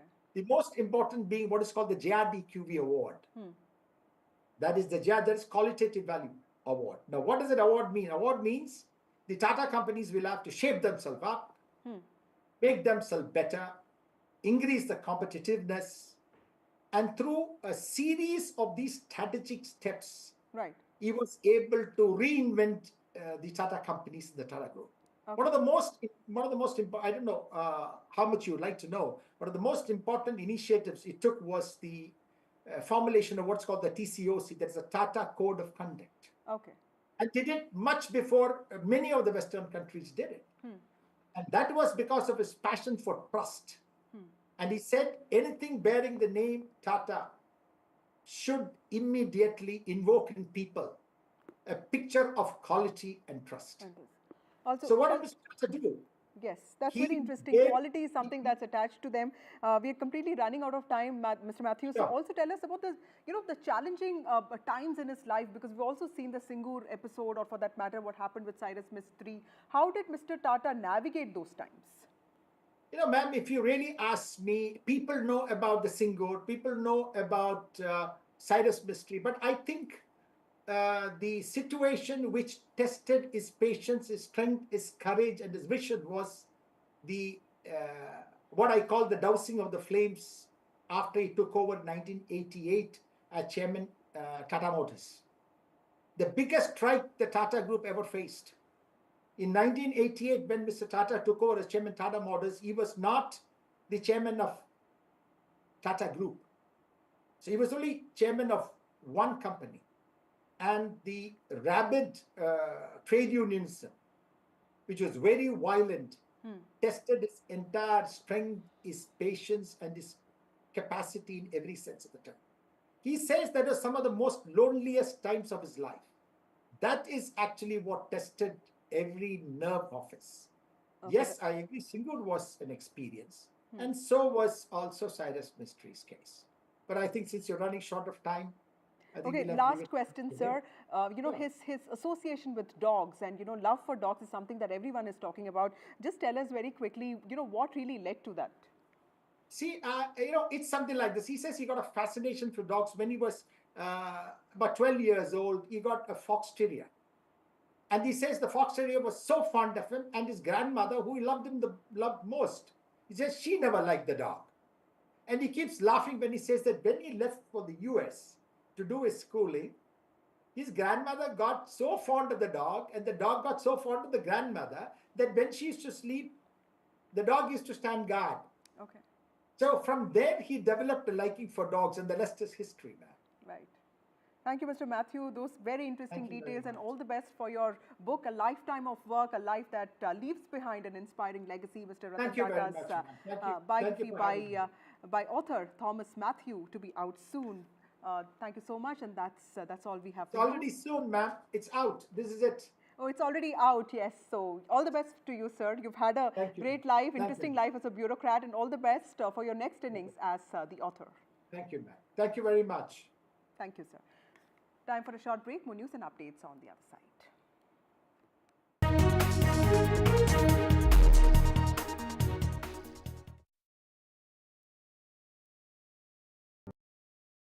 I've been reporting on all issues, big and small, from Andhra Pradesh, Telangana, rest of South India.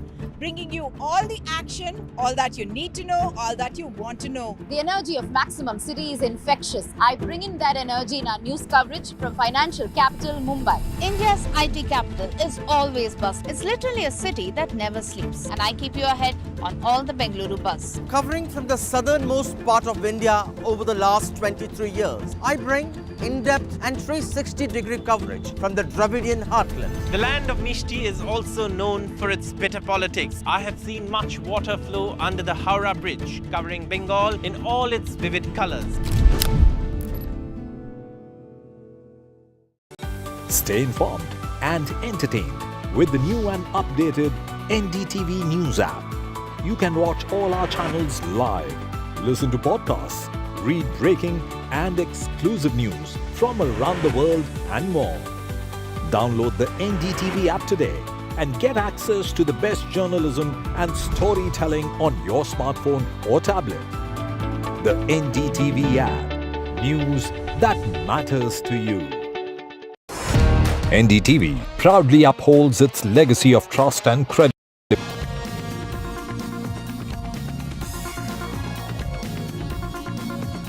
Welcome to NDTV World Summit 2024. The theme is the India Century. You heard Prime Minister Narendra Modi this morning how he describes the India Century. Now we should understand and break it down how the whole thing will actually unfold looking at the global uncertainties. Here, Dr. Jaishankar is the best person to talk today. And just now a big news has broken. We will talk about it later.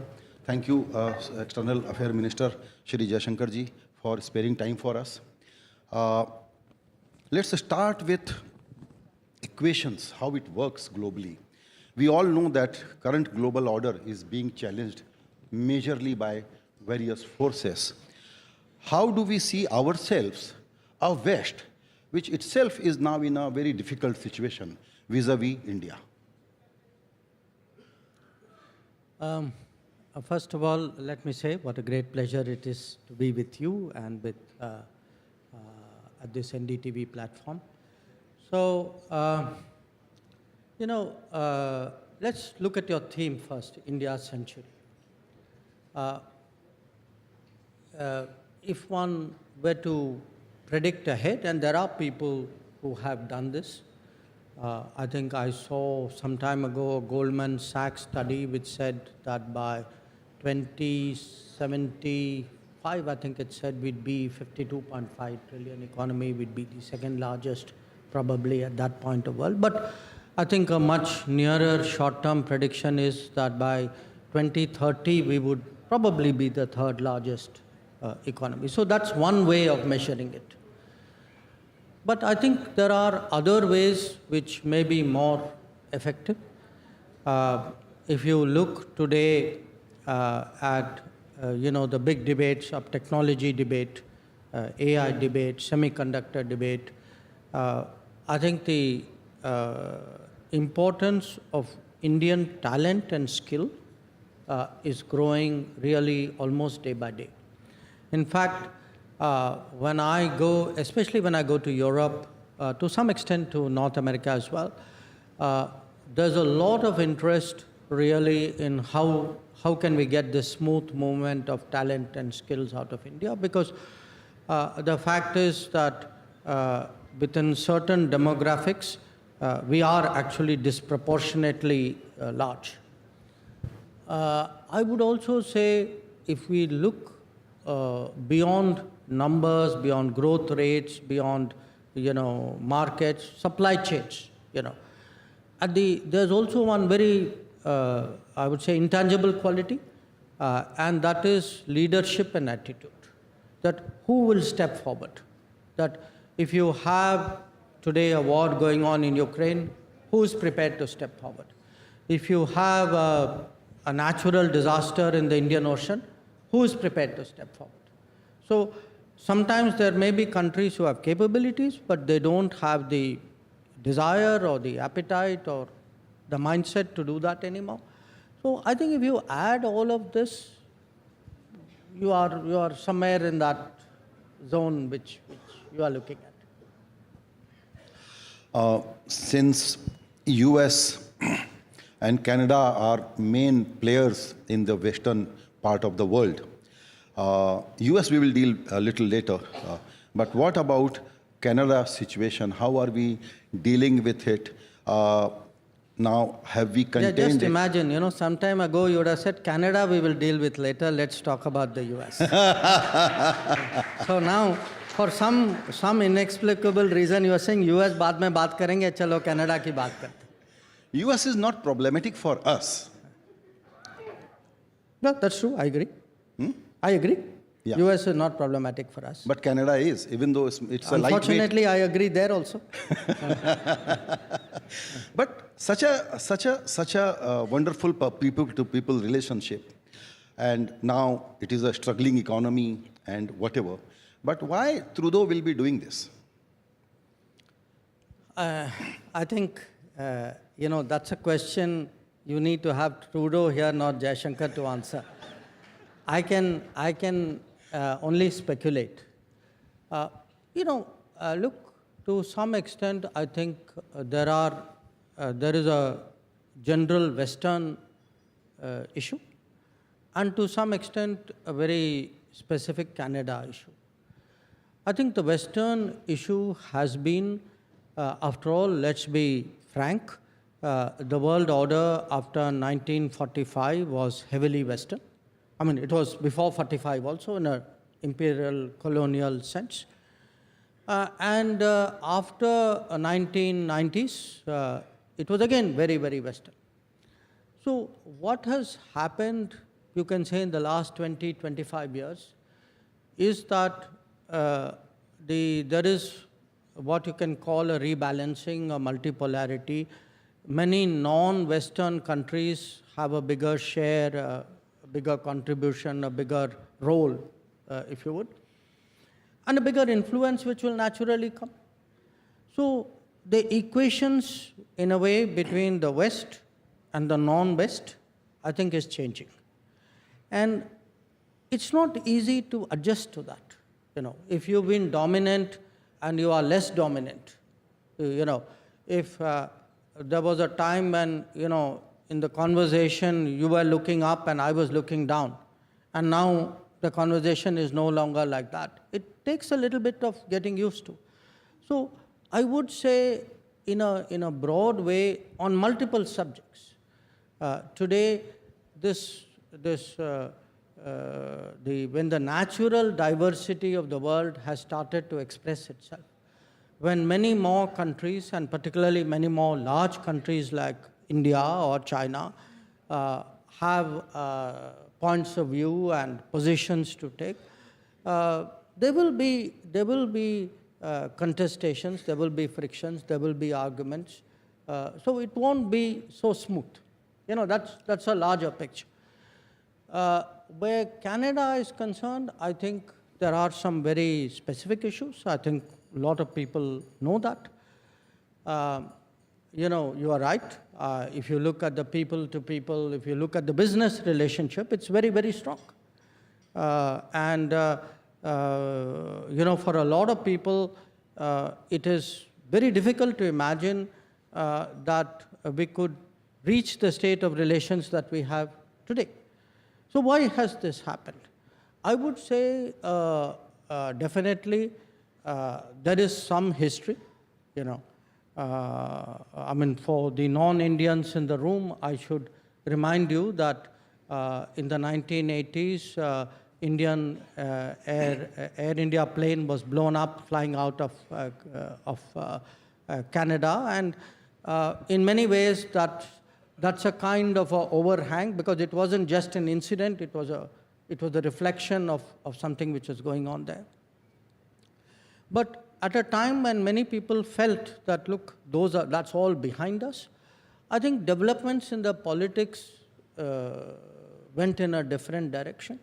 And we are seeing to some degree the consequences of that. So again, I give you the first observation that, the broad attitude versus the specific. And I'll give you 2-3 examples of it. Canada has just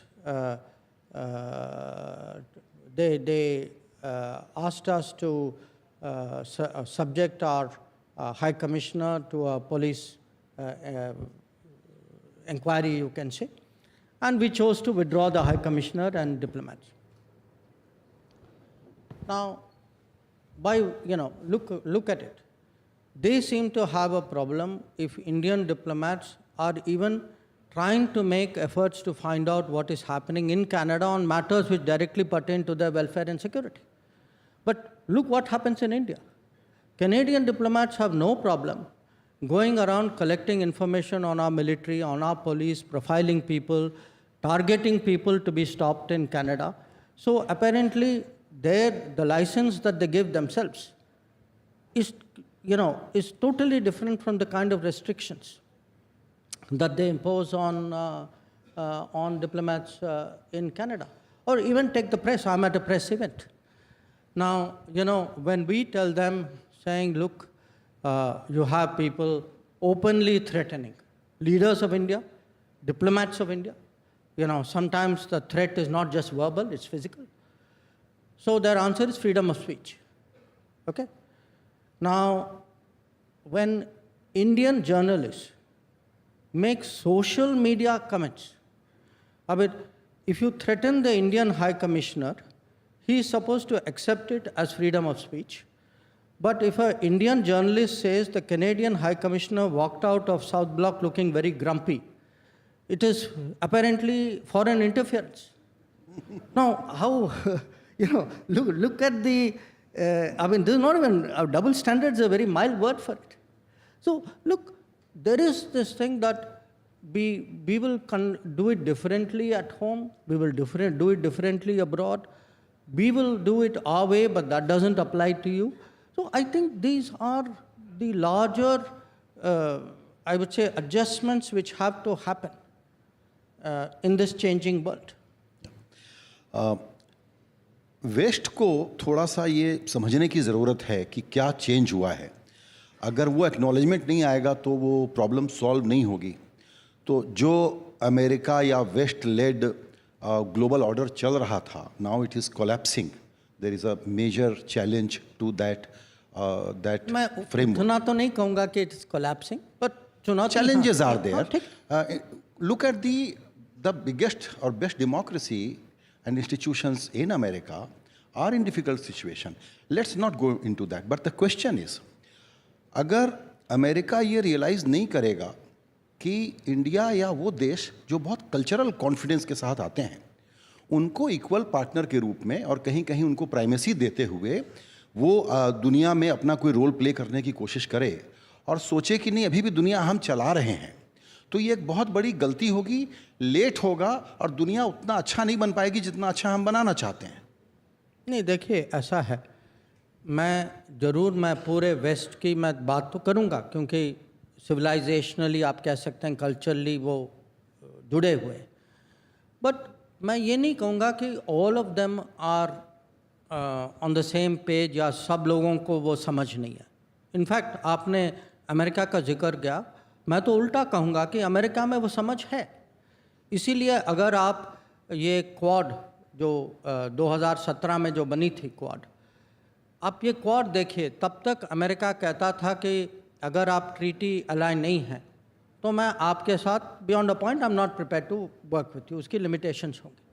now they've evolved, they have changed. Today आप पिछले 7 साल में देखेंगे how much Quad has actually grown. So I would say this, when I go to Europe, when I go to definitely US, North America, there are countries which have understood this. There are countries today who say there is a value to working with India. There are countries who say, okay, this is our interest, this is India's interest, let us find a meeting point. Now, the unfortunate thing is that didn't get through in Canada, or maybe the political compulsions overtook that. I mean, as I said, I can only speculate on the reason. So I would not say, पूरे waste को समझ नहीं है कि जो उनकी order जो है वो चल नहीं पाएगी हमारे बिना. You see, we will all come to understandings. We will, world is a very practical place. तो वो समझते हैं, बहुत लोग एडजस्ट भी करते हैं, कोई कम करते हैं, कोई ज़्यादा करते हैं, कोई कुछ सब्जेक्ट में करते हैं, दूसरे में नहीं करते. So all of that will happen, but it is just in this spectrum. मैं कहूँगा Canada is way behind. Right. अब चलते हैं चाइना की तरफ, जहां आज एक बड़ा डेवलपमेंट हुआ है. फॉरेन सेक्रेटरी ने ब्रिक्स मीटिंग के ठीक पहले he has announced that some agreement has been reached for disengagement and patrolling. So I'll be very keen to know some details, how it will work.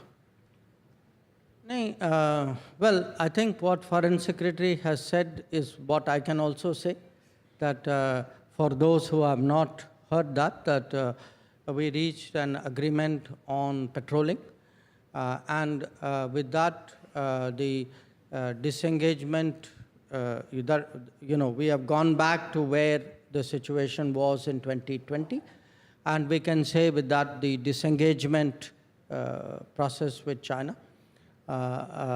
you can say has been completed. So, so far I would say that's as much as I can share with you. I'm sure in due course इसके details वगैरह निकलेंगे. So will now India be able to patrol in the areas of Galwan, Depsang? No, you see, there are areas which for various reasons after 2020, because they had blocked us, so we had blocked them. So दो तरफा था, Bob.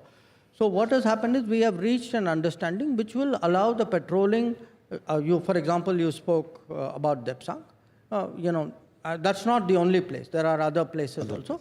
So I think the understanding, to my knowledge, is that we will be able to do the patrolling which we were doing in 2020. Right. So what does this disengagement will finally mean, and how do we now see India-China relation going forward? I think it's a good development. It's a positive development, and I would say it's a product of very patient and very persevering diplomacy. That at various points of time, people almost gave up. You can say, this has happened. So we have always maintained that, on the one hand, we had to obviously do the counter deployments, but side by side, we have been negotiating. We've been negotiating in fact, since September of 2020, when I met my counterpart, Mr. Wangi, in Moscow at that time. So it has been a very patient process, maybe more complicated than it could and should have been, but whatever it is, the fact is, if we are able, as we now have, to reach an understanding regarding patrolling, regarding maintaining the observing the sanctity of the LAC, then I think what it does is it creates a basis that the peace and tranquility, which there should be in the border areas, which there was before 2020, hopefully we will be able to come back to that peace and tranquility.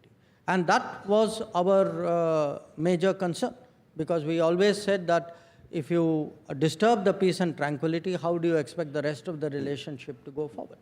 So we'll have to see. I mean, abhi jo understanding jo thi, it was reached only today. So I think we have to see what the consequential. Yeah, so we think it is a very important development. So will it be right to speculate that it will have a positive impact on trade and investment? No, look, I would say right now it's your right to speculate. It is my caution as a minister to be careful in responding. So it has just happened, there will be now meetings to see what should be the next steps. Okay. So I wouldn't go so fast. Okay. Understood. Yeah. So let's look at the big picture again when we talk about India's century. So how do you see India-China engagement and relationship going forward? Because if India's century has to be defined as really India's century, this whole balancing game between America and China becomes very important. How India is going to play that game? I would take your question in a way in three parts. India-China, India-America, and India vis-a-vis China-America. India-China, in a way, if you look at it, we are the only two countries with more than 1 billion people. We have a certain civilizational history and, all of that people know. And today we are on a track of, I would say, economic recovery or rejuvenation. And there is no question anybody who's predicting, if you are predicting developments of this century, definitely you cannot leave India and China out of that equation. We are very, very prominent, very key almost in a way, I would say. But here is the challenge for us, which is that we are neighbors. We have unresolved boundary issue. There are, they have been rising. We have also been rising. So if two neighboring countries, two large neighboring countries rise next to each other in the same time frame, it's not easy. There are very, very few historical parallels for that. So managing this double rise, you can say, that too in proximity. If one was in some other part of the world, it's a different issue. I think these will require a lot of skill and a lot of deftness and diplomacy. The truth is our capabilities will change, our influence will change, our ambitions will change. Both of us will naturally want to be bigger and more visible and more effective in the world. So how do we get an equilibrium in our relationship? I think this is one of the big issues for us and for them. On India and America, I would say, starting with President Clinton's visit in 2000, we broke out of that American mindset of India-Pakistan hyphenation. And since then, from Clinton to Bush to Obama to Trump to Biden, actually you will see India-US has grown steadily all this time. I would particularly, as someone, I've been dealing with this relationship for more than 40 years, I would particularly say last 10 years, and I'm not saying it because I'm politically part of the government now, but the last 10 years, see, a lot of the ideological hang-ups that we had vis-a-vis US, we were able to put that behind and forge ahead much more confidently than, because a lot of the constraints were also self-imposed on our side. So I do think today that there is a very, very strong convergence between India and US. It is strategic, it is political, it is very deeply technology driven. When I look at the future of technology and what it means for global balances of power, I think it's certainly an area, a domain which will be very important. If you look at the people-to-people relationship, the size of the community out there, that has changed. So I'm very confident that that relationship will do very well. It won't be automatic. बीच में कुछ problems हो सकती, but I am confident we will always be able to deal with those issues. Now you have US-China. Clearly there's a very sharp rivalry between them today. So these are calculations that they have made about each other. I think where we are concerned, we have to make calculations from our interest point of view, that we have to look at the world situation and say, okay, what are the decisions, what are the choices, or what are the issues on which, taking this step will help me in what manner.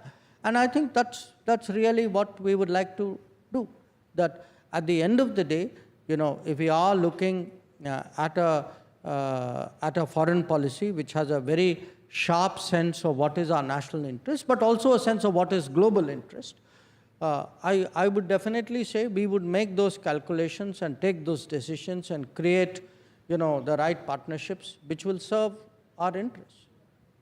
Right अभी दूसरा जो century में ये देखना होगा कि Russia के साथ कैसे हम इंगेज हो रहे हैं और क्या होने वाला है दोनों के बीच। उसके पहले चूंकि आपने टेक्नोलॉजी का जिक्र किया तो एक सवाल मैं पूछना चाहता हूँ आपसे। बहुत लोग इस सवाल को बहुत सिनिकल सवाल कह सकते हैं, लेकिन गवर्नमेंट के पास जो टेक्नोलॉजी, कंपनीज के पास defence strategy, this will work out well, no problem. Pharma, etc. It will work out all well. But when it comes to big tech, AI, that kind of technology, even American political establishment is now not in a position to contain what is happening globally. I find it very complex task where India, despite having great public digital infrastructure, when it comes to the big tech, the entire world is now suffering in many ways, in many layers. I see this as a big monster. I don't know, what are your thoughts on this? Containing this is very important, and India can play a great role. That's why I'm asking this question. See, we have actually demonstrated in this decade what can be the benefits of digital public infrastructure. And it's actually been revolutionary in this country, that very, very small things, shuru hua passport se, driving license se. Today, look how much faster your income tax is. Look at, any kind of entitlement. And it's interesting, Initially, you would say, yeah, IT, digital, these are for rich people will benefit more. But actually, it is the common citizen. It is the most vulnerable, the lowest income person who's gaining the most actually from digital progress. That today, if, you have a payment of, say, Kisan Samman Nidhi for the seeds and fertilizer, usko bina cut ke, bina rishwat dete, he manages to get it into their account. Okay? So, their health today, Ayushman Bharat, the housing, Awas, even the food entitlements. So what has happened is we ourselves don't fully realize, because, I would say all of us sitting in this room, we do not avail of all the benefits and the programs which actually the government today extends. Because I'm in the political world and I go out there and I see this for myself, I can tell you there's a sea change out there. And even last 5-6 years, you can see the change. So we have done exceedingly well in this respect. And I think we'll keep growing. And I actually, in a way, I'm seeing, when I speak to counterparts in Europe or even in US, take something like election. Look how smoothly our election moves. And look at the digital preparation. Ki sabko pata hai, your voting, your entitlements, your counting, the whole system. Now, at that delivery, service, governance level, we've done phenomenally well. At the same time, have we produced those large corporates, what you call big tech? No, I would say most of the large big tech corporates are largely American and perhaps to some degree now Chinese. So America, I think, clearly dominates that field. We'll have to see in the, we are now moving to an era of artificial intelligence. Look, the tech world has a relatively short shelf life. They have to keep reinventing themselves. I'm sure somebody having a conversation 5 years from now, sitting here, would have a very, very different landscape that they would be looking at. But I definitely see these as opportunities, and they come as a package. Again, I give you an example. You should, it's really worth looking at today how many global capability centers have come up in India. Yeah. And how much work they're actually generating.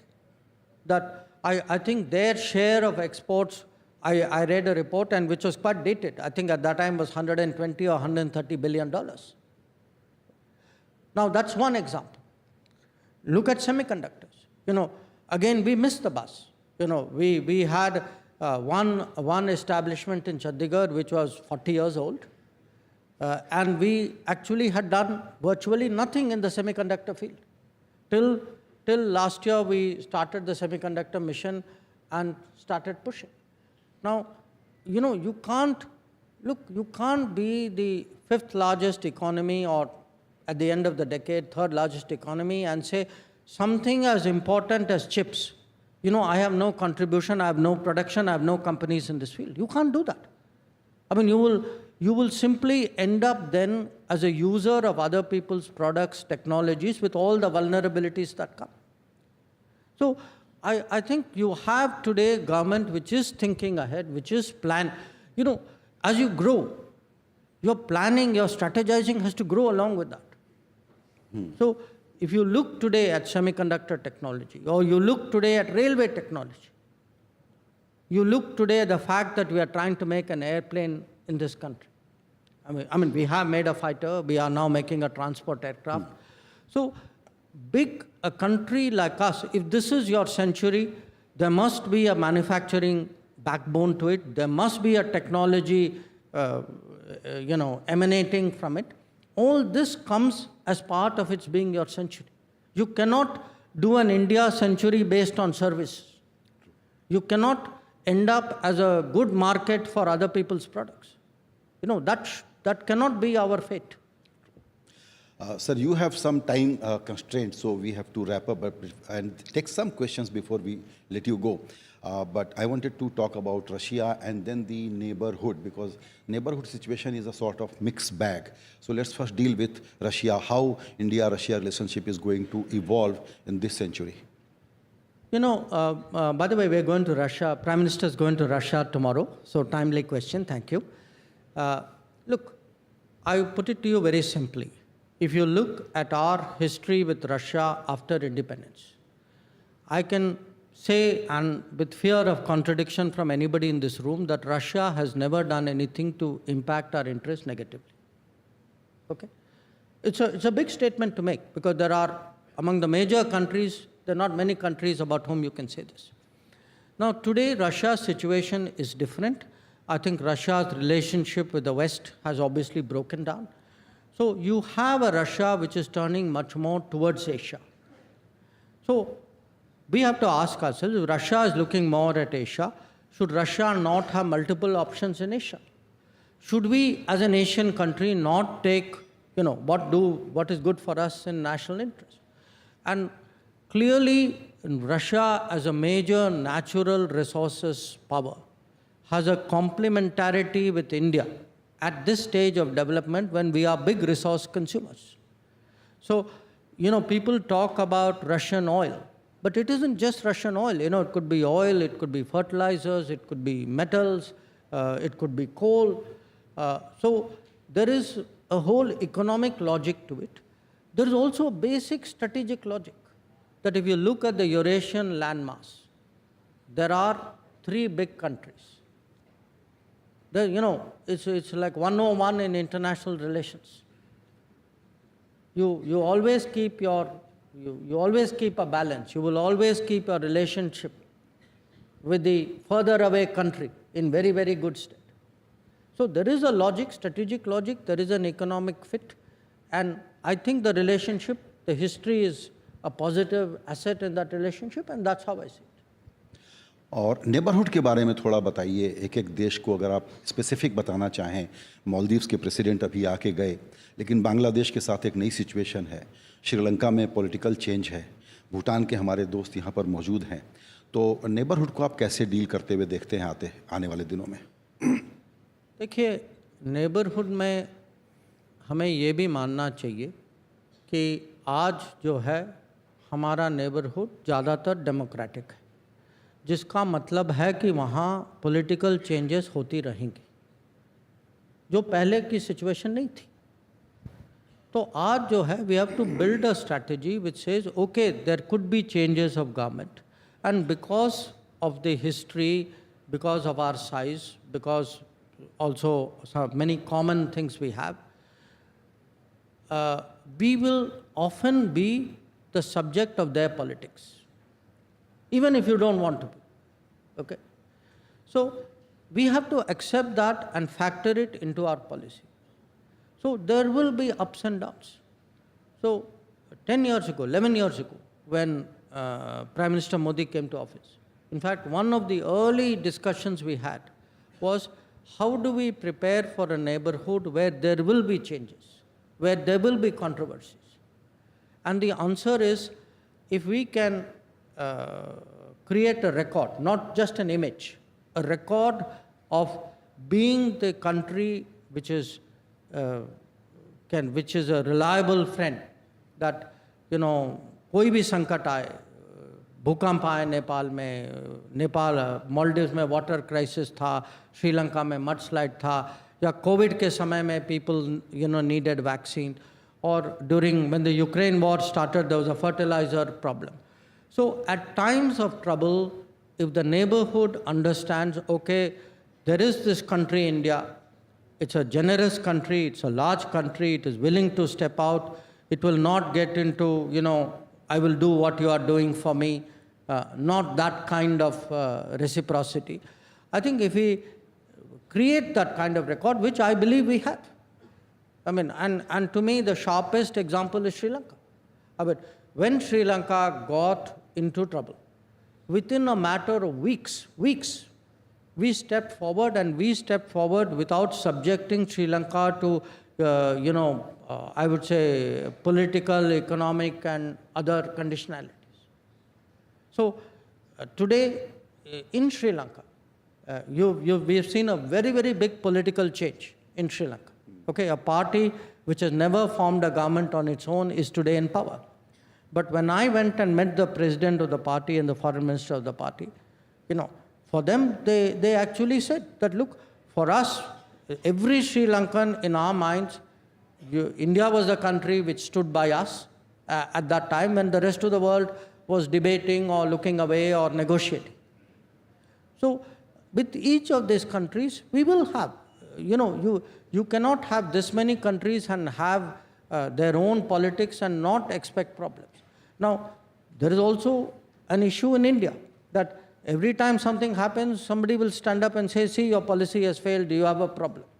So that is the time for me to keep my mouth shut and wait for the cycle to turn, and then, you know, look very pleased with myself when things go our way.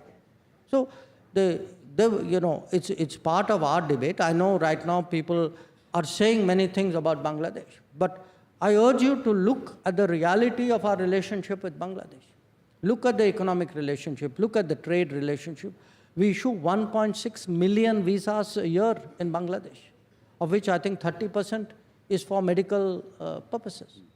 So, you know, the more we invest in our neighborhood, if today this neighborhood is, you know, a country somewhere is producing electricity, another is buying it.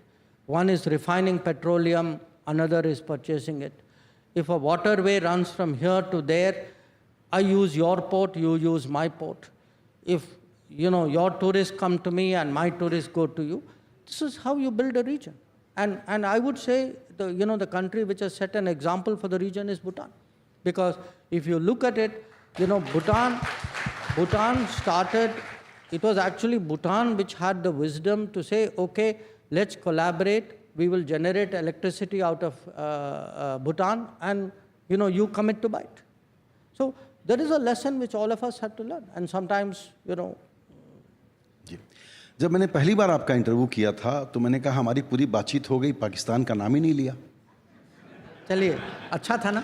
नहीं, लेकिन अब मैं इसलिए ले रहा हूं क्योंकि आप जाके आए हैं और स्पेकुलेशन अगेन हमारा काम है करना कि नवाज शरीफ फिर बुलाएंगे प्राइम मिनिस्टर को।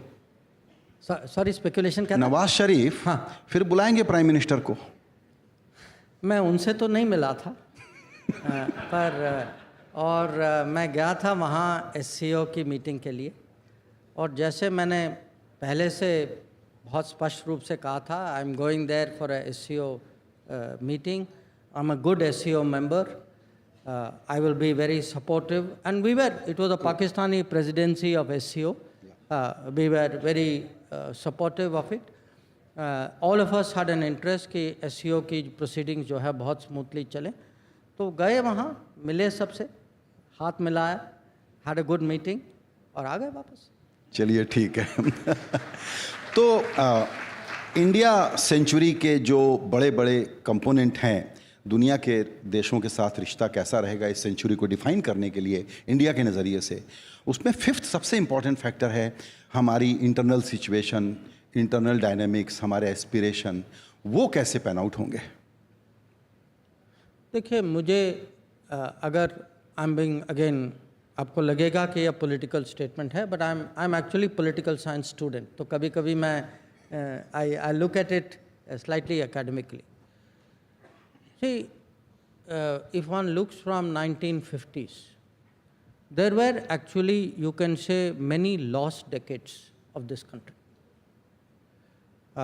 If you look, maybe 1960s and 70s, हम लोग जो हैं सोशलिज्म की दिशा में ज़्यादा गए, बहुत ज़्यादा स्टेट कंट्रोल कर लिया. We killed business entrepreneurship in this country. 80s में अगर आप देखें, instability, the lot of the opportunities. So, today we are talking manufacturing. Manufacturing globalization started in the 80s. Manufacturing globalization started in 80s and 90s. We missed the bus. In fact, 80s and all through till late 90s, because of political instability, because of, I would say, ideology, because of policies of various kinds, we actually did not do as well as we could have. We fell behind, particularly if you were to do a comparison with China at that time. So for me, when I look ahead, I would say political stability is absolutely crucial. That just look, अब 100 दिन हुए, थोड़ा 100 से थोड़ा ज़्यादा हुआ है, maybe now 130 days, 140 days.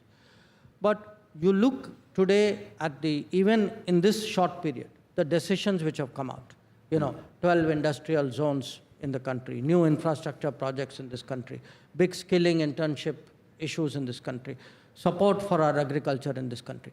अगर मान लीजिए तीसरे कार्यकाल की सरकार नहीं होती, you could not have got after this faster. True. So to me, political stability, political continuity is very crucial, number one. Number two, you need leadership. You need people who can look ahead and take big decisions confidently. If you say, if you have a leader who says, look, in this decade, chips will be very important. My country cannot be left out. Or if you say, rail is the backbone of transportation of this country, I cannot continue with a 1950s, 60s railway technology. I have to upgrade it to something else. So if you say, an Indian citizen must find air travel affordable. It should not be a privilege of a few people in metropolitan cities. True. So then you have, saying double the number of airports, which is what we have done in the last decade. So I would say we need vision, we need leadership, we need political stability. We need to motivate young people, give them that kind of opportunities. And that, in a sense, today in the government, when we look, in the cabinet, when we look, in groups of ministers, that's a kind of vision and motivation with which we are working. We are not working for a 5-year term. We also in the government, in the cabinet, we have Indian century in mind. That is what is driving us today. Right. आपने अभी vision और leadership की बात कही और आपने ये भी कहा कि ऑफ कोर्स इंडिया अपना इंटरेस्ट पहले देखेगा, वो तो गिवन है, और फिर आपने ये भी कहा कि ग्लोबल इंटरेस्ट के लिए भी काम गिवन नहीं है, एक समय था हम दूसरों का देखते थे. राइट. और ग्लोबल इंटरेस्ट तो देखना ही चाहिए. मेरा एक सवाल आपसे ये है कि जो प्राइम मिनिस्टर मोदी का डिप्लोमेटिक स्किल, जो डेफ्टनेस हमने देखा है, अब ग्लोबली बहुत सारे पॉलिसी एलिट्स ये कहने लग गए हैं कि एक्चुअली मोदी लेड इंडिया के लिए एक बड़ी अपॉर्चुनिटी है नए ग्लोबल ऑर्डर को शेप करने की. उस रोल को आप लोग कितना अंडरस्टेटेड ढंग से प्ले कर रहे हैं या कितना फ्रंट फुट पर खेलने वाले हैं? देखिए, हम दोनों कर रहे हैं क्योंकि कभी कभी समय अवसर मौका ऐसा होता है you have to be front foot. जैसे हमें लगा कि ग्लोबल साउथ की आवाज़ जो है बिल्कुल दब गई। सो लीडिंग इनटू G20 हमें लगा we have to get the Global South together, we have to get back to their concerns which had got sidelined. That's occasion where you are, as you say, on front foot. But there are occasions where you have to be more deft. अब जैसे अब प्रधानमंत्री जी he went to Russia, he met President Putin, then he went to Kiev. Okay, so now certain things अब इसको आप public में broadcast, मैं तो आपको तो नहीं बताऊंगा what is happening. So some things you have to do from little bit more discreetly, deftly. But I would say this, just look over the last 10 years. Right now, there is a war going on in Ukraine. How many countries, how many prime ministers, how many leaders have the ability to go to Moscow, talk frankly, go to Kiev, talk frankly, go back to Moscow and go back to Kiev? Similarly, there's another war going on in the Middle East. Now, not many people know that even in the last year, the number of times where actually we've had conversations with Iran and conversation with Israel, that's also there. True. We are today in the global south seen very much, okay, people trust us to stand for their interests. But please also see at the same time, G7 is very keen ki bhai aap aiye, please join our conference. You are a big democratic market economy and influential player. So how to in a sense make yourself relevant across multiple forums and multiple interests? I think this is something which, if you, as I said, if you have a confident leadership and if you are performing, look, at the end of the day, why are they all doing it? Because they're also looking at your performance. When you tell people, look, I'm a 7-8% growth economy today. And if you tell politically people that I am a third-term government, believe me, there's a lot of respect for that. So it's partly respect is earned. Right. Sir, my time is up, as producer tells me. But if you have another 5-7 minutes, we can take some questions. I will go by your... All right, very fine. Okay, quickly. Yeah, some audience questions, actually limited to 2 or 3. Mike? Sir, hi. Today, there was a threat issued on the Air India by the terrorist group and the Canadian Mr. Pannu or whatever it is called.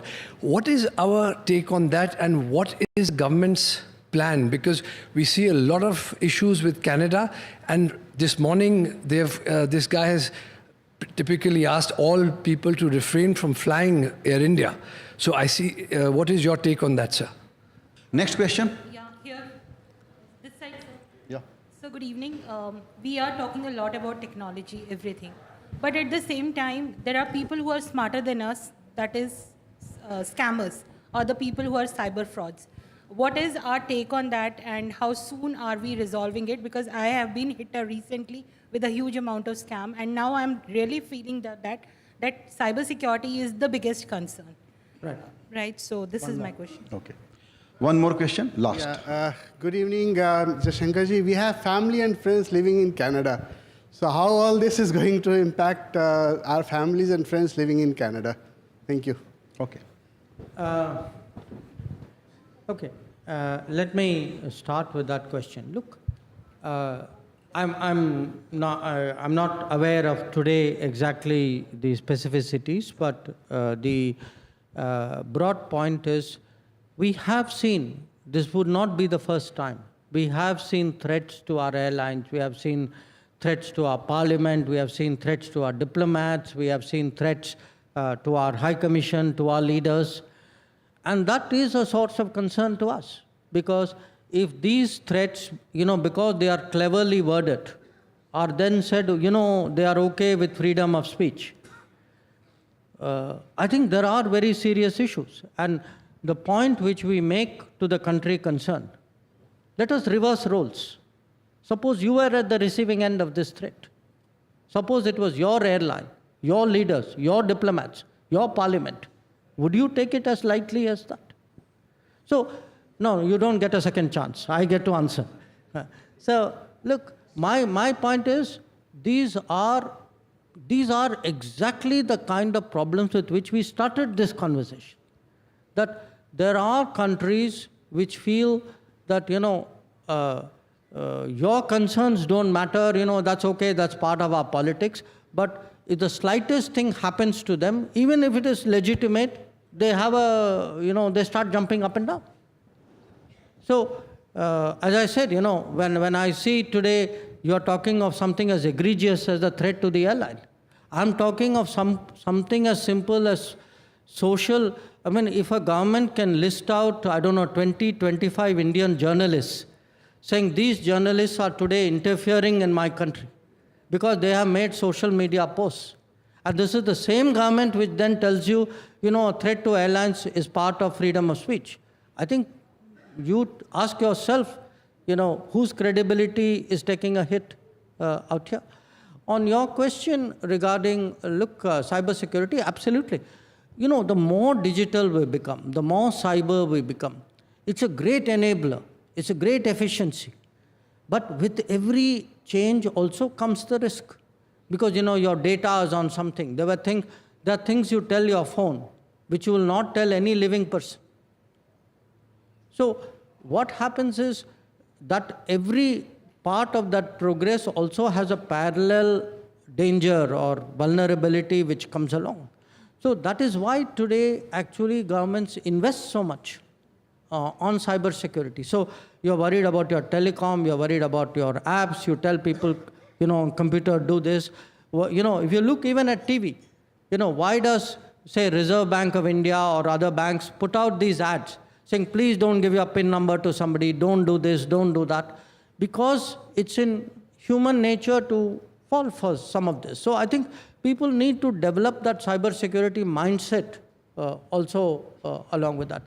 The third question the gentleman asked, look, I think we are having a problem with a segment of politics in Canada. I don't think, I would not take this into, about families being safe. I think, people-to-people relations, we would like to maintain it. I think we need to sort of narrow this down to and define this problem for what it is. So I would not be so anxious. Thank you very much sir. आज सुबह prime minister ने ये बताया कि India century का उनका vision क्या है, और आपने बहुत अच्छे तरीके से बताया कि वो कैसे इम्प्लीमेंट होगा। आपका बहुत बहुत शुक्रिया। Thank you.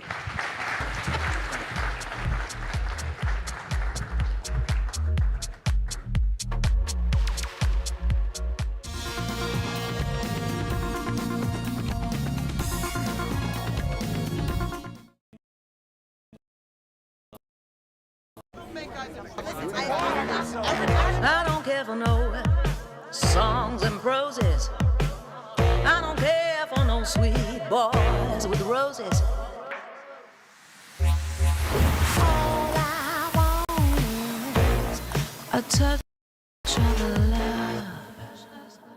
I've been reporting on all issues, big and small, from Andhra Pradesh, Telangana, rest of South India, bringing you all the action, all that you need to know, all that you want to know. The energy of maximum city is infectious. I bring in that energy in our news coverage from financial capital Mumbai. India's IT capital is always buzz. It's literally a city that never sleeps. And I keep you ahead on all the Bengaluru buzz. Covering from the southernmost part of India over the last 23 years, I bring in-depth and 360-degree coverage from the Dravidian heartland. The land of Mishti is also known for its bitter politics. I have seen much water flow under the Howrah Bridge, covering Bengal in all its vivid colors.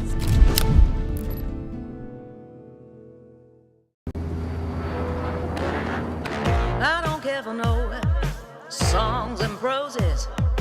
I don't care for no sweet boys with roses. All I want is a touch of love. तालियों के साथ हम स्वागत करेंगे आदरणीय मोदी जी का। छत्रपति शिवाजी महाराज की।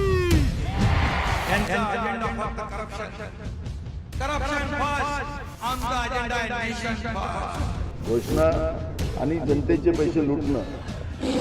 Cut commission आणि करप्शनला आमच्याकडे थारा नाही. त्यांचा परिवारवाद आमचा महाराष्ट्रवाद. महाराष्ट्रामध्ये 1,75,000 जागा रिक्त आहेत. मग का भरत नाही? राज्याची जनतेच्या घमाच्या पैशाची तिजोरी लुटण्यासाठी हे सरकार आहे. पूर्वीच्या सरकारच्या काळामध्ये निधी देताना त्यांना असं वाटायचं की त्यांच्याच खिशातले पैसे चालले. शेतकऱ्यांना मोफत वीज देण्याचं काम आपल्या सरकारने सुरू केलं.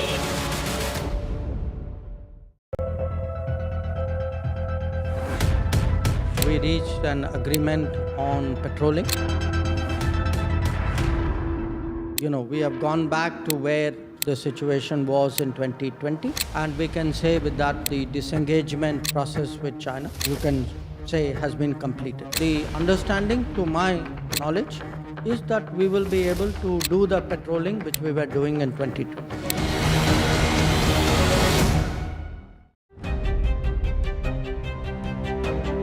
Hello and welcome to India Sense, where I speak with global opinion makers. The United States has made a strategic decision over the last 20 years to move closer to India. Now, a $7 trillion economy seems a perfectly conceivable number. If you want to be a national party, it's that you sort of accept the way the world is rather than want to endlessly hark back to how it was. Modi is promoting the digitization of the economy, which is accelerating growth in the country.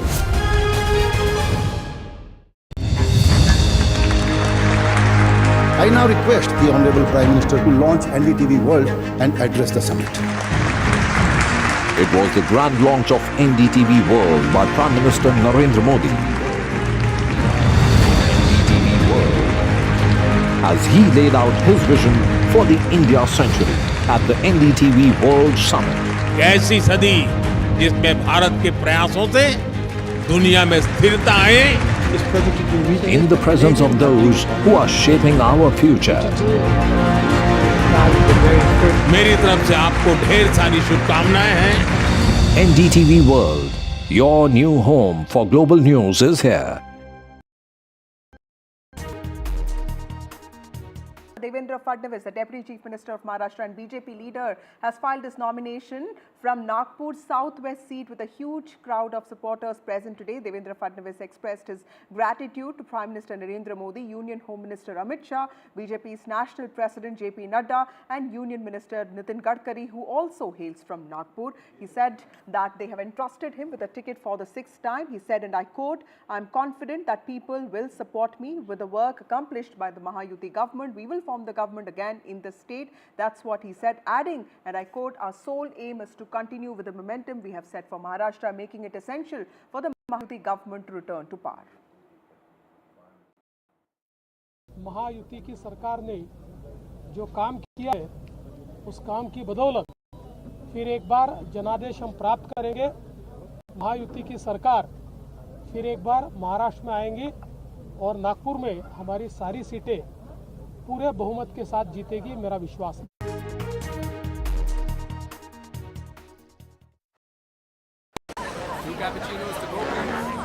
I don't care for no songs and proses. I don't care for no sweet boys with roses. All I want is a touch of love. Stay informed and entertained with the new and updated NDTV News app. You can watch all our channels live, listen to podcasts, read breaking and exclusive news from around the world and more. Download the NDTV app today and get access to the best journalism and storytelling on your smartphone or tablet. The NDTV app. News that matters to you. I don't ever know songs and proses. I don't care for no sweet boys with roses. I'm too busy, baby, making plans on how to get me one of them manly men. All I want is a touch of love. NDTV proudly upholds its legacy of trust and credibility. According to the prestigious Reuters Institute's Digital News Report 2024, NDTV is the topmost news platform in the country. Number one in both online and offline reach in India. Beating all its competition, NDTV stands for trust. New day, new show, a new experience. Start your day with the news, not views. We bring you stories that matter and impact your life. News that informs and keeps you ahead.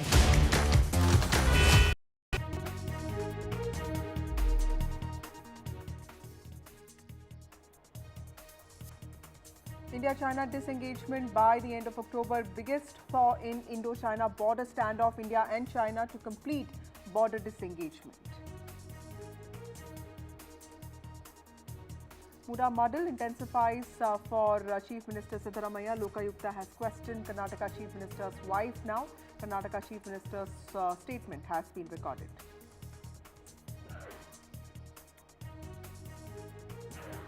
Prime Minister doubles down on inadequate UN charge. Prime Minister has pushed for UN reforms after BRICS meet.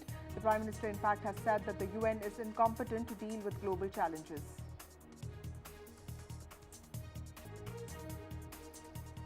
National Conference leader Farooq Abdullah has blamed Pakistan for J&K terror attacks. Pakistan's terror and talks hypocrisy has been exposed days after Jaishankar visit. Pakistan pushes terror.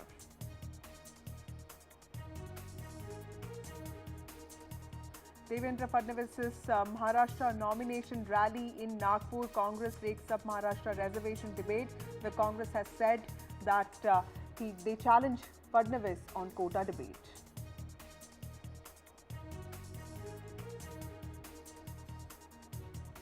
Seven members of Bishnoi gang have been held. This is a big crackdown on Lawrence Bishnoi gang by Delhi cops. 7 members of the gang have been held. As per sources, Bishnoi gang members quist in Baba Siddiqui murder case. Update in Cyclone Dana, flooding brings Kolkata to halt. Airport operations resume in Kolkata and Bhubaneswar. In Bengal, 1 person dead in Kolkata's cyclone shelter.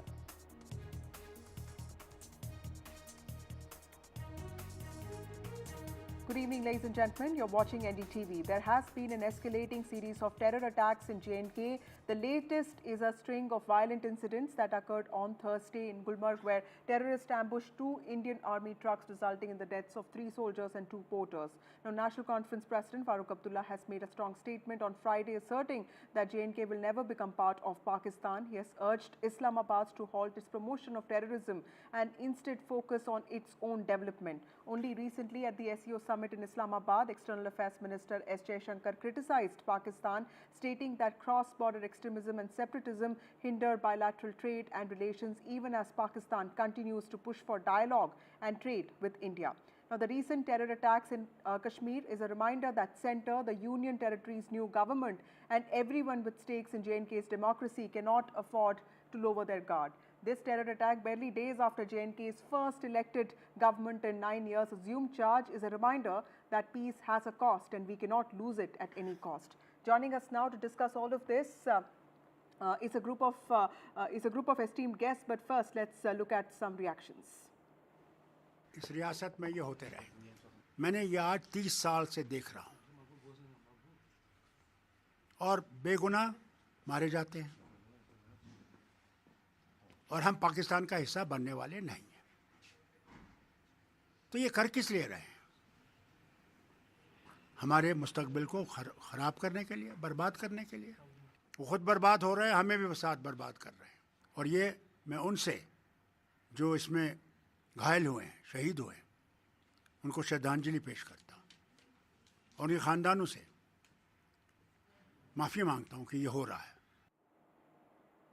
Joining us now is General Satish Dua, former Chief Integrated Defence Staff. We have R.P. Singh, spokesperson of the BJP. We have Imran Nabidar, who is the spokesperson of NC. We also have Lieutenant General Sanjay Kulkarni, who is ex-DG Infantry. Thank you all of you for joining me on this broadcast. To start with you, General Dua, how important it is that the signals sent by the perpetrators of the recent attack are not lost on us, especially on the government, both in New Delhi and Srinagar, because if you look at the tunnel project in Sonmarg that the victims were engaged in, it is clearly a part of a larger initiative to create connectivity between J&K and of course the rest of the country. It is strategically important both from security and tourism point of view.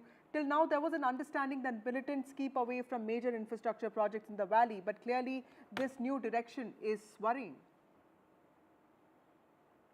I think the terrorists and their handlers from across the LOC are very worried. Let's go back in time a bit. 5 years ago, when Article 370 was diluted, Pakistan had to, sorry for my using this colloquial word, but Pakistan had to, after making a lot of noise, just had to lump it. Then, over the last 5 years, a lot of development has taken place. Political process has now been set into place. Normalcy is returning, tourists are returning, business is booming, etc. And now that we also have, apart from the panchayat in place, we also have the Lok Sabha elections have taken place peacefully and very participative elections, and then the state assembly, the J&K assembly elections. Now, this frustrates Pakistan. We saw before the elections, there was an activation of Poonch Rajouri area and Doda Bhadrawa area. Terrorists from across the LOC came and did that. They wanted to disrupt the elections. That could not happen, and people participated willingly. And now, after the government has been sworn in, they have carried out these two terror attacks as if to unsettle the new government. They are frustrated. Right. What is happening now from the handlers across is an attempt to muddy up, stir up the waters and create common trouble. Now, terror, we've had talks recently with while the external affairs ministers made the overture and went for the SCO meet to Pakistan. But on the other hand, if we continue to have attacks like this, which are no doubt coming from Pakistan, because on another channel I was being asked, there was a Pakistani panelist who said, what is the proof? Now, I'll just end with this. This attack has been caused and claimed by PAF, PAFF. Now, if PAF has claimed the attack, it's an open secret that PAF is a front for Jaish-e-Mohammed. Where are the Jaish-e-Mohammed leaders? Where are the Jaish-e-Mohammed headquarters? Now, everything comes from across. Right. So, Pakistan has to rein in. Otherwise, we will continue to have these small attacks here and there. Loss of lives is always very sad, but we will never make any progress in trying to normalize relations. Right. Talking about Pakistan, General Kulkarni, we have seen Nawaz Sharif in the last few days calling for India and Pakistan to move on from the past. He said that the two sides must pick up threads of the conversation that began with former Prime Minister Atal Bihari Vajpayee and also with Prime Minister Narendra Modi. What is Pakistan's playbook when it comes to India? Is it asking for trade on one hand but also pushing terror on the other? See, Pakistan's agenda has always been hate India. Pakistan has been using terrorism as an instrument of state policy. And Pakistan feels, rightly said by General Dua, frustrated. It cannot just be able to digest that how is it that despite all the efforts since 1947 that there is democracy in J&K and there's vibrant democracy with the kind of, overall the kind of participation with over 61% people participating, the national conference being put in power. This is something which Pakistan cannot tolerate. And now we have Nawaz Sharif, the brother of the Prime Minister, saying that let's have trade, electricity and all that. It's not possible because until and unless there is no terror, because Pakistan has mastered the art of exporting terror. And that's all. It has done nothing but exporting terror since 1947 and it continues to do so.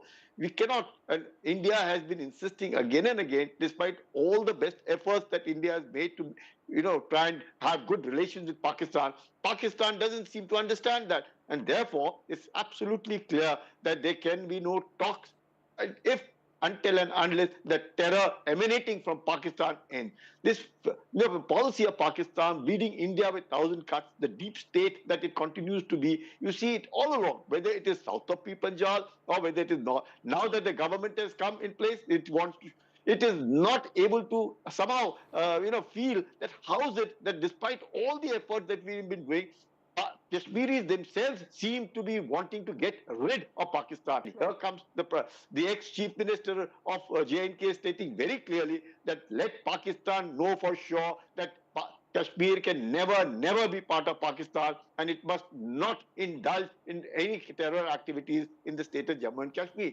With that, and after abrogation of Article 370, and again, Pakistan seems to feel now not just that, it has changed its modus operandi. Now, wherever there is a possibility of tourism, come on, obstruct tourism, kill to some tourists here and there, migrants being killed over there, activities that are ensuring development, and see to it that they don't progress further. Now you saw what happened in Gulbarg, infiltration across the LOC, in all these activities that are being done by Pakistan at the behest of Pakistan, utilizing the sleeper cells in India, utilizing the overground workers in India as something. And again, for that, I would only say final word is that even within Kashmir also, at no point of time, because the elections were held by the parties for two reasons. One was statehood, the other was the restoration of Article 370. Had that word restoration of Article 370 not been part of the election agenda of the parties, some of these parties from the Union Territory of Jammu and Kashmir, probably because this restoration of Article 370 sows the seed of separatism, and we are getting rid I'll come of to that that. particular Let me thing. also get in RP Singh here. Sir, you spent significant time in Kashmir. The number of separatists that stood as independents in the recent elections also showed that the sentiment is still existing in the valley. How important is that? Is addressing that, for that matter, even quelling that for peace to return to J&K? Well, let's understand. Problem is not in Kashmir. Problem is across the border. They can't swallow this, that elections have been held here. Democratic government has been elected. Not the ruling party government, but the party which was opposing the ruling party. They have won the election. And then almost 60+% people voted for that government. And that government is speaking the language which Pakistan don't understand. Farooq Abdullah Sahab has categorically stated that Pakistan should shoo away. I mean, Pakistan should not intervene into Indian matters, and then India can't be, Jammu Kashmir can't be Pakistan, or can never be part of Pakistan. So this is a difficulty for Pakistan to understand that how do democracy work, and under democracy also how do the development happens. So their target is somehow to hit the development work so that people should not come here, and then all the development work should be stalled. One, and they also know that all this development work also hampers their military interests also, because more the road, the more the infrastructure, faster the army can reach the borders, and faster it can do what they want to do, or retaliate, or give the answers back. The other part is that there are certain elements in Kashmir also, even now, there are parties which are still supporting for a talk with Pakistan, and they are saying that we should hold talks with Pakistan. They at times it looks like they are working like an overground worker of the people who want terrorism to be here. So, which is sad, when they should understand terror and talk can never go together, and this is the stated policy of the government of India. Till the time they stop sending terrorists here and they stop conducting terrorist activity in India, there can never be any talk. Right. But the broader, give me another 5 seconds. The broader thing is that India is firm on its resolution. That resolution is that what come may, we will do whatever development work has to be done in Kashmir, and then whatever need to be done in Kashmir will be done, and Kashmir has to be part of the India's progress story. Okay. That Pakistan has to understand, and Kashmiris understand it very well now. Okay, Imran Nabidar, everyone has been talking about Farooq Abdullah's statement. He has said that the attacks will not stop until a solution to this problem is also found, and he has said that he's been witnessing this for last 30 years. How does your government plan to address this uptick in terror incidents? It's a matter of concern for all. In this, at a time like this, how important do you think is to work closely with the centre? Because I remember civilian killings was also one reason why Omar Abdullah lost elections last time. First of all, I want to express my condolences on my behalf from the party to the families who have lost their loved ones in this attack. 3 Jawans and 2 civilian porters have died, and it is really unfortunate. And this circle of bloodbath is not stopping. Back-to-back attacks have been going on for a couple of years now. And we were expecting that the government, which is responsible for maintaining law and order in Jammu and Kashmir, would get its act together and stop such kind of acts. As far as the question about what our government can do, see, we are a UT, and there are law and order provisions in the UT are not the subjects of the elected CM. It is the LG administration which is authorized to to handle law and order situation. And as far as our government is concerned, we have Umar Saab has categorically expressed his desire and expressed his motive to cooperate with the LG administration with whatever ways he can, whatever ways the LG administration wants us to have address this pressing issue. Right. We are ready to do that. Yes, exactly. Right. General Dua, when you talk about change in strategy, do you think that India would need more troops to handle what is happening in Kashmir? And how important is it for the state police to also reactivate something like human intelligence network so that surveillance is intensified, especially about those who crossed the borders in the 90s are now settled down in Pakistan? In other words, what does the terror leadership think about India? Because I do feel that perception of J&K globally seems to have been resolved in the favor of India. Is that also what is instigating them? Last part first, yes, certainly.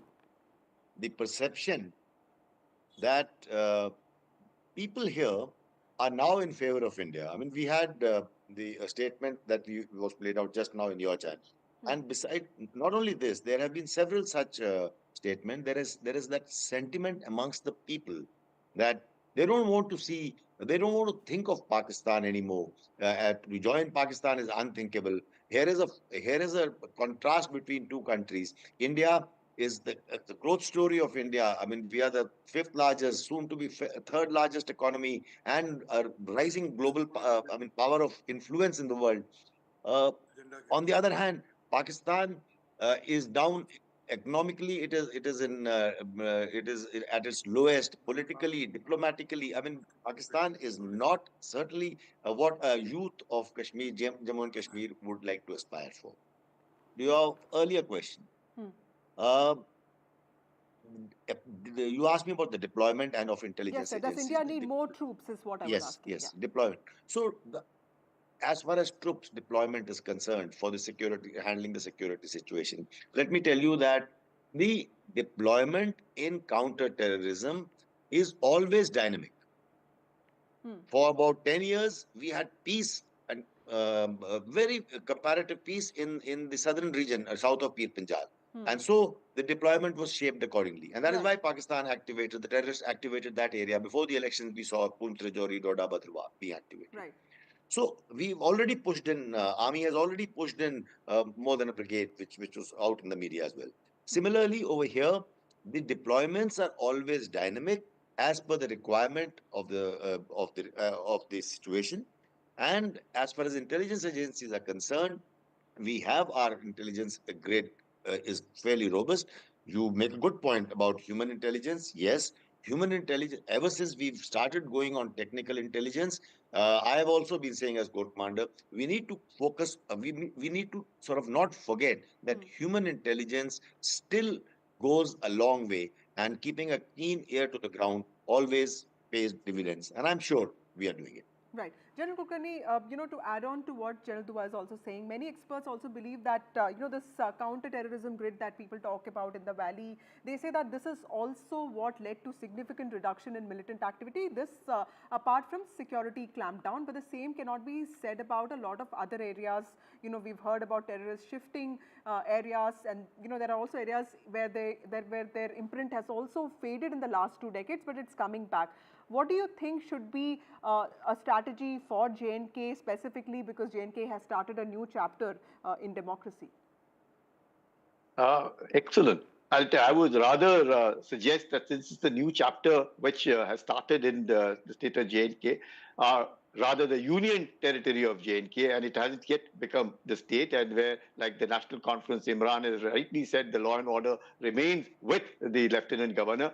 It's an ideal time that the government in power must utilize all its time to ensure and totally make people understand that it is so much better that they do not at any point of time give logistic support to the people from across. There should be nothing. The aim should be of the party in power right now to win the hearts and minds of the people in the state, and to tell them time and again that, look, the restoration of Article 370 is out. We are not going to be looking at, we are not going to be part of Pakistan. And anyone there in the states supporting anyone from Pakistan, act as sleeper cells, act as overground workers, they are going to come with a very, very heavy hand.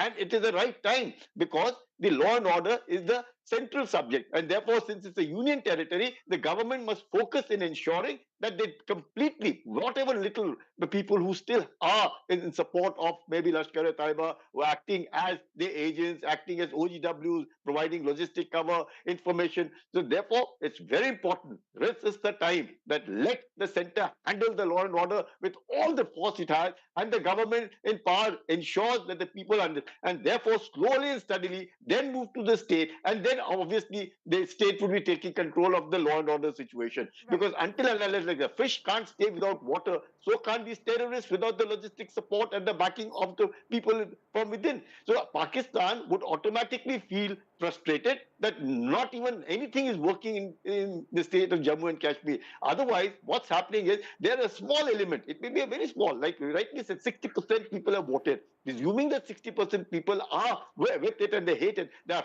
balance 40%, even presuming 50% of that 40% are fence-sitters, there are some people who are still supporting until and unless there is a little bit of a support. And therefore, the government which has come into power with the restoration of Article 370 must stand firmly and say no restoration, statehood, yes, no restoration, and you will find that that seed sowed for separatism will get rid of. Closing remarks from you, RP Singh, because these attacks also come a week after Jaishankar, the foreign minister, visited Pakistan, and he warned the host nation to end abetting terrorism. That a lot of us feel that these attacks could also be an implicit attack on them. There's a new government in place in the Union Territory of J&K. There are demands for statehood. At the same time, there's an uptick in terror incidents. How is the center looking at handling all of this? Well, we want good relationship with all our neighbors, China, Pakistan, Bhitarkanika, Burma, or Nepal. We want good relationship with all our next door neighbors. But fact is that if Pakistan doesn't want to, then the deep state, they think they can probably keep doing this, and they can probably lead us to that 1,000 cut, that theory they had. They're mistaken. Indian Army will retaliate, and I'm very sure something will be calibrated. Something should be on card calibrated by the Indian Army, how to retaliate this, and how to take care of the Indian citizen and the Indian forces also. So we leave it to our Indian forces. From our side, we want good relationship, but terror has to stop, and we are leaving to the army to do the needful, because Hindi में कहावत है, लातों के भूत भातों से नहीं मानते. Okay, Mr. Dar, last comment from you, sir, very quickly.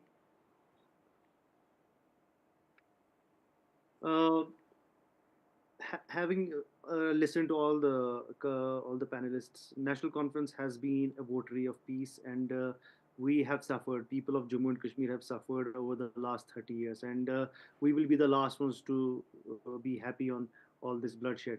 So the point is that, as I said earlier, that this issue, about after 2019, there has been n number of attacks, and unfortunately, what should have happened has not happened. There should have been some sort of an accountability, which I'm not seeing, which we are not witnessing. Accountability from the people who are responsible for maintaining law and order. So let us hope that this new wave of violence is stopped, and there should be no bloodshed. And I repeat, National Conference government is committed to work with the government to ensure that people of Jammu and Kashmir live peacefully. Right. Thank you all of you for joining me on this broadcast. Thank you, Imran. In the face of continued Pakistan-sponsored terror, this is what we saw our panelists also talking about. As seen in J&K, strengthening of counter-terror machinery seems to be the need of the hour. Of course, these recent assaults are also part of disturbing trend of uptick in terror incidents that we have seen. Civilians have died, and also there have been military casualties. We'll keep tracking that and more. Time for a short break. More news and updates on that.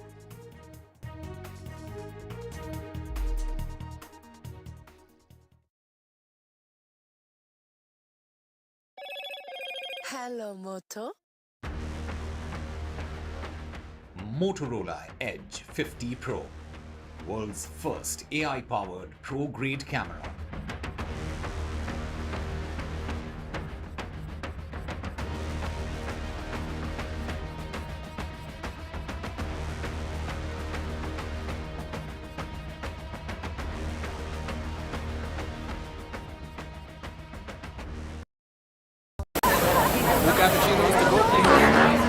I don't care for no songs and proses. I don't care for no sweet boys with roses.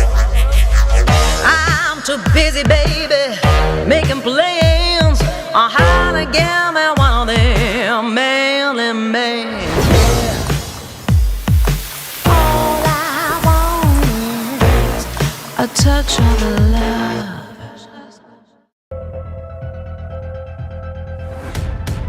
We reached an agreement on patrolling. We have gone back to where the situation was in 2020, and we can say with that the disengagement process with China, you can say, has been completed. The understanding, to my knowledge, is that we will be able to do the patrolling which we were doing in 2020.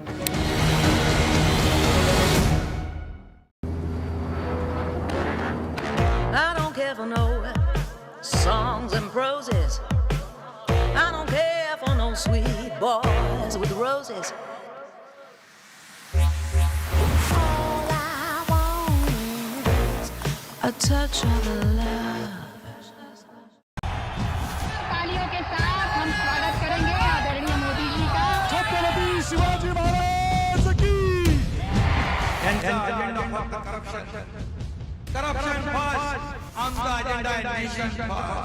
घोषणा आणि जनतेचे पैसे लुटणं. Cut commission आणि करप्शनला आमच्याकडे थारा नाही. त्यांचा परिवारवाद आमचा महाराष्ट्रवाद. महाराष्ट्रामध्ये 1,75,000 जागा रिक्त आहेत. मग का भरत नाही? राज्याची जनतेच्या घमाच्या पैशाची तिजोरी लुटण्यासाठी हे सरकार आहे. पूर्वीच्या सरकारच्या काळामध्ये निधी देताना त्यांना असं वाटायचं की त्यांच्याच खिशातले पैसे चालले. शेतकऱ्यांना मोफत वीज देण्याचं काम आपल्या सरकारने सुरू केलं.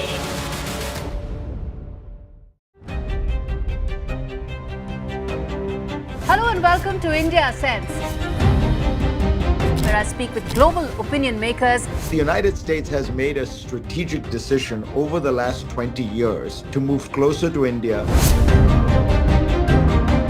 Now, a $7 trillion economy seems a perfectly conceivable number. If you want to be a national party, is that you sort of accept the way the world is rather than want to endlessly hark back to how it was. Modi is promoting the digitization of the economy, which is accelerating growth in the country.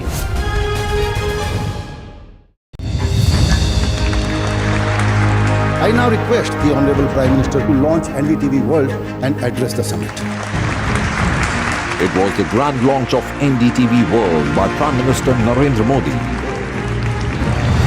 NDTV World, as he laid out his vision for the India century at the NDTV World Summit. ऐसी सदी जिसमें भारत के प्रयासों से दुनिया में स्थिरता आए, In the presence of those who are shaping our future.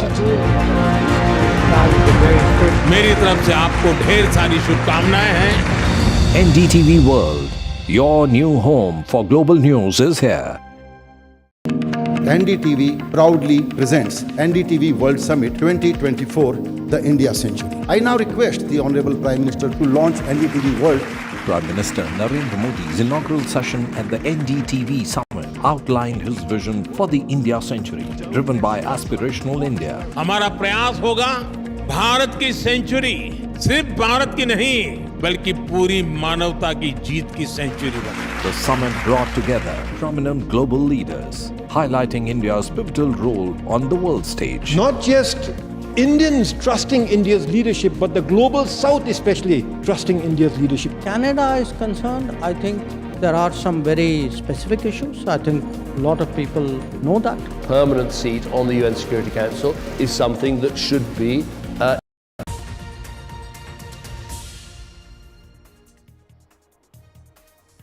Good evening, ladies and gentlemen. You're watching NDTV. We start with some news from poll-bound Maharashtra. Remember, elections in Maharashtra will be held next month and it will be held on the 20th of November. The results are expected on the 23rd of November. The war for Worli is hot now. In fact, it's Milind Deora versus Aditya Thackeray in Worli. That's a big question. Milind Deora has already tweeted saying that it's Worli now. Remember, he is a leader from the Eknath Shinde-led Shiv Sena. He is a popular leader, popular MP, two-time MP from South Mumbai. He was with the Congress earlier and he joined the Shiv Sena some months ago.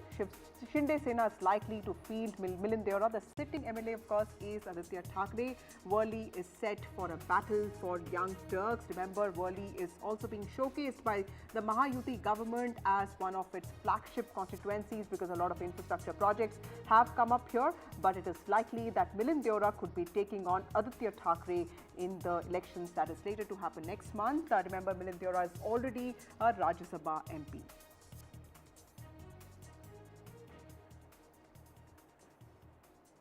Meanwhile, more news from Maharashtra. Devendra Fadnavis, the Deputy Chief Minister of Maharashtra and BJP leader, has filed his nomination from Nagpur Southwest seat with a huge crowd of supporters present today. Devendra Fadnavis, in fact, expressed his gratitude to Prime Minister Narendra Modi, Union Home Minister Amit Shah, BJP's National President JP Nadda and Union Minister Nitin Gadkari for entrusting him with a ticket for the 6th time. He said, and I quote, "I'm confident that people will support me with the work accomplished by the Mahayuti government. We will form the government again in the state." That's what he has said. He has also said that his sole aim is to continue the momentum that the Mahayuti has set for Maharashtra, making it essential for the ruling alliance to come back to power. Mahayuti की सरकार ने जो काम किया है उस काम की बदौलत फिर एक बार जनादेश हम प्राप्त करेंगे।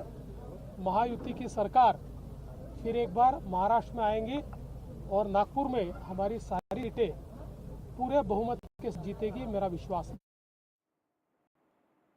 My colleague Radhika Ramsamy joins us from Mumbai. Radhika, there's a big update there with regard to Devendra Fadnavis filing his nomination. He has been a leader of Nagpur.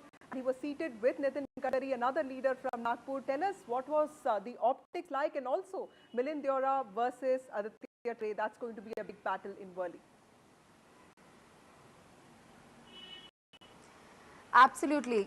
Coming to your first question, which is of Devendra Fadnavis, of course, most important face and the most popular face of BJP as far as Maharashtra is concerned, filing his nomination papers. He had won from Nagpur 5 times in the past, thrice from Nagpur Southwest constituency, which he will be contesting once again, and earlier from Nagpur West constituency. So his career spans 25 years as an MLA from Nagpur itself. So this is his forte and forte, of course. It is his bastion. Of course, we saw a sea of supporters behind Devendra Fadnavis. He did meet the BJP bigwig Nitin Gadkari as well ahead of nomination filing. Of course, post the nomination filing, before that, of course, he did conduct that massive rally, and then he spoke about how BJP is going to emerge victorious based on all the development work they have done for the state of Maharashtra, particularly for Nagpur. He spoke about multiple projects in Nagpur and also spoke about a Ladki Bahan scheme, which has benefited tons and tons of women. So yes, the most important phase of BJP in Maharashtra, who's now the Deputy Chief Minister, the Home Minister, are going to once again contest elections from his bastion, which is Nagpur. He will be contesting from Nagpur Southwest. He had won from there thrice. He had won from the the West constituency twice. So yes, we will be seeing an interesting battle. He's pitted against a Congress leader. Congress had, in fact, given out a candidate's name just yesterday. So it is going to be a BJP versus Congress battle in Nagpur Southwest constituency. Right. Thank you, Radhika, for joining us with those details. Critical update there. It could be Milind Deora versus Aditya Thackeray from the high-profile constituency of Worli. And Devendra Fadnavis, like you said, the most popular Maharashtra BJP leader, has already filed this nomination from his bastion of Nagpur. Thank you so much for joining us. Moving on, Nana Patole, the Congress chief of Maharashtra, has spoken on the controversy regarding reservation in Maharashtra. He has said that the Congress party has always been in favor of increasing reservation. In fact, he has also spoken on Rahul Gandhi's earlier comment on reservation. Remember, Rahul Gandhi told students of Georgetown University that the Congress party could think of scrapping reservations only when India is in a fair place. The Congress had then accused BJP of complicating the reservation issue in Maharashtra. It had also called upon Prime Minister Narendra Modi's intervention in resolving it. Rahul Gandhi ji ने जो बात बोली थी कि जब हमारे देश में सब लोग समान हो जाएंगे और सबको न्याय मिलेगा, सब आर्थिक और शैक्षणिक मजबूत हो जाएंगे, तो आरक्षण ये अपने आप सोचने का विषय होगा। ये भूमिका राहुल जी ने रखी थी, और जब राहुल जी ने ये भूमिका रखी तो ये बाबा साहब की भूमिका है, और जब बाबा साहब की भूमिका, हम संविधान, हमारा जो केंद्र बिंदु है बाबा साहब का विचारधारा है। जो लोग संविधान का रोज मर्डर करते, खून करते हैं, वो बीजेपी आज हमारे को संविधान समझाएगी?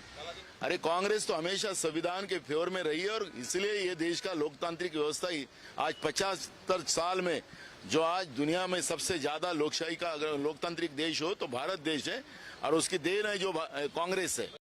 Mister Nana पटोले's ringing endorsement of Rahul Gandhi's remarks on reservation very clearly unmasks the extreme anti-Ambedkar mindset of the Congress, and also exposes the corrosive casteist mentality of the Congress party.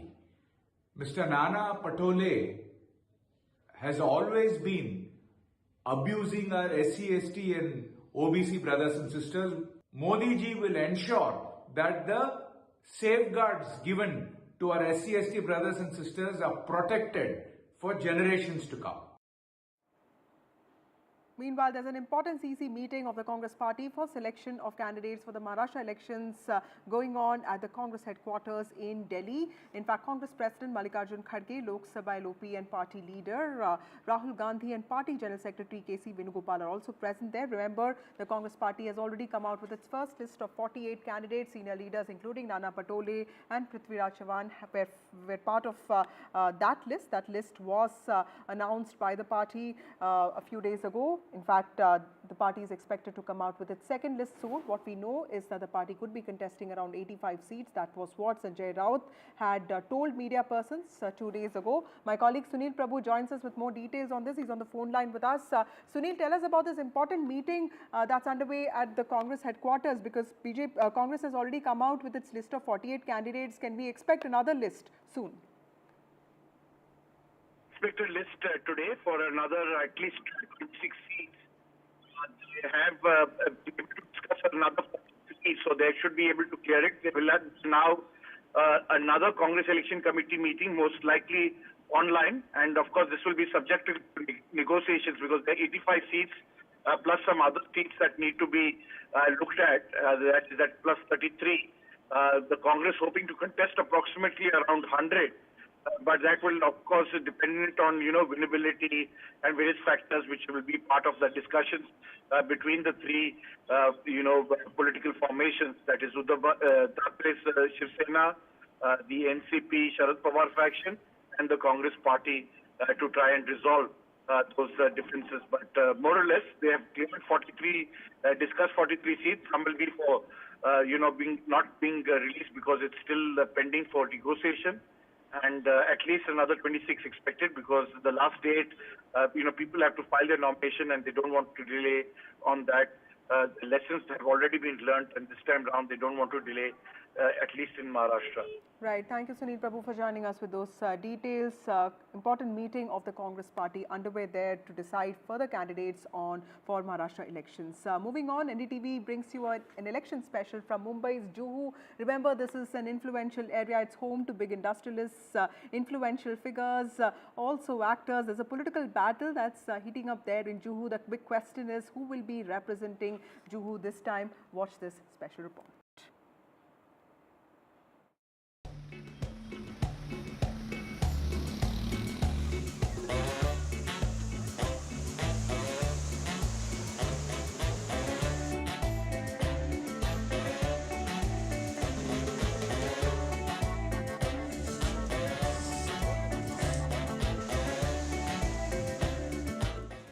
Vibrant heart of Mumbai suburbs, Juhu, known for its iconic beach, Juhu Beach, where we are right now.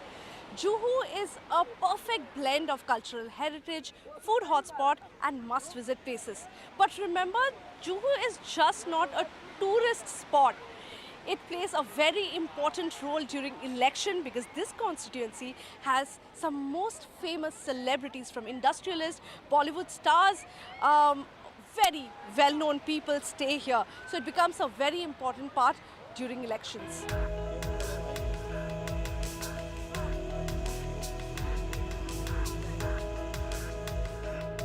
Let's start with Juhu Beach, a go-to spot for Mumbaikars to relax and enjoy the sunset. Whether it's an early morning walk, an evening with family, or catching the sunset, it's all about those peaceful moments by the Arabian Sea.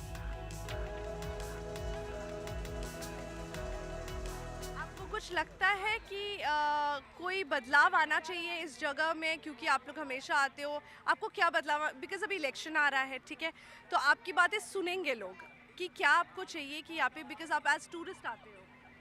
हाँ, थोड़ा तो बदलाव आना चाहिए। जैसे जो public आती है उनके लिए थोड़ा बैठने उठने का जगह अच्छा होना चाहिए और थोड़ा साफ सफाई क्लियर ऐसा थोड़ा होना चाहिए। टूरिस्ट प्लेस है, पब्लिक प्लेस है, अपना फर्ज है अपने को क्लीन करना चाहिए। पब्लिक को समझना, मतलब आ रहे हो घूमने हो, डस्टबिन रखा है यहाँ पे, डस्टबिन को डालो, हम ही अपना देश खराब कर रहे।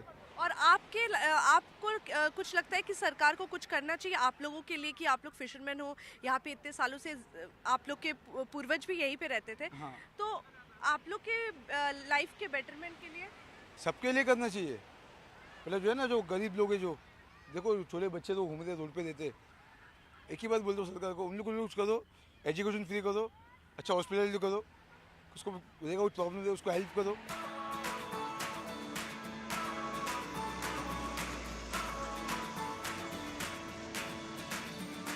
Besides street food, Juhu is home to some of Mumbai's best restaurants and cafes.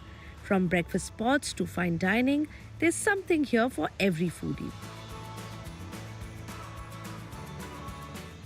Oof, the October heat in Mumbai. I'm exhausted, which means it's time for a chai break. And what better place than this iconic Prithvi Theatre? And while you're at the cafe, make sure to step into Prithvi Theatre, a cultural hub where you can catch live performances.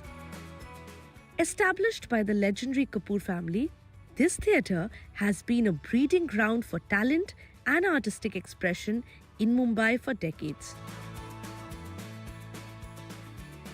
Is there anything that you are unhappy about or want to change in your area as the elections are coming? No, nothing about. We are very happy over here. All we are East Indian, we are living over here in Gautan. We are very happy what we are living from so many ancestors' time we are living over here. So we are very happy, thankful for everything what is as it is. There have been so many development around this area, you know, big buildings, constructions, everything, traffic, clubs, so many They things. should not do all these things. They should not go, because when they are digging, they are going 40 feet, 60 feet, and that all stone is break, and we are not getting this all. Environment is very bad.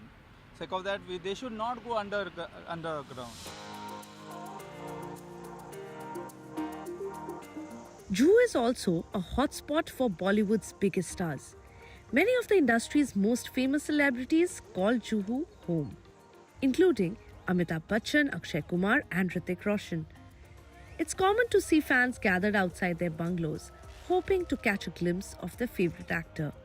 Whether you're strolling by the famous Jalsa or just walking around the neighborhood, you never know, you might just bump into someone. Between all the chaos, Juhu is also the place where you will find a moment of serenity. Visit the ISKCON temple, where you can experience spiritual calm amid the busy city. It's a peaceful retreat for devotees and tourists alike. ये जो रास्ता है बहुत packed हो जाता है, एक traffic है, आपको लगता है कि ये वाला कोई सुधार हो सकता है? मैम अब तो क्या कर सकते हो, इतनी सारी बिल्डिंग्स बन चुकी है, यहाँ पर ऐसा कोई जगह है नहीं और पॉपुलेशन दिन को दिन बढ़ता जा रहा है और यहाँ डेवलप मुझे नहीं लगता कि यहाँ कुछ हो सकता है, क्योंकि अब आप देख रहे हो कि कोई ज़्यादा स्पेस है नहीं यहाँ पर कुछ करने जैसा और क्राउड बढ़ता जा रहा है। ऑन एन एवरेज घर में जितने मेंबर्स उतनी गाड़ियाँ हैं, तो ये है कि प्रशासन चाहे तो थोड़ा ट्रैफिक कंट्रोल कर सकते हैं। सरकार को ये ध्यान देना चाहिए, कुछ गलियाँ कंजेस्टेड है और कुछ गलियों की सड़कें बहुत ख़राब है, इधर बारिश में बहुत दिक्कत होता है, तो उस पर काम करना चाहिए। इतने सालों में आपने कोई इम्प्रूवमेंट देखा है? इम्प्रूवमेंट ये देखा कि सिक्योरिटी काफ़ी अच्छी है, महिला इधर काफ़ी सुरक्षित है, किसी भी टाइम वो आ जा सकती हैं, उस मामले में काफ़ी अच्छा काम हुआ है। पुलिस अपने आप में बहुत अलर्ट रहती है इधर, तो उस मामले में बहुत अच्छा काम हुआ है। Juhu, with its diverse mix of influential residents, celebrities, business leaders, and a vibrant middle-class community, reflects a range of voter concerns. As election season approaches, this constituency is sure to be closely watched. Reporting from Mumbai, this is Abira for NDTV.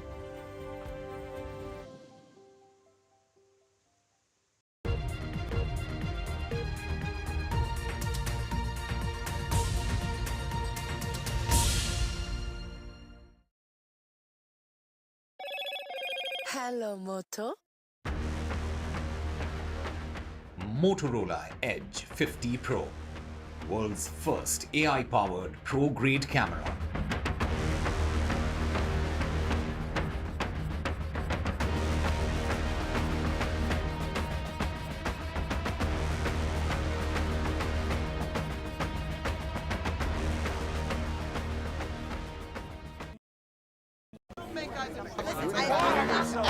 I don't care for no songs and proses.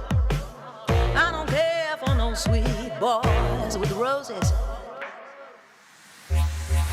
All I want is a touch of love. NDTV proudly upholds its legacy of trust and credibility. According to the prestigious Reuters Institute's Digital News Report 2024, NDTV is the top-most news platform in the country. Number 1 in both online and offline reach in India. Beating all its competition, NDTV stands for trust. I don't care for no songs and proses.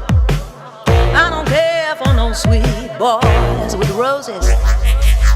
I'm too busy, baby, making plans on how to get me one of them man. All I want is a touch of love.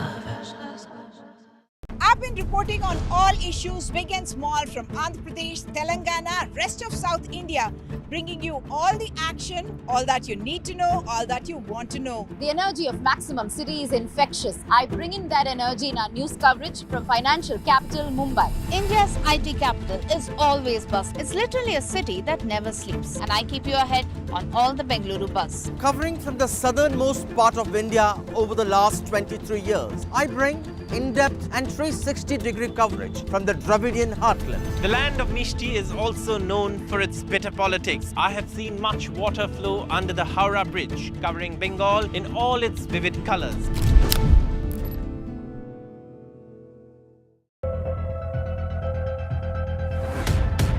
We reached an agreement on patrolling. We have gone back to where the situation was in 2020, and we can say with that the disengagement process with China, you can say, has been completed. The understanding, to my knowledge, is that we will be able to do the patrolling which we were doing in 2020. तालियों के साथ हम स्वागत करेंगे आदरणीय मोदी जी का। छत्रपति शिवाजी महाराज की।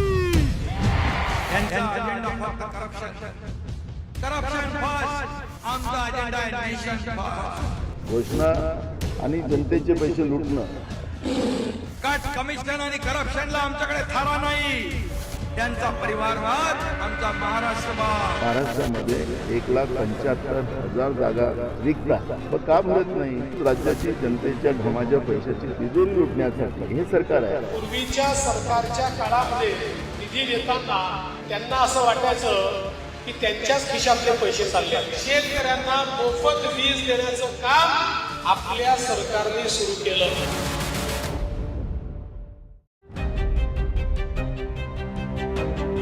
Hello and welcome to India Sense, where I speak with global opinion makers. The United States has made a strategic decision over.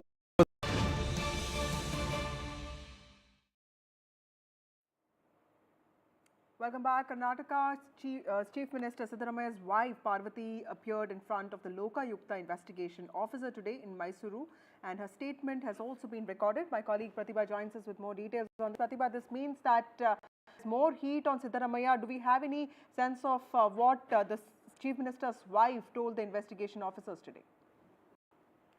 Both the office as well as the Chief Minister's office have been pretty tight-lipped about what was the statement really that was recorded by the Chief Minister's wife. But it is indeed a major development in the Muda scam because Parvati, who is the wife of Karnataka CM Siddaramaiah, is also touted to be one of the illegal beneficiaries as far as the land allotment scam is concerned. And she is also listed as A2 in the investigation. And the Lokayukta has already questioned two of them involved in the case. One is the brother-in-law of Siddaramaiah, and the other is the original seller of the land, Mr. Devaraj. And though their interrogations took place for the entire day and went on till at least late in the evening, what we hear from sources is that this interrogation of Chief Minister's wife took place for about 3 hours. Parvati arrived at the SP's office at around 10 a.m. is what we hear. A thorough interrogation seems to have been conducted by the Lokayukta SP Udesh in Mysore. And it concluded at around 1 p.m. The CM's wife was also accompanied by an assistant.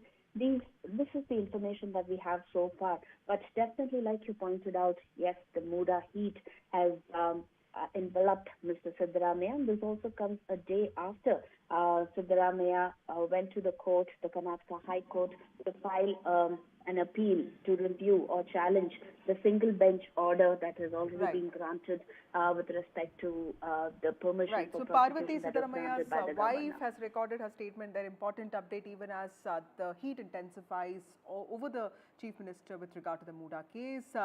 Moving on, Cyclone Dana has made landfall on the Odisha coast, leading to heavy rain and strong winds in several areas. The storm made landfall between Bhitarkanika in Kendrapada district and Dhamra in Bhadrak with a wind speed of around 110 kilometers per hour. Authorities remained on alert even as the landfall of severe Cyclone Dana on Odisha coast began on Thursday night and it continued into early hours of Friday. The coastal districts of Bhadrak, Kendrapada and Balasore witnessed a sudden increase in wind speeds which reached up to 110 kilometers per hour and extremely heavy rain. Similar conditions were also witnessed in West Bengal. In fact, NDTV has said that the system will continue to remain as severe cyclonic storm will gradually weaken on Friday. आपका एक larger assessment क्या है इस cyclone जो था, इसमें क्या कुछ नया देखने को मिला इस बार, और ज़ीरो कैजुअल्टी हुई है, उड़ीसा सरकार ने कहा है ज़ीरो कैजुअल्टी हुई उड़ीसा में, इसकी वजह क्या है, क्यों आप जान माल बचाने में कामयाब रहे? साइक्लोन मैनेजमेंट की बात करें तो इसमें 4-5 अहम पदक्षेप लिया जाता है और सबसे पहला पदक्षेप होता है अर्ली वार्निंग। आप अर्ली वार्निंग के ज़रिए लोगों को सचेत करके जो जानमाल का नुकसान हो रहा है साइक्लोन की वजह से इसको कम करा सकते हैं।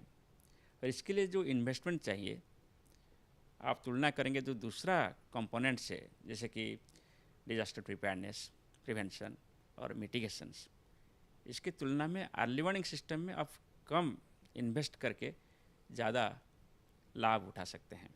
इसलिए दुनिया भर में साइक्लोन वार्निंग सिस्टम को धीरे धीरे मजबूत करने के लिए सभी प्रक्रिया होता है और भारतवर्ष में भी साइक्लोन वार्निंग सिस्टम आप देखेंगे इसमें बहुत सारे परिवर्तन हुआ है।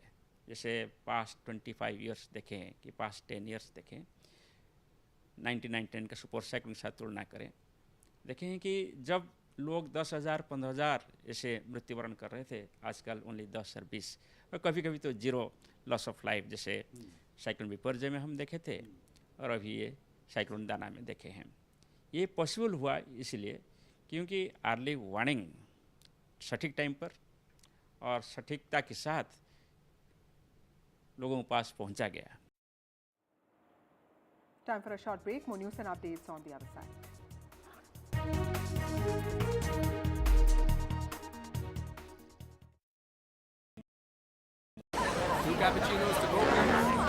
I don't care for no songs and proses.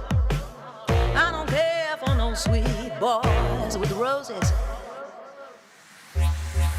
All I want is a touch of love. NDTV proudly presents NDTV World Summit 2024, the India Century. I now request the Honorable Prime Minister to launch NDTV World.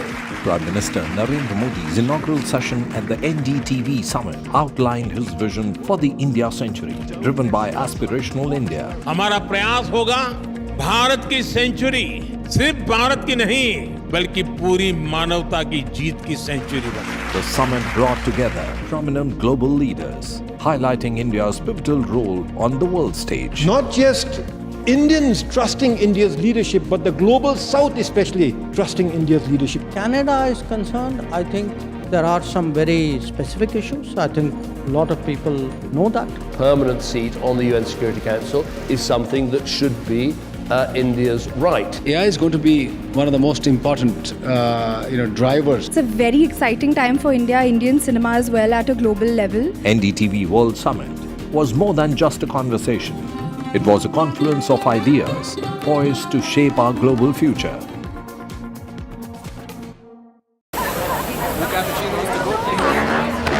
I don't care for no songs and proses. I don't care for no sweet boys with roses. I'm too busy, baby, making plans on how to get me one of them manly men. All I want is a touch of love. Stay informed and entertained with the new and updated NDTV News app. You can watch all our channels live, listen to podcasts, read breaking and exclusive news from around the world and more. Download the NDTV app today and get access to the best journalism and storytelling on your smartphone or tablet. The NDTV app. news that matters to you. NDTV proudly upholds its legacy of trust and credibility. According to the prestigious Reuters Institute's Digital News Report 2024, NDTV is the top-most news platform in the country. Number 1 in both online and offline reach in India. Beating all its competition, NDTV stands for trust. New day, new show, a new experience. Start your day with the news, not views. We bring you stories that matter And impact your life. news that informs and keeps you ahead.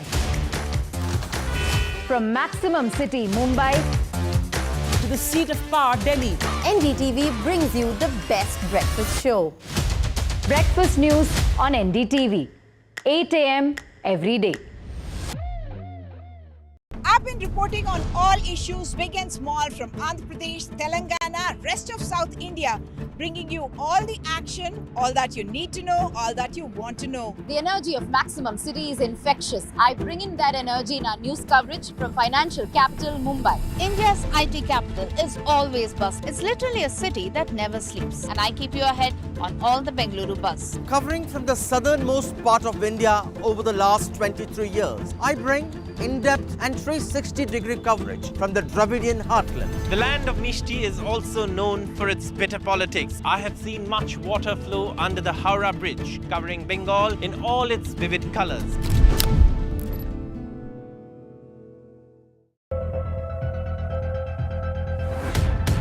We reached an agreement on patrolling. We have gone back to where the situation was in 2020, and we can say with that the disengagement process with China, you can say, has been completed. The understanding, to my knowledge, is that we will be able to do the patrolling which we were doing in 2020.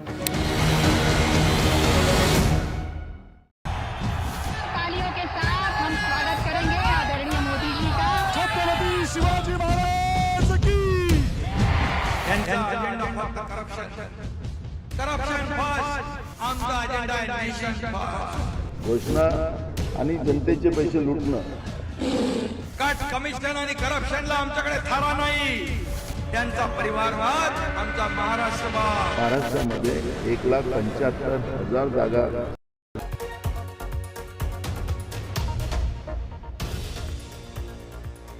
Hello everyone, you're watching NDTV. I'm Maria Shakil. Let's take a look at all the top headlines this hour.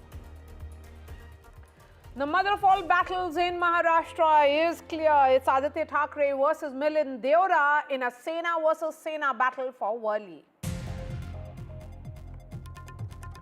Indian and Chinese troops will complete disengagement by Tuesday. The two countries will fall back to pre-April 2020 positions.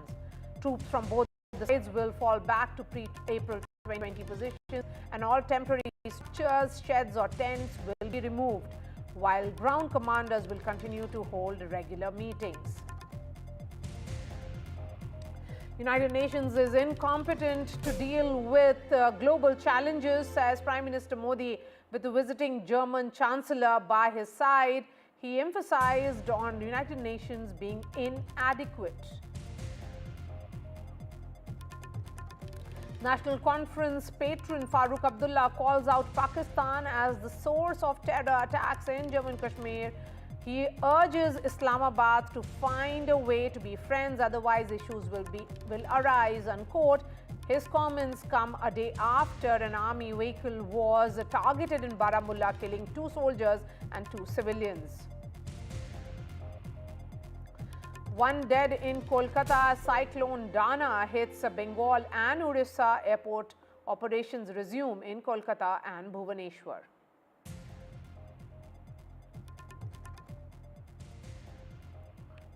Indian wrestlers who had asked the Sports Minister Mansukh Mandavia to seek his intervention so that the WFI, which is the World Wrestling Federation, can withdraw its decision to and the teams should be able to participate in the game. That impasse has now come to an end. Now the Indian wrestling team will be able to travel for World Wrestling Championship. In fact, the sports minister has said that wrestlers will travel for World Championship and that wrestlers met him today and he had assured them court matter will be resolved soon as well. Let's listen in to what the sports minister said. आज पहलवान के group मुझे मिले, विषय मुझे बताया और मैंने डायरेक्शन दिया कि कोर्ट की मैटर कोर्ट की जगह पे चलती रहेगी, लेकिन मेरे भारत के रेसलर पहलवान वो वर्ल्ड चैम्पियनशिप खेलना चाहिए, उसको जाने का अवसर मिलना चाहिए और जहाँ भी ज़रूरी कहने की आवश्यकता थी मैंने बातचीत करी है और हमारे रेसलर जाएंगे, खेलेंगे और मेडल लेके आएंगे। सर, संजय सिंह जो हैं उन्होंने अपने लेटर में रेसलिंग बॉडी जो वर्ल्ड रेसलिंग बॉडी है उस लेटर में कहा था कि there is a lot of interference from the sports ministry. ये चीज़ के ऊपर कोई डिस्कशन हुआ है, कोई क्लैरिटी है इस मीटिंग के बाद? सरकार की बहुत क्लैरिटी है। कोई भी फेडरेशन अपने हिसाब से अच्छा काम करे, चले, सरकार उसको मदद करती है। देश में स्पोर्ट्स आगे बढ़े, हमारे प्लेयर नेशनल और इंटरनेशनल लेवल पर बेस्ट परफॉर्मेंस करे, यही देश की अपेक्षा है, यही मिनिस्ट्री की अपेक्षा है। With me, the Wrestling Federation of India Chief, Mr. Sanjay Singh. Sir, आपकी अभी स्पोर्ट्स मिनिस्टर्स के साथ जो है वो मीटिंग थी, क्या बात हुई, किस तरह का डिस्कशन था और क्या एग्जैक्टली उसका निकला है रिजल्ट?